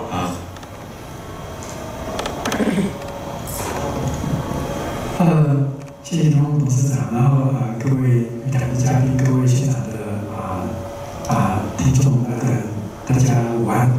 我叫林宗宏，我是中央研究院社会学研究所的研究员，然后我其实准备了一个英文的 PowerPoint。For those who read English, please read the PowerPoint 。所以我要讲的是这个，我觉得目前中国的，就是补充前几个panel 里面大家所谈到的，就是在我想到这个问题的时候，我也是第一个反应跟这个莫老师是一样，就是我的反应是中国的统治者眼中是没有人权这个概念的。他有权利的概念，然后他可能没有民间可能有人有权利的概念，可是统治者的眼中是把人分成3、6、9等在治理的。所以我就是，但是这个治理的体制呢，有它的前后的因果关系以及它现在的问题那我现在要指出，目前中国统治的其中一个重要的危机点，就是我把它称作是那个社会不流动的危机那这可能也跟我们前面这个陈世楼所长所讲的是有同样的不同角度去看同样的问题。那社会不流动危机就是躺平那这个是我做到一个躺平小组，当时上了就是在微博上面的那个大家躺平的就是那些躺平小组的活动，其实非常活跃，年轻人会组成那些主张躺平的那一些网络的社群，但是很快就会被封锁。那这个就是非常凸显目前中国的一个严重的内部的问题，就是社会不流动。那么Samuel Huntington曾经在1960年代的他的经典著作里面谈过这个 formula， 非常有名，就是社会不流动是社会的后果，就是那个政治不稳定所以这个是我们看到的一个现状请下一页谢谢。我这里的这个理论的框架很简单，就是说，其实我想要问的就是中国的过去的政治体制是怎么样把人分作3、6、9等的？那这个我用的论点比较简单很简化，就是有一个3圈到4圈的一个结构所以它的最内圈就是一个所谓的 weak coalition， 就是他们非跟着党不可的那一些，就是党国干部是这个体制的最内圈。然后再往外面一圈，就是刚才余茂春老师讲的，就是有一个单位制度，就是那些国有企业工人。再往外一圈就是一个城市居民，就是一个户籍。那我自己是专门研究户籍制度的变迁的，所以我特别在意户籍这件事那户籍就是把人区分作这个城市户口、农村户口，基本上就是中国两种公民，一种是农村的，一种城市的，他们的权利福利完全不一样就是基本上农民在毛时代就是被剥削的，从大跃进时期的那个悲惨的状况就可以了解，基本上是压榨农村，把资源拖到城市里面去那所以这个是他整个这个统治架构里面很重要的一个输送资源跟掌握权力的一个架构。那么人们要穿越这些屏障才能够社会流动那其实毛时代是流动非常困难。那我们看下一页谢谢。那我的问题是在这每一圈里面到底有多少人那所以我们就做了一个估计。那干部根据这个干部，我们的计算就是到1982年改革开放刚刚初期的时候，干部群大概是3.0%，3%的人口，然后这个工人阶级，就是国有企业工人大概是8.5%，集体的工人或者是那些城市户籍的，还要再加上7%，也就是说20%的人口是城市户口，然后另外80%是农村户口。也就是这个体制是一个剥削80%的人去养活20%的人的一个机构，然后越往内圈福利越大权力越大，所以它就是一个这样子的一个机制啊，里面的3%是这个国家干部的比例那我们再看下一页，那这一页不用看，下一页。那其实我们详细的研究了那个户籍制度的整个历史变化，就是有从农村进到城市，有从城市下乡劳改跑到农村去，每一段时间都会有这个人口的移动，那基本上就是在界定政权跟人的关系下一页所以就是他分作了几个时期但是到了2015年，习近平上台的第3年左右是一个重大的变革下一个。就是在这之前呢，改革开放时期，地方政府跟中央政府是有权利去讨价还价。地方政府经常在开放户籍，经常在修订一些劳动力要流动进城市才会经济成长。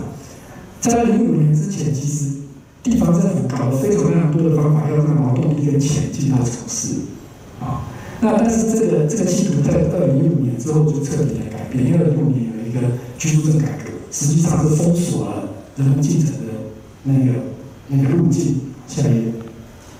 那它封锁的跟过去又不一样，因为基本上中国目前政府已经宣称户籍制度已经废除了这不是事实真正的状况是户籍制度调整，它变成是300万人以上的城市一个等级，所有要进入300万人以上城市落户的人，必须要有叫做 settle point， 叫做落户计分落户的体制所以每个城市都要有非常严格的计分落户体制，所以人们其实进不去。到了2017年，蔡奇在北京市的时候搞的是叫做驱逐低端人口，就是要把农村人再赶回城市免得他们作乱所以就是整个逻辑变得是反过来，要把人赶出去。把人赶出去的后果非常严重，因为接下去就是房地产市场。没有人，因为过去有很多地方都是开放房地产市场，让人买房落户，然后这个其实是后果，就是人们没有办法进入房地产市场。下一页，那这当然只是其中的原因也有几种方面的原因。那我们的研究发现，就是在第一层的就是300万人以上城市到底多少人？那我们算一下，它就是16.8%。也就是说，从过去的那一圈的统治者那一圈的那20%的受益者，到目前为止，你把它换成是300万人以上的那一圈是获益者，其实它还是只有20%。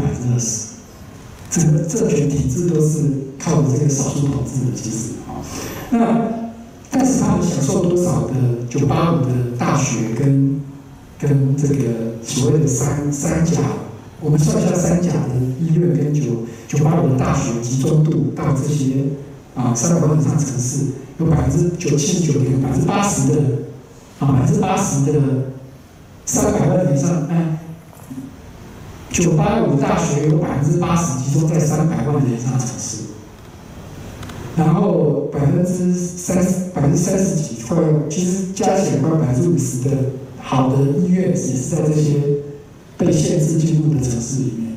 换句话说，它提供了户籍制度的改变，在2015年的居住证改革，实际上是提供了一个保障城市人拥有相当大的优势，去获得医疗跟教育资源的一个机制。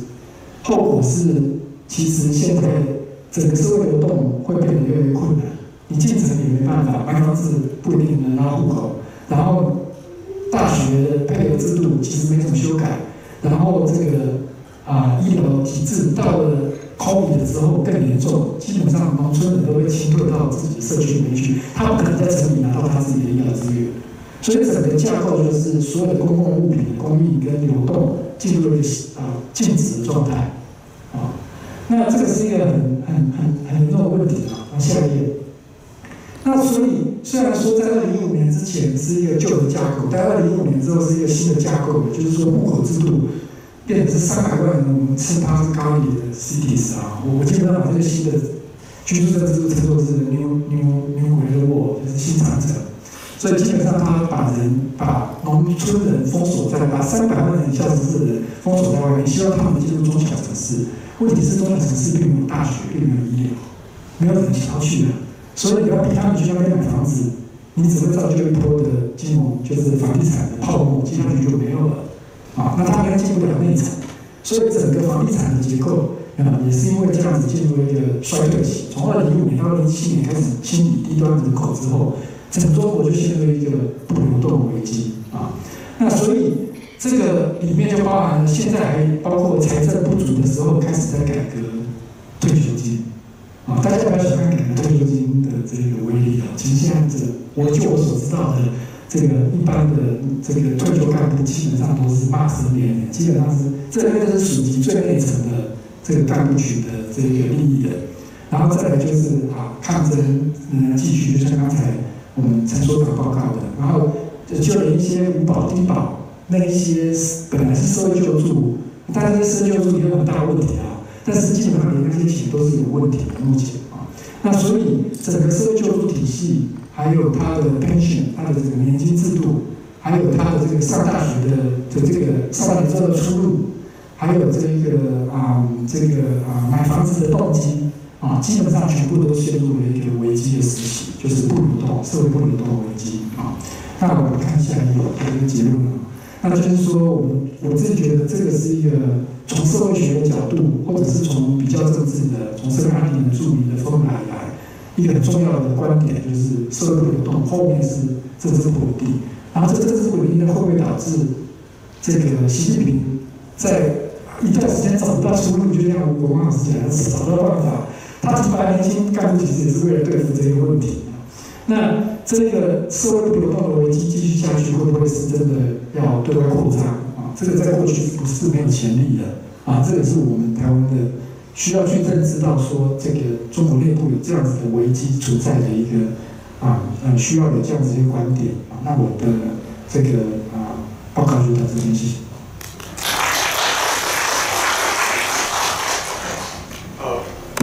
接下来我们请各位如果看电视的话这个我们鼎鼎大名的这个汪浩博士他是在台湾现在是很著名的这个政论评论家其实他念的是牛津大学的政治学那现在改行了他是一个评论家，我们在这一场面呢，也请你做一个比较总结性的一个评论现在汪浩先生请。今天我们很凑巧中国开始了这个军事演习。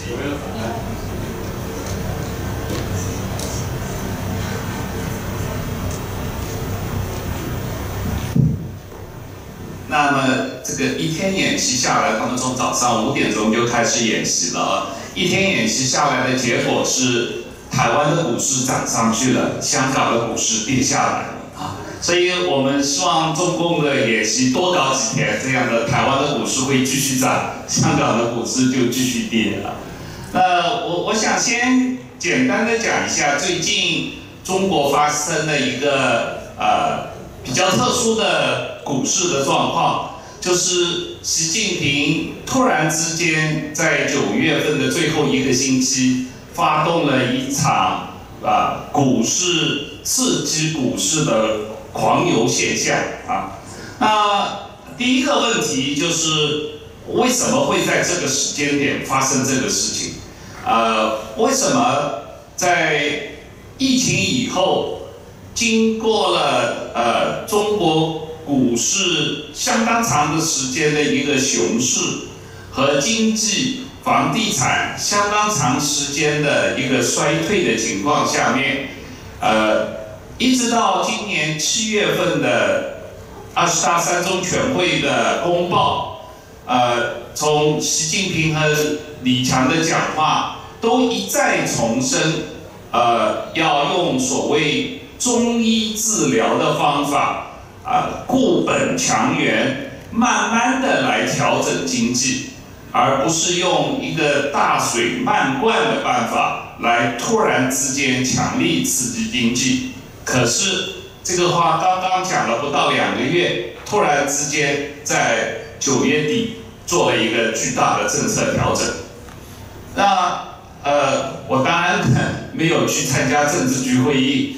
不过我猜这个做法的一个比较可信的可能性，就是因为习近平看到了一些我们大家没有看到的真实的经济数据，就是这个实际上的经济情况比大家了解的要差很多很多，而这个习近平吓到的结果，他就会做一个180度的政策的大转变，就像在疫情结束的2022年的11月份，他突然之间做了一个180度的政策大转变，从2年、3年的动态清零变成了阴阳尽阳，让全国人民都感染这样一个巨大的政策转变，这样的决策风格，这一次对于经济的刺激，它采取了几乎一模一样的一个决策风格，就是在没有预兆的情况下面，突然之间把自己的今天的政策打脸自己昨天的政策。那我们从目前为止公布的中央银行的政策和2天前财政部的记者招待会和1个星期前发改委的记者招待会所能看到的，实际上只有一个真正的有意义的政策，就是用中央银行的贷款来鼓励金融机构借中央银行的钱去买股票，然后用金融机构的股票做抵押，去中央银行借更多的钱来买更多的股票。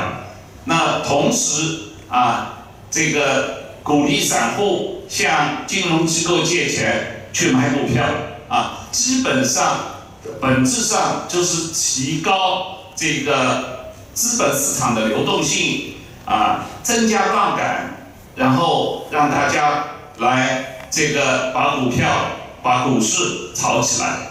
那这个事情实际上2015年曾经做过了一次，那一次也是全国的散户来买股票，但是在股市疯涨了一段时间以后，发生了一个巨大的股灾。这个2015年发生的事情，实际上大家都还是记忆犹新的。可是不知道为什么，习近平这次又来一次做同样的事情，可是他能够达到什么结果呢？我们实际上从2天前财政部长的记者招待会上看不出具体的财政赤字的方案。他提到了一些数据，提到了到年底之前还要发将近2.3兆人民币的债，可是这个钱到底是年初财政人大的时候财政报告已经预计的全年的财政赤字计划的一部分，还是在人大的时候开的财政部的财政赤字计划之外，在9月份政治局会议以后新加的2.3兆人民币呢，并不是很清楚。对这个问题，实际上各个分析单位和媒体的报道是相互矛盾的，大家对这个问题是理解是有很大的争议的。第二一个问题，这些钱所谓2.3兆人民币的钱用来做什么？这个很简单的，就是主要2个方面，一个就是替地方政府还旧债，用中央政府的借债来替地方政府还旧债。第二一个就是中央财政拿钱去替大型国有企业增加资本金，基本上是做这2件事情，而市场普遍期待的刺激消费的方案几乎完全没有。我们在上个星期、前个星期，市场上有很多的关于10兆人民币的新的财政赤字的刺激消费的方案，一点也没有在财政部的记者招待会上提到。说老实话，即使是2年10兆人民币的这个方案被宣布的话，真正对这个经济或者对消费有多大的刺激，也是值得怀疑的。因为跟2008年的时候的4兆人民币温家宝的方案，那个时候中国的 GDP 只有30兆，温家宝提了一个4兆人民币的刺激方案。可是现在中国 GDP 已经130兆了，你提一个2年10兆人民币的方案的话，说老实话也是不够的。可是即使这样的方案，最后中央财政部也没有提出来。所以实际上这一次的财政刺激的这个措施是非常让人失望，市场实际上也是很失望的。但是为什么这个中国的散户吃过这么大的亏，2015年吃过这么大的亏，还是被框进去了，还是要奋不顾身的愿意去长韭菜，愿意去被割韭菜呢？我觉得最大的问题还是一个信息被中共垄断的一个结果。因为现在中国的官方媒体已经不允许，特别是跟2015年那个时候的比起来，甚至都是不允许任何创筛股市、创筛中国经济的比较客观的评论了。所以中国的散户几乎没有办法得到任何的这个负面的信息，或者任何负面的或者更比较客观的对中国政府政策的评论。那么在这种单方面的信息的状况下，必然有一堆人会糊里糊涂的跟着进去。但是这个事情的结果是什么？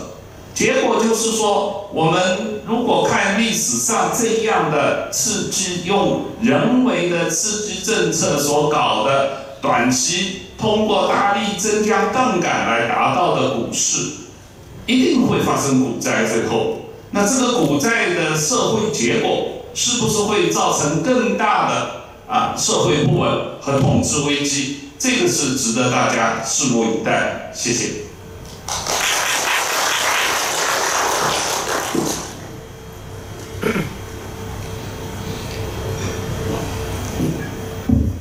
好，接下来各位贵宾，你们的机会来了哦。所以，请你举手的时候麻烦你 identify yourself， 告诉我们您是谁。那你要提问题的时候，是指定某一个人呢，或是在上面的这5位都可以回答。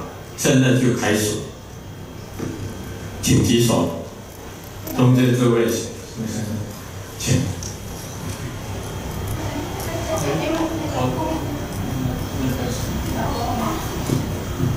青龙，请你等一下，第2个李姓黄我是台南人，请教这个余孟春余主任，常常听演讲。我们知道1779年美国跟中华民国断交，跟中国断交，那时候为什么有台湾关系法，没有用中华民国关系法？是不是暗示着将来美国会承认台湾是独立？第2个问题，第2个问题是说，最近我们都讲2758号，美国国会通过那是将来是不是有一天美国会承认中华民国？不是，因为这一次赖清德总统就任美国正式给台湾的祝贺是第5任总统，表示不承认中华民国。那么说将来有一天是不是美国会跟台湾建交？你的看法怎么样？谢谢。这个国家的名称很重要，但是呢，台湾是一个非常独特的地方，它有各种各样的这个界定我曾经大家知道我是被中国政府制裁的。那么有一次呢，我的一个同事，他是国务院高级官员，他打电话给我，他说：“你为什么被中国政府制裁了还要去中国？”我说：“你怎么知道的？”他说：“我们看见你好像是订了飞机票去做这个什么 China Airline 要去的。我说 China Airline 是在台湾的，他为什么叫台湾 Airline？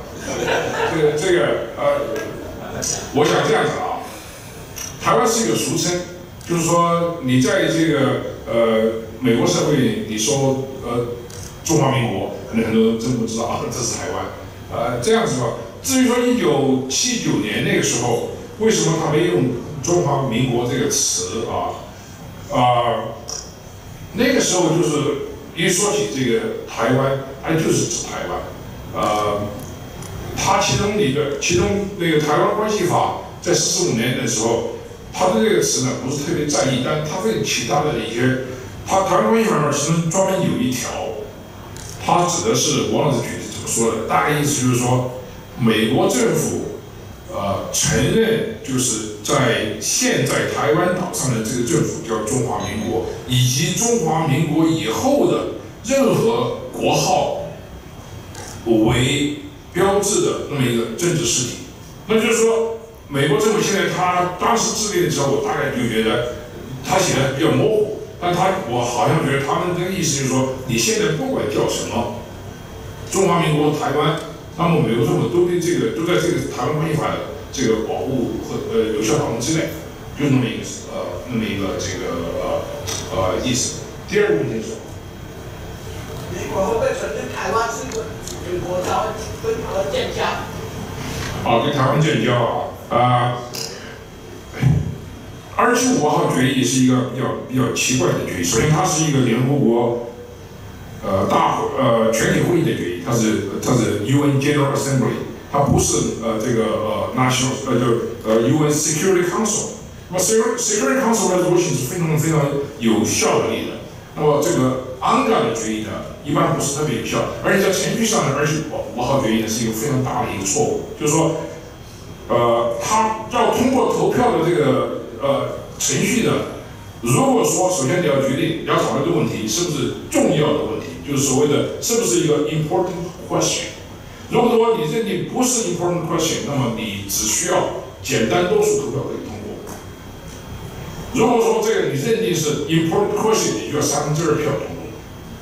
那么决定中华人民共和国和中华民国在联合国的代表权的问题，尤其是安理会常任理事会席位问题，这绝对是一个重大的问题。但是呢，当时由于英国和阿尔巴尼亚这样非常奇怪的这个结合体他们反对，他说这个不是重要的问题。所以说呢，这就是为什么联合国在讨论2758号决议的时候，它是以不重要的问题来讨论的，所以这就很容易就通过了。这样呢，所以程序上的问题呢，但是美国政府呢，承认在这个2758号决议解决了中华人民共和国在联合国的代表席位的问题，但是没有解决台湾的问题。所以说，这就是美国政府现在的这个基底方针。那么我想，外交承认不承认的问题呢，这个是一个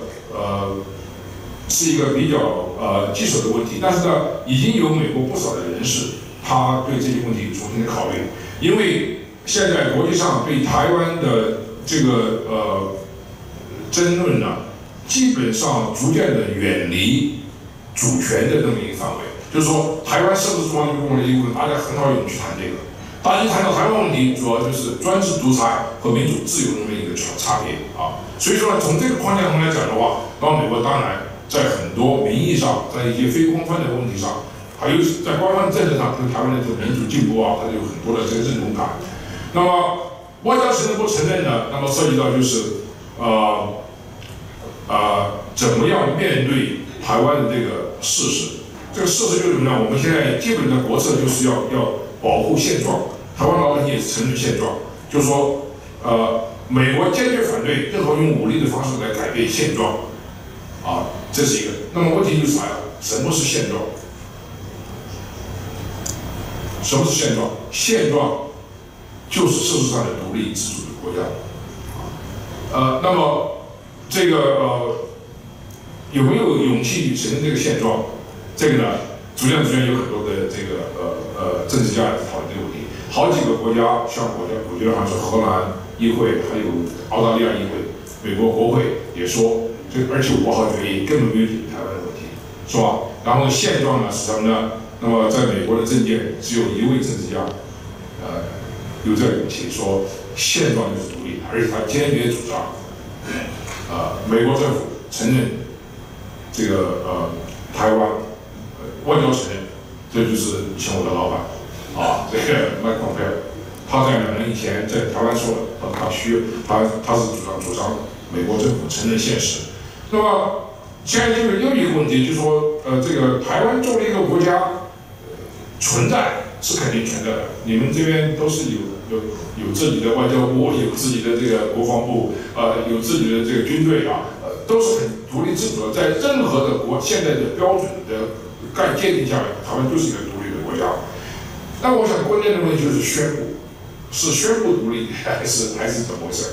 那么这个今天早上我跟一位先生在讨论，我说这个昨天10月13号是美国海军的245周年的这个诞辰，他算了半天说这个海军是在美国独立宣言之前就成立了。我说对呀，那就是说在美国1776年7月4号宣布独立之前，他就已经有独立了，他就已经有这个现实了。就是说这个宣布不宣布是另外一回事。但是我觉得呢，现在这个我想对台湾的国际承认的问题，随着中共军演不断加强你看他就是逼迫大家把这个问题提到议事日程上来，不久的将来终究有一个比较正确的答案。但是我觉得最主要的是台湾人民不断的诉求，不断的追求这个呢，你们的追求，你们的愿望，你们不是1971年的那个台湾，现在的台湾在很多程度上是世界上不可缺乏的一个组成部分。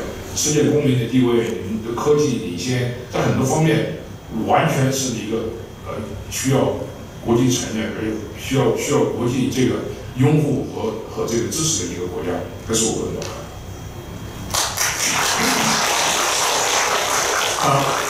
我简单补充一下这个问题是一个很严肃的政治问题，也是法律问题于教授目前呢是教授假如说在11月5号美国大选之后我们当然没有权利采取什么立场了。我们用假设性的假如说是共和党的候选人当选总统的话，我相信那个时候呢，你再来问于先生、于教授他讲出来的话，他自己要负责这个要代表美国政府负责这个今天这个是很复杂的问题，我们很感谢他第二个位，我们请这个王新龙先生那你先补充一下。对不起，王先生，我跟你讲，这个还有一个问题实际上这个很大的问题就是什么？就是乌克兰战争把这个实际上这个提到了一个非常重要的一个议事上的一个东西，就是什么是主权？我们捍卫乌克兰，保卫它、支持它，是因为乌克兰的主权和独立受到俄罗斯的侵犯。俄罗斯侵犯乌克兰，它的侵略的逻辑跟中共讲侵犯台湾的逻辑是完全一样的。他就说他不承认乌克兰独立自主的地位，也不存在这个国家存在的这个独立的意识。他觉得这乌克兰就是有这个同源同根，有共同的语言，有共同的历史，所以说呢，乌克兰就是应该属于这个俄罗斯中共也是这样。所以说，我想这个在乌克兰这个战争打起来之后大家对台湾的这个国际地位的问题，他也依照同样的思维方式来讨论这个究竟什么是主权意识如果说乌克兰的主权意识是从1991年独立的时候逐渐开始形成的。那么几年时间，它可以形成一个主权独立的国家的意识。那么台湾从1987年以后，也是应该有同样的这个发展历程的。所以我在想，台湾的这个国家意识、民族意识是非常重要。所以我听到赖清德总统在双十节发言，很有感触。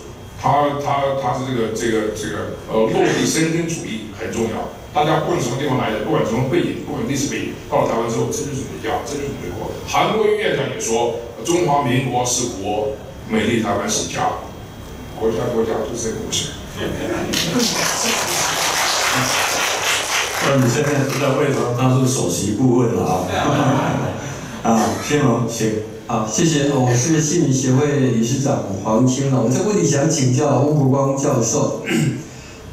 现在在习近平统治下的中国越来越显露集权体制的本质啊。那您曾经讲过说是毛泽东的根跟这个邓小平的藤结出了习近平这个果啊。那刚刚您在发言的时候跟我们讲了，习近平现在到第3个5年之后，似乎整个施政的一个方向是模糊的，也就是说碰到了一些困难。那么，但是我感觉您好像还有很多话可以讲，为什么呢？我希望您可不可以进一步来分析，它这个集权体制接下来会是什么样的一个发展？那么前苏联的崩溃有没有可比性？谢谢。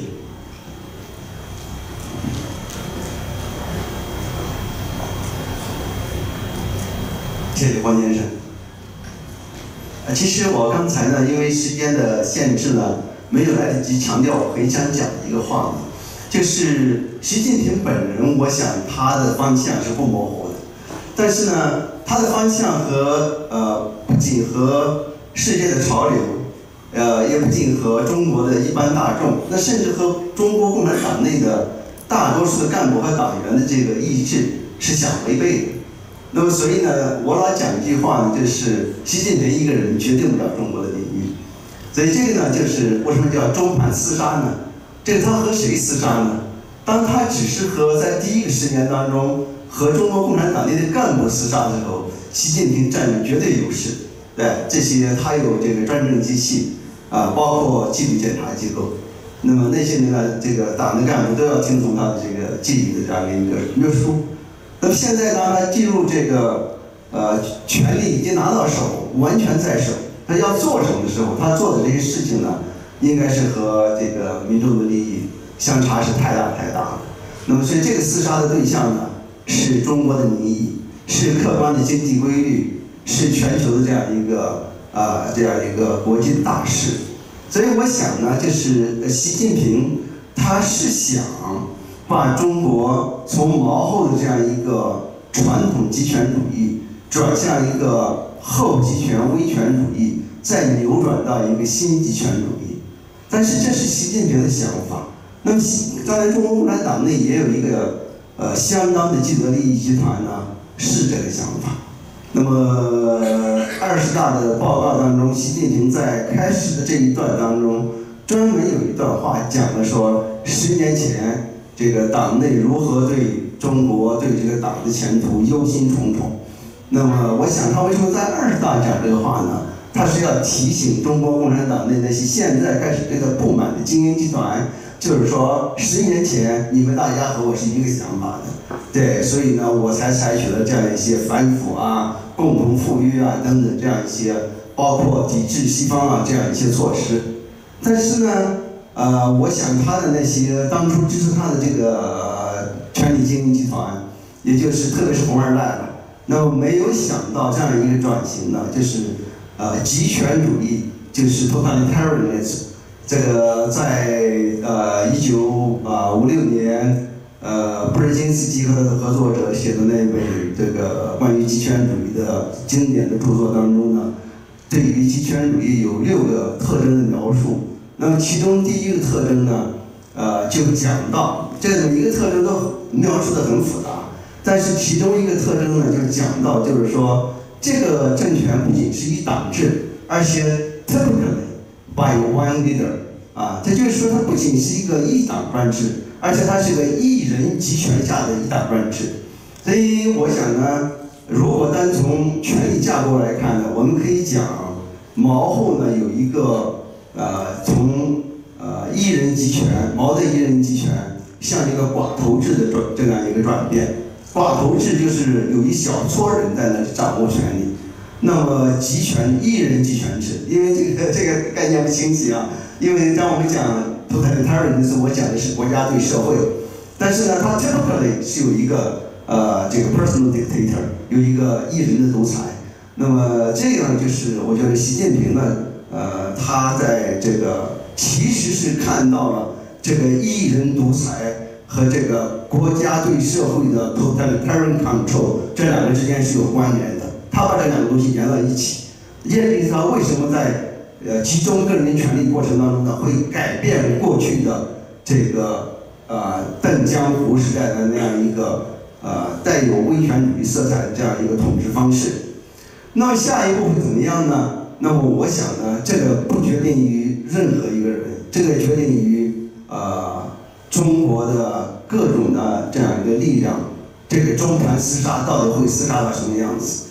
那么刚才汪浩博士讲到比如说这个股市这个事情，就像刚才我想讲的，就是习近平的措施除了旧的以外就是继续清洗，那么等等这个也有一个新的措施就是他本来认为经济这个事情可以不干扰他的统治他认为就是说王岐山讲过嘛，中文吃草也可以过3年这个王岐山的这个老丈人的老板陈云讲过，对中国农民饿死也不会造反的这个是他们按照这个思路，他们会想就是说经济差一点你怎么样？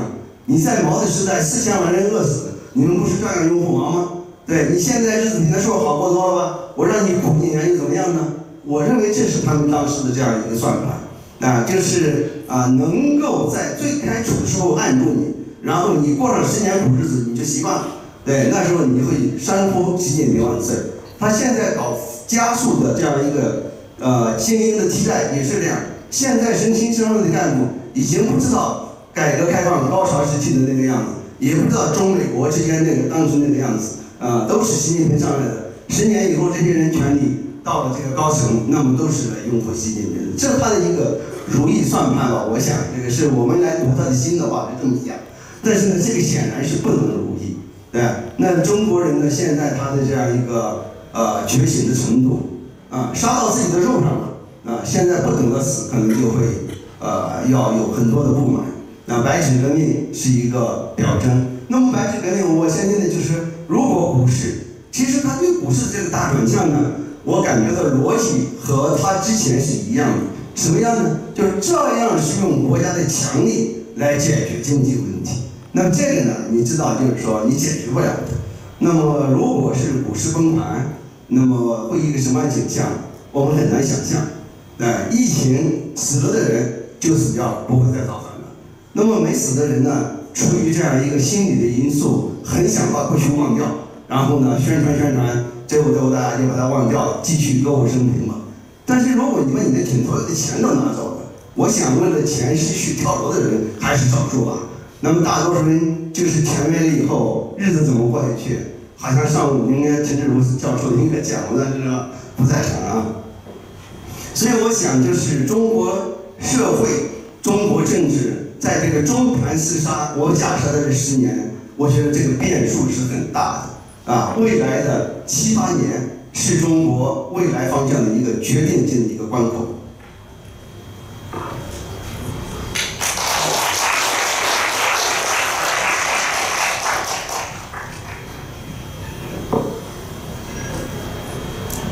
这个很抱歉我们在4分钟到5分钟就要有一个闭幕的一个仪式了所以这几分钟里面呢，针对刚才黄金龙先生问的这个问题，的确是非常严肃的一个战略层级的问题就涉及到体制的变革。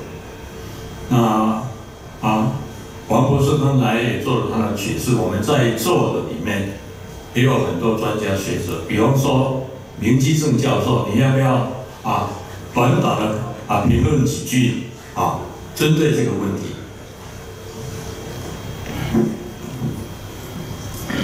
是，谢谢院长，不敢当。这个问题我想大家都有一些观察现在简单说就是，我今天院长提的意思就是，他帮我照相，我做好，你看。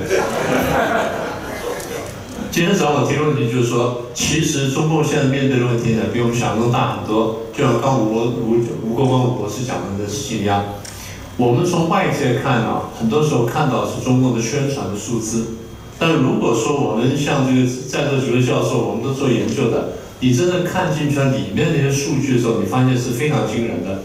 我讲一个例子就好，这次那个武汉肺炎到底死多少人？到底死多少人？中共的宣传就是几万人而已啊，那现在最多加上血库就10来万人。可是我们用日本的一些数据来看啊，我们看到一个什么东西呢？我只举一个例子就好。日本观察中国大陆这几年的用盐量大量减少，用盐呢有2块，一块是民生用盐，一块是工业用盐。任何国家的这用盐量呢，基本上是比较稳定的。如果人口成长的话，工商业成长的话，它用盐量会温和成长。反过来说，如果是经济下滑和人口下滑了，它用盐量会温和下降。日本学者在大概2年前，我就不举具体数字，要上网可以查得到的。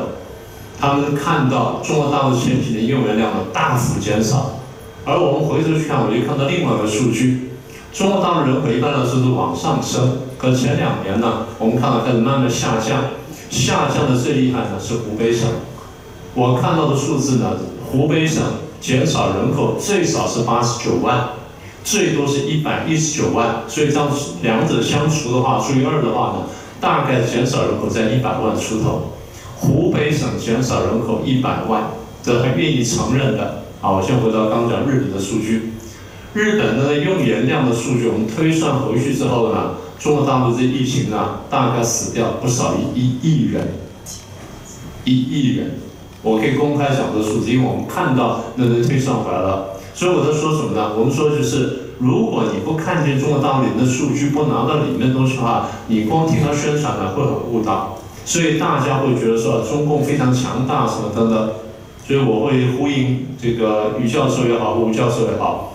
我认为第一呢，中共没有想象中那么强大，他现在做的很多动作呢，不是表现他强大，恰好是表现他的心虚。他怕大家看穿他的这个真实面貌之后呢，对他动手。他是害怕的。我们一直告诉大家，共产党呢有一种围城心态，叫 besiegement mentality， 而这个是非常强烈的。这个不是从今天开始。所以今天中共的所有反应呢，我认为基本上就是想要表现说，我不怕你的，其实我非常强大，但他自己心里有数，他的经济各方面呢都出了很大的问题。所以应该这样说吧，我对中国大陆呢是。未来呢，应该说是几年内，我是审慎的悲观，我只能这样说。那我不要占用太多时间，我要再多有更多更高明的意见，我是决心停在这里啊。谢谢院长给我的机会。现在啊，这个我违反我自己的规则了啊。现在这个我们在座有一位很著名的这个媒体界的主播哦。廖小军小姐请，我听说你有问题要问，现在请你问好不好？OK， 谢谢院长。在这场研讨会从早上到现在，那尤其在这个国际形势非常复杂的时候，今天这场研讨会别具有意义啊，刚好军演又在早上宣布。我想请教于教授，当然也期待听听田院长您的声音啊。就是中共对台湾其实从早期的和平统一，然后并吞到现在不惜武力犯台。最近赖总统其实从5月份接受专访提到了《爱文条约》提到了10月5号的非祖国论，到国庆当天对中共的召唤，希望共同加入国际知识一份子。大家会觉得说，一个民选总统已经说到至此了，中国你要怎么样？你要对台湾要怎么样，你们才会满意？台湾到底要做到什么，中国才会满意？所以我请教是林茂春教授的是，中国改进的空间应该很大，共产党有没有可能转型？那么其次，对美国总统大选当中，川普总统曾经提到，不惜跟俄罗斯恢复外交关系，联合对抗中国。但是中俄之间的合作，尤其在俄乌战争里头，这种合作是昭然若揭。川普一旦当选之后，他会改变他的政策吗？期待林茂春教授。那么您的评论，谢谢。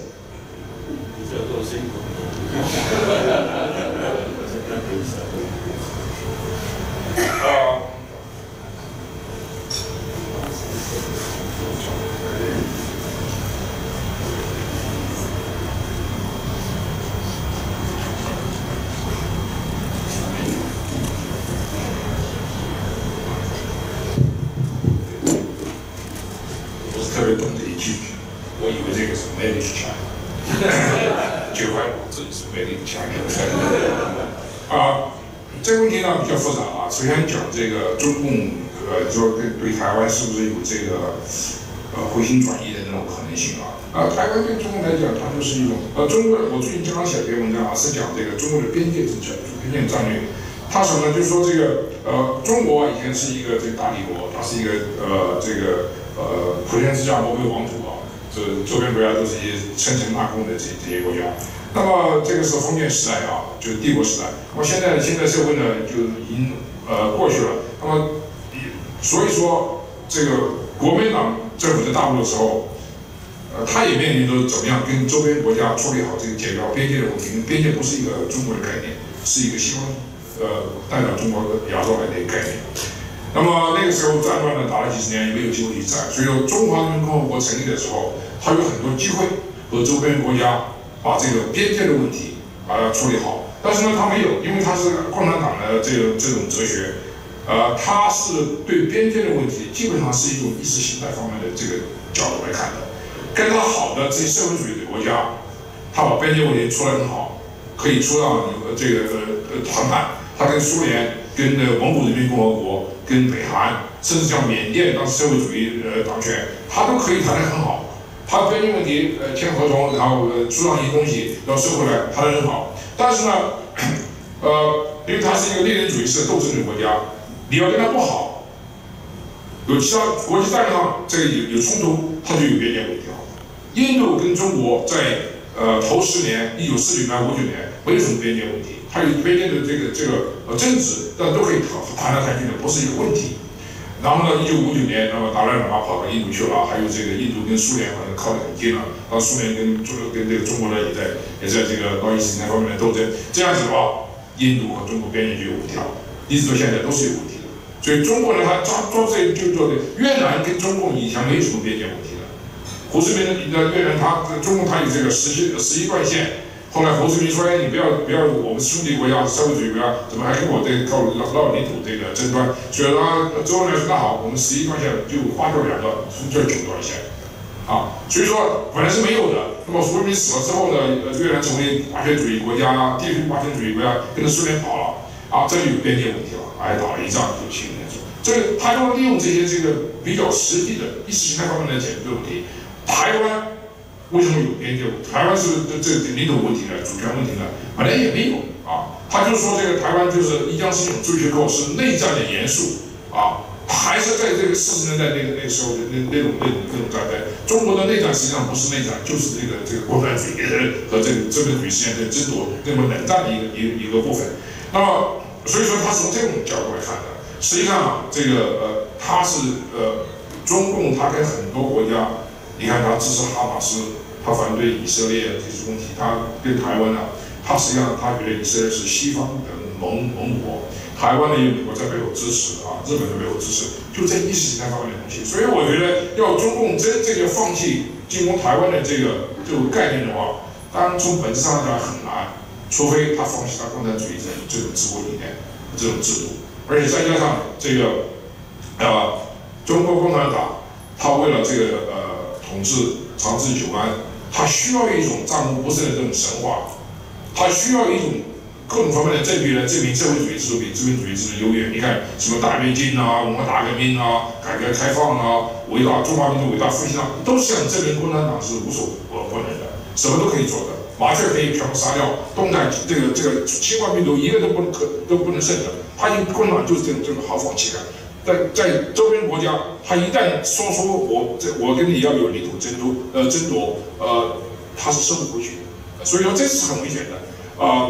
我觉得这个台湾和中国大陆之间的这个不是说跟他讲道理问题，就是共产主义这种意识形态，这种东西不解决的话，实际上没有安宁的日子。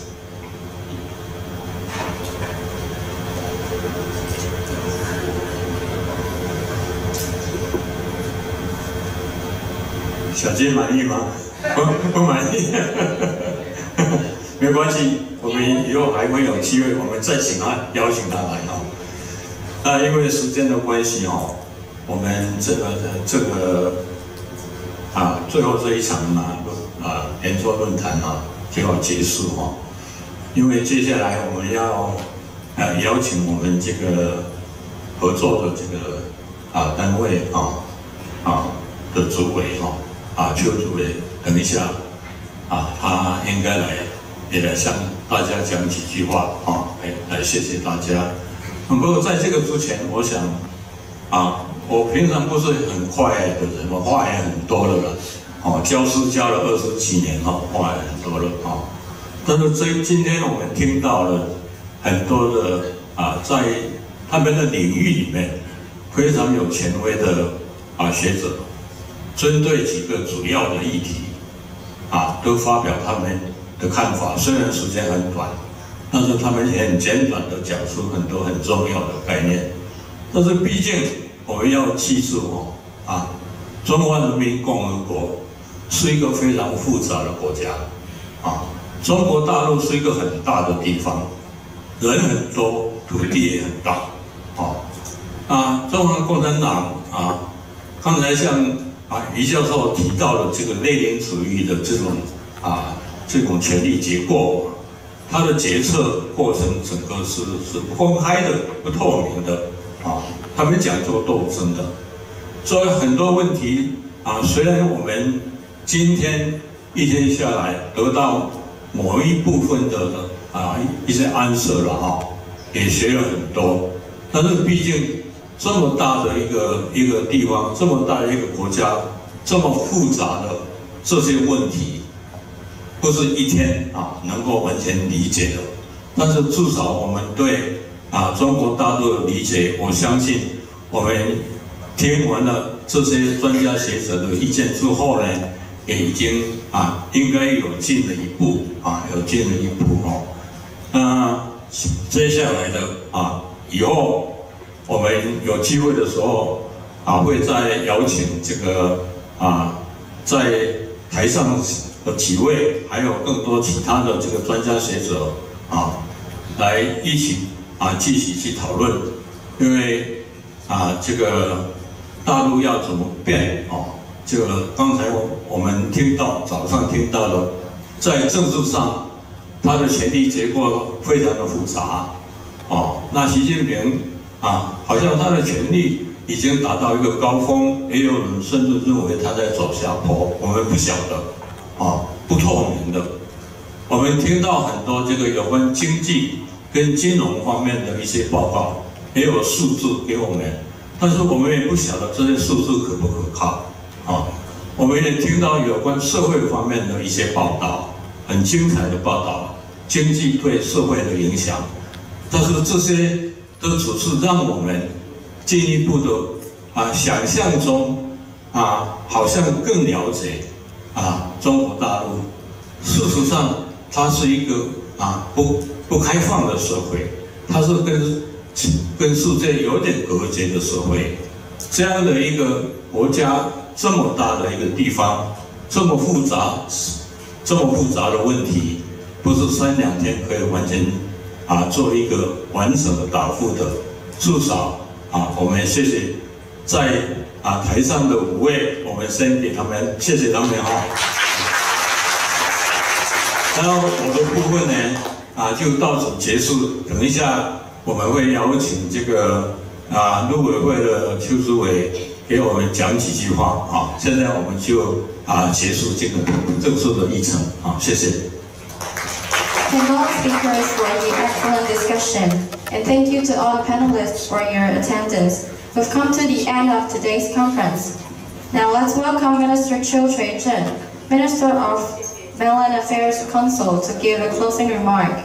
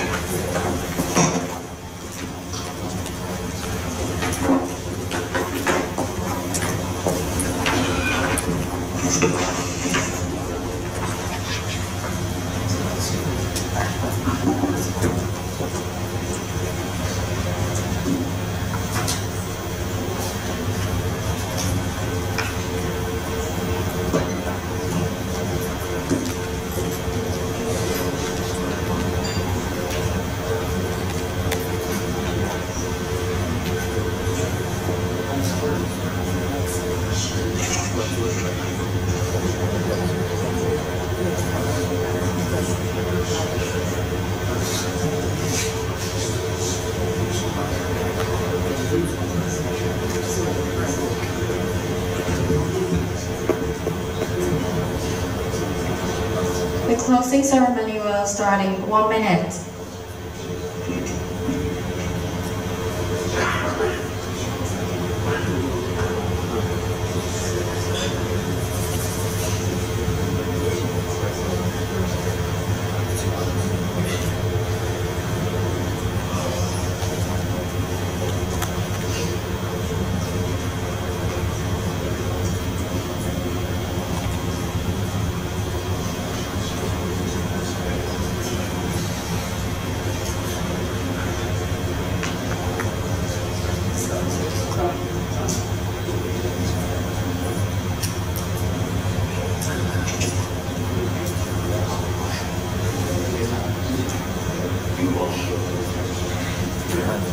Now let's welcome Minister Chiu Choi-chen, Minister of Mainland Affairs Council, to give a closing remark. Please.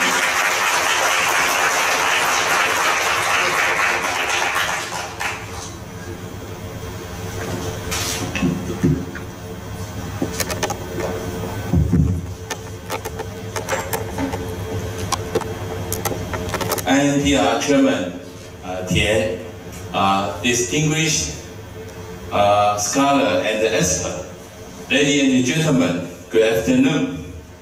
On behalf of the Mainland Affairs Council, it's my honor to participate in this conference and listen to your insightful discussion. I would like to express my sincere gratitude to all of you. The perspective you share with us really help us better understand the development and the challenge of the China's political, economic, and social environment. Personally, I truly feel that the cross-strait relation has always been complex, sensitive, delicate, and critical. The cross-strait relation directly affects not only the Taiwan future development and the survival of the 23 million people in Taiwan, but it also affects the peace and the stability of the Taiwan Strait, which is indispensable for the global security and the prosperity. However, the current cross-strait relations are very different from how they were before the COVID-19 pandemic. First of all, the level of the CCP military threat against Taiwan has changed drastically. Before the pandemic, there were a few PLA fighter jets or warships crossing the median line of Taiwan Strait. But now, this activity has become a new normal. For example, today there is a PLA joint military exercise around Taiwan.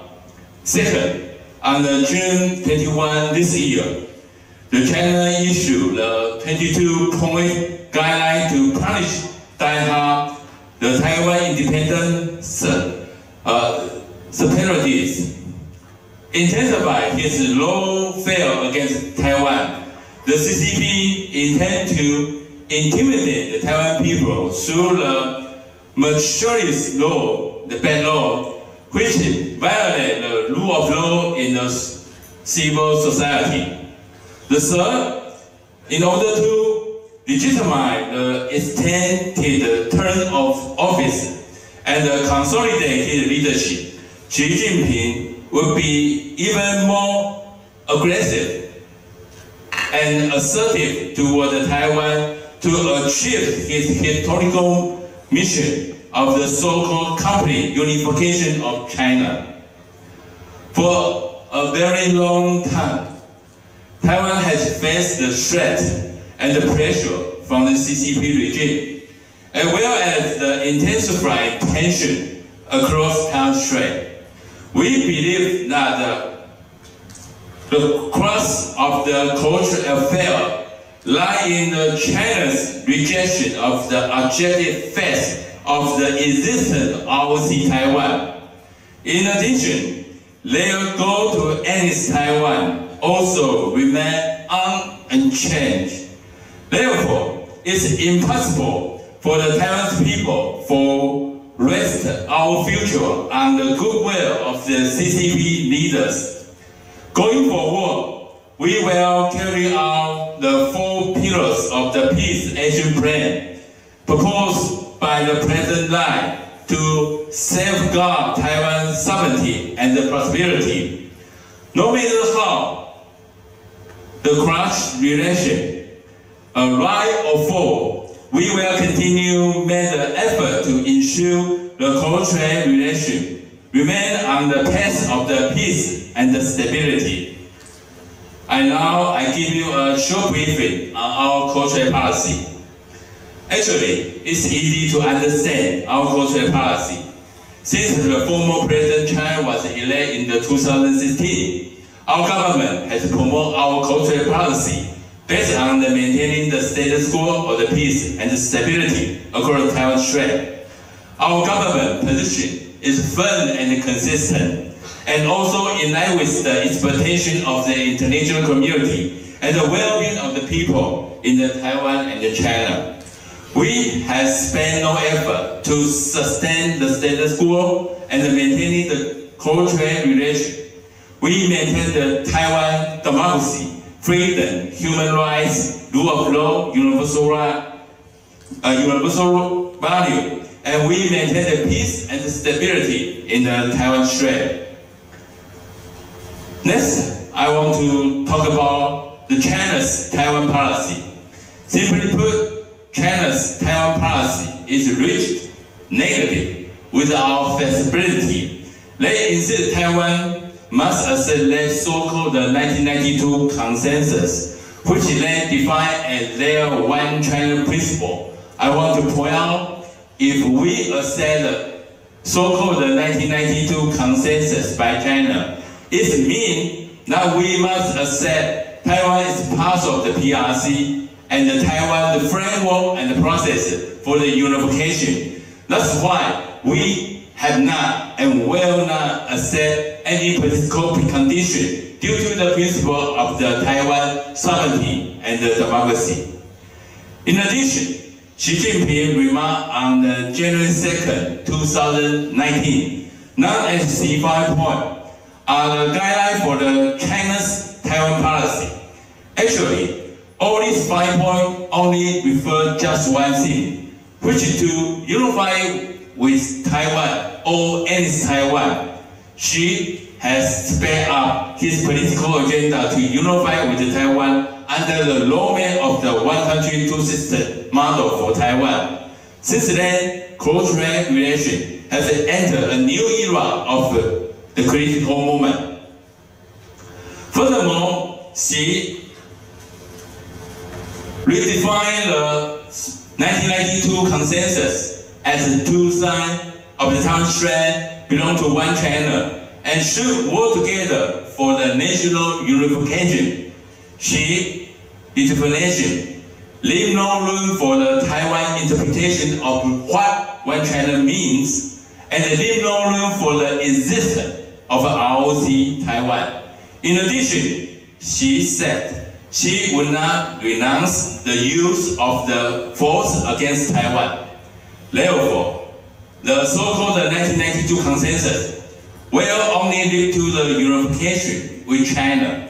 Accepting the 1992 consensus will simply mean accepting unification or one country, two system model, which China promotes.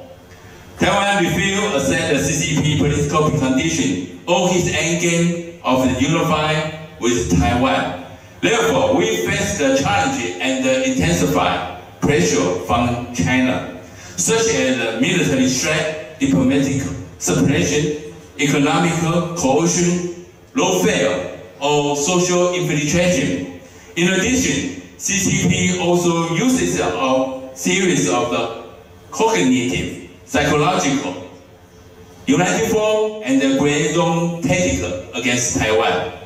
Although the Taiwan faced the unprecedented pressure, our determination to safeguard our sovereignty and the democratic system have never been so strong.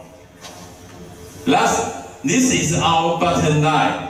On this point, there is no room for compromise.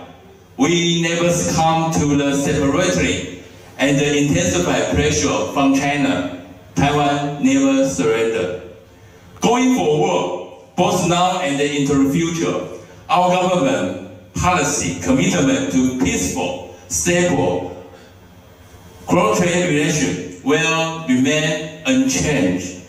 Our government will maintain a non-provocative and a non-adventurous attitude to prevent a serious conflict from breaking out in the Taiwan Strait. President Lai has also been following the four commitments and the consensus and the bottom line of the Taiwan society, which are the commitment to a free and democratic constitutional system of government, and the commitment that the ROC and the PRC should not be subordinate to each other, and the commitment to resist any action or encroachment upon the Taiwan sovereignty. Most important, commitment that the future of ROC Taiwan must be designed in accordance with the will of Taiwan's people. As a responsible member of the global community, we are willing to facilitate meaningful dialogue under the principle of the parity and dignity if the Beijing authority want to resolve the difference between the two sides and improve the cross-trade relation. As long as there is regionality, equality, and mutual respect, we are willing to work with the Beijing authority to create a mutually agreeable arrangement for upholding the peace and the stability in the Taiwan Strait. This is our shared responsibility. Once again, I would like to thank everyone for taking part in today's conference and for making it such a success. I wish you a nice evening. Thank you so much. Thank you. For the excellent closing remark. And thank you again to all the panel participants. Please return the badge and headphones at the counter before leaving. And we kindly ask the panelists who will attend the dinner to head to room 1 on the 4th floor at 6:30. Thank you. 请各位贵宾将识别证以及翻译耳机缴回报到处，以及请会参加晚宴的学者老师于6点半前往4楼的1号贵宾室，谢谢。冰水，你看我们家喝那个水。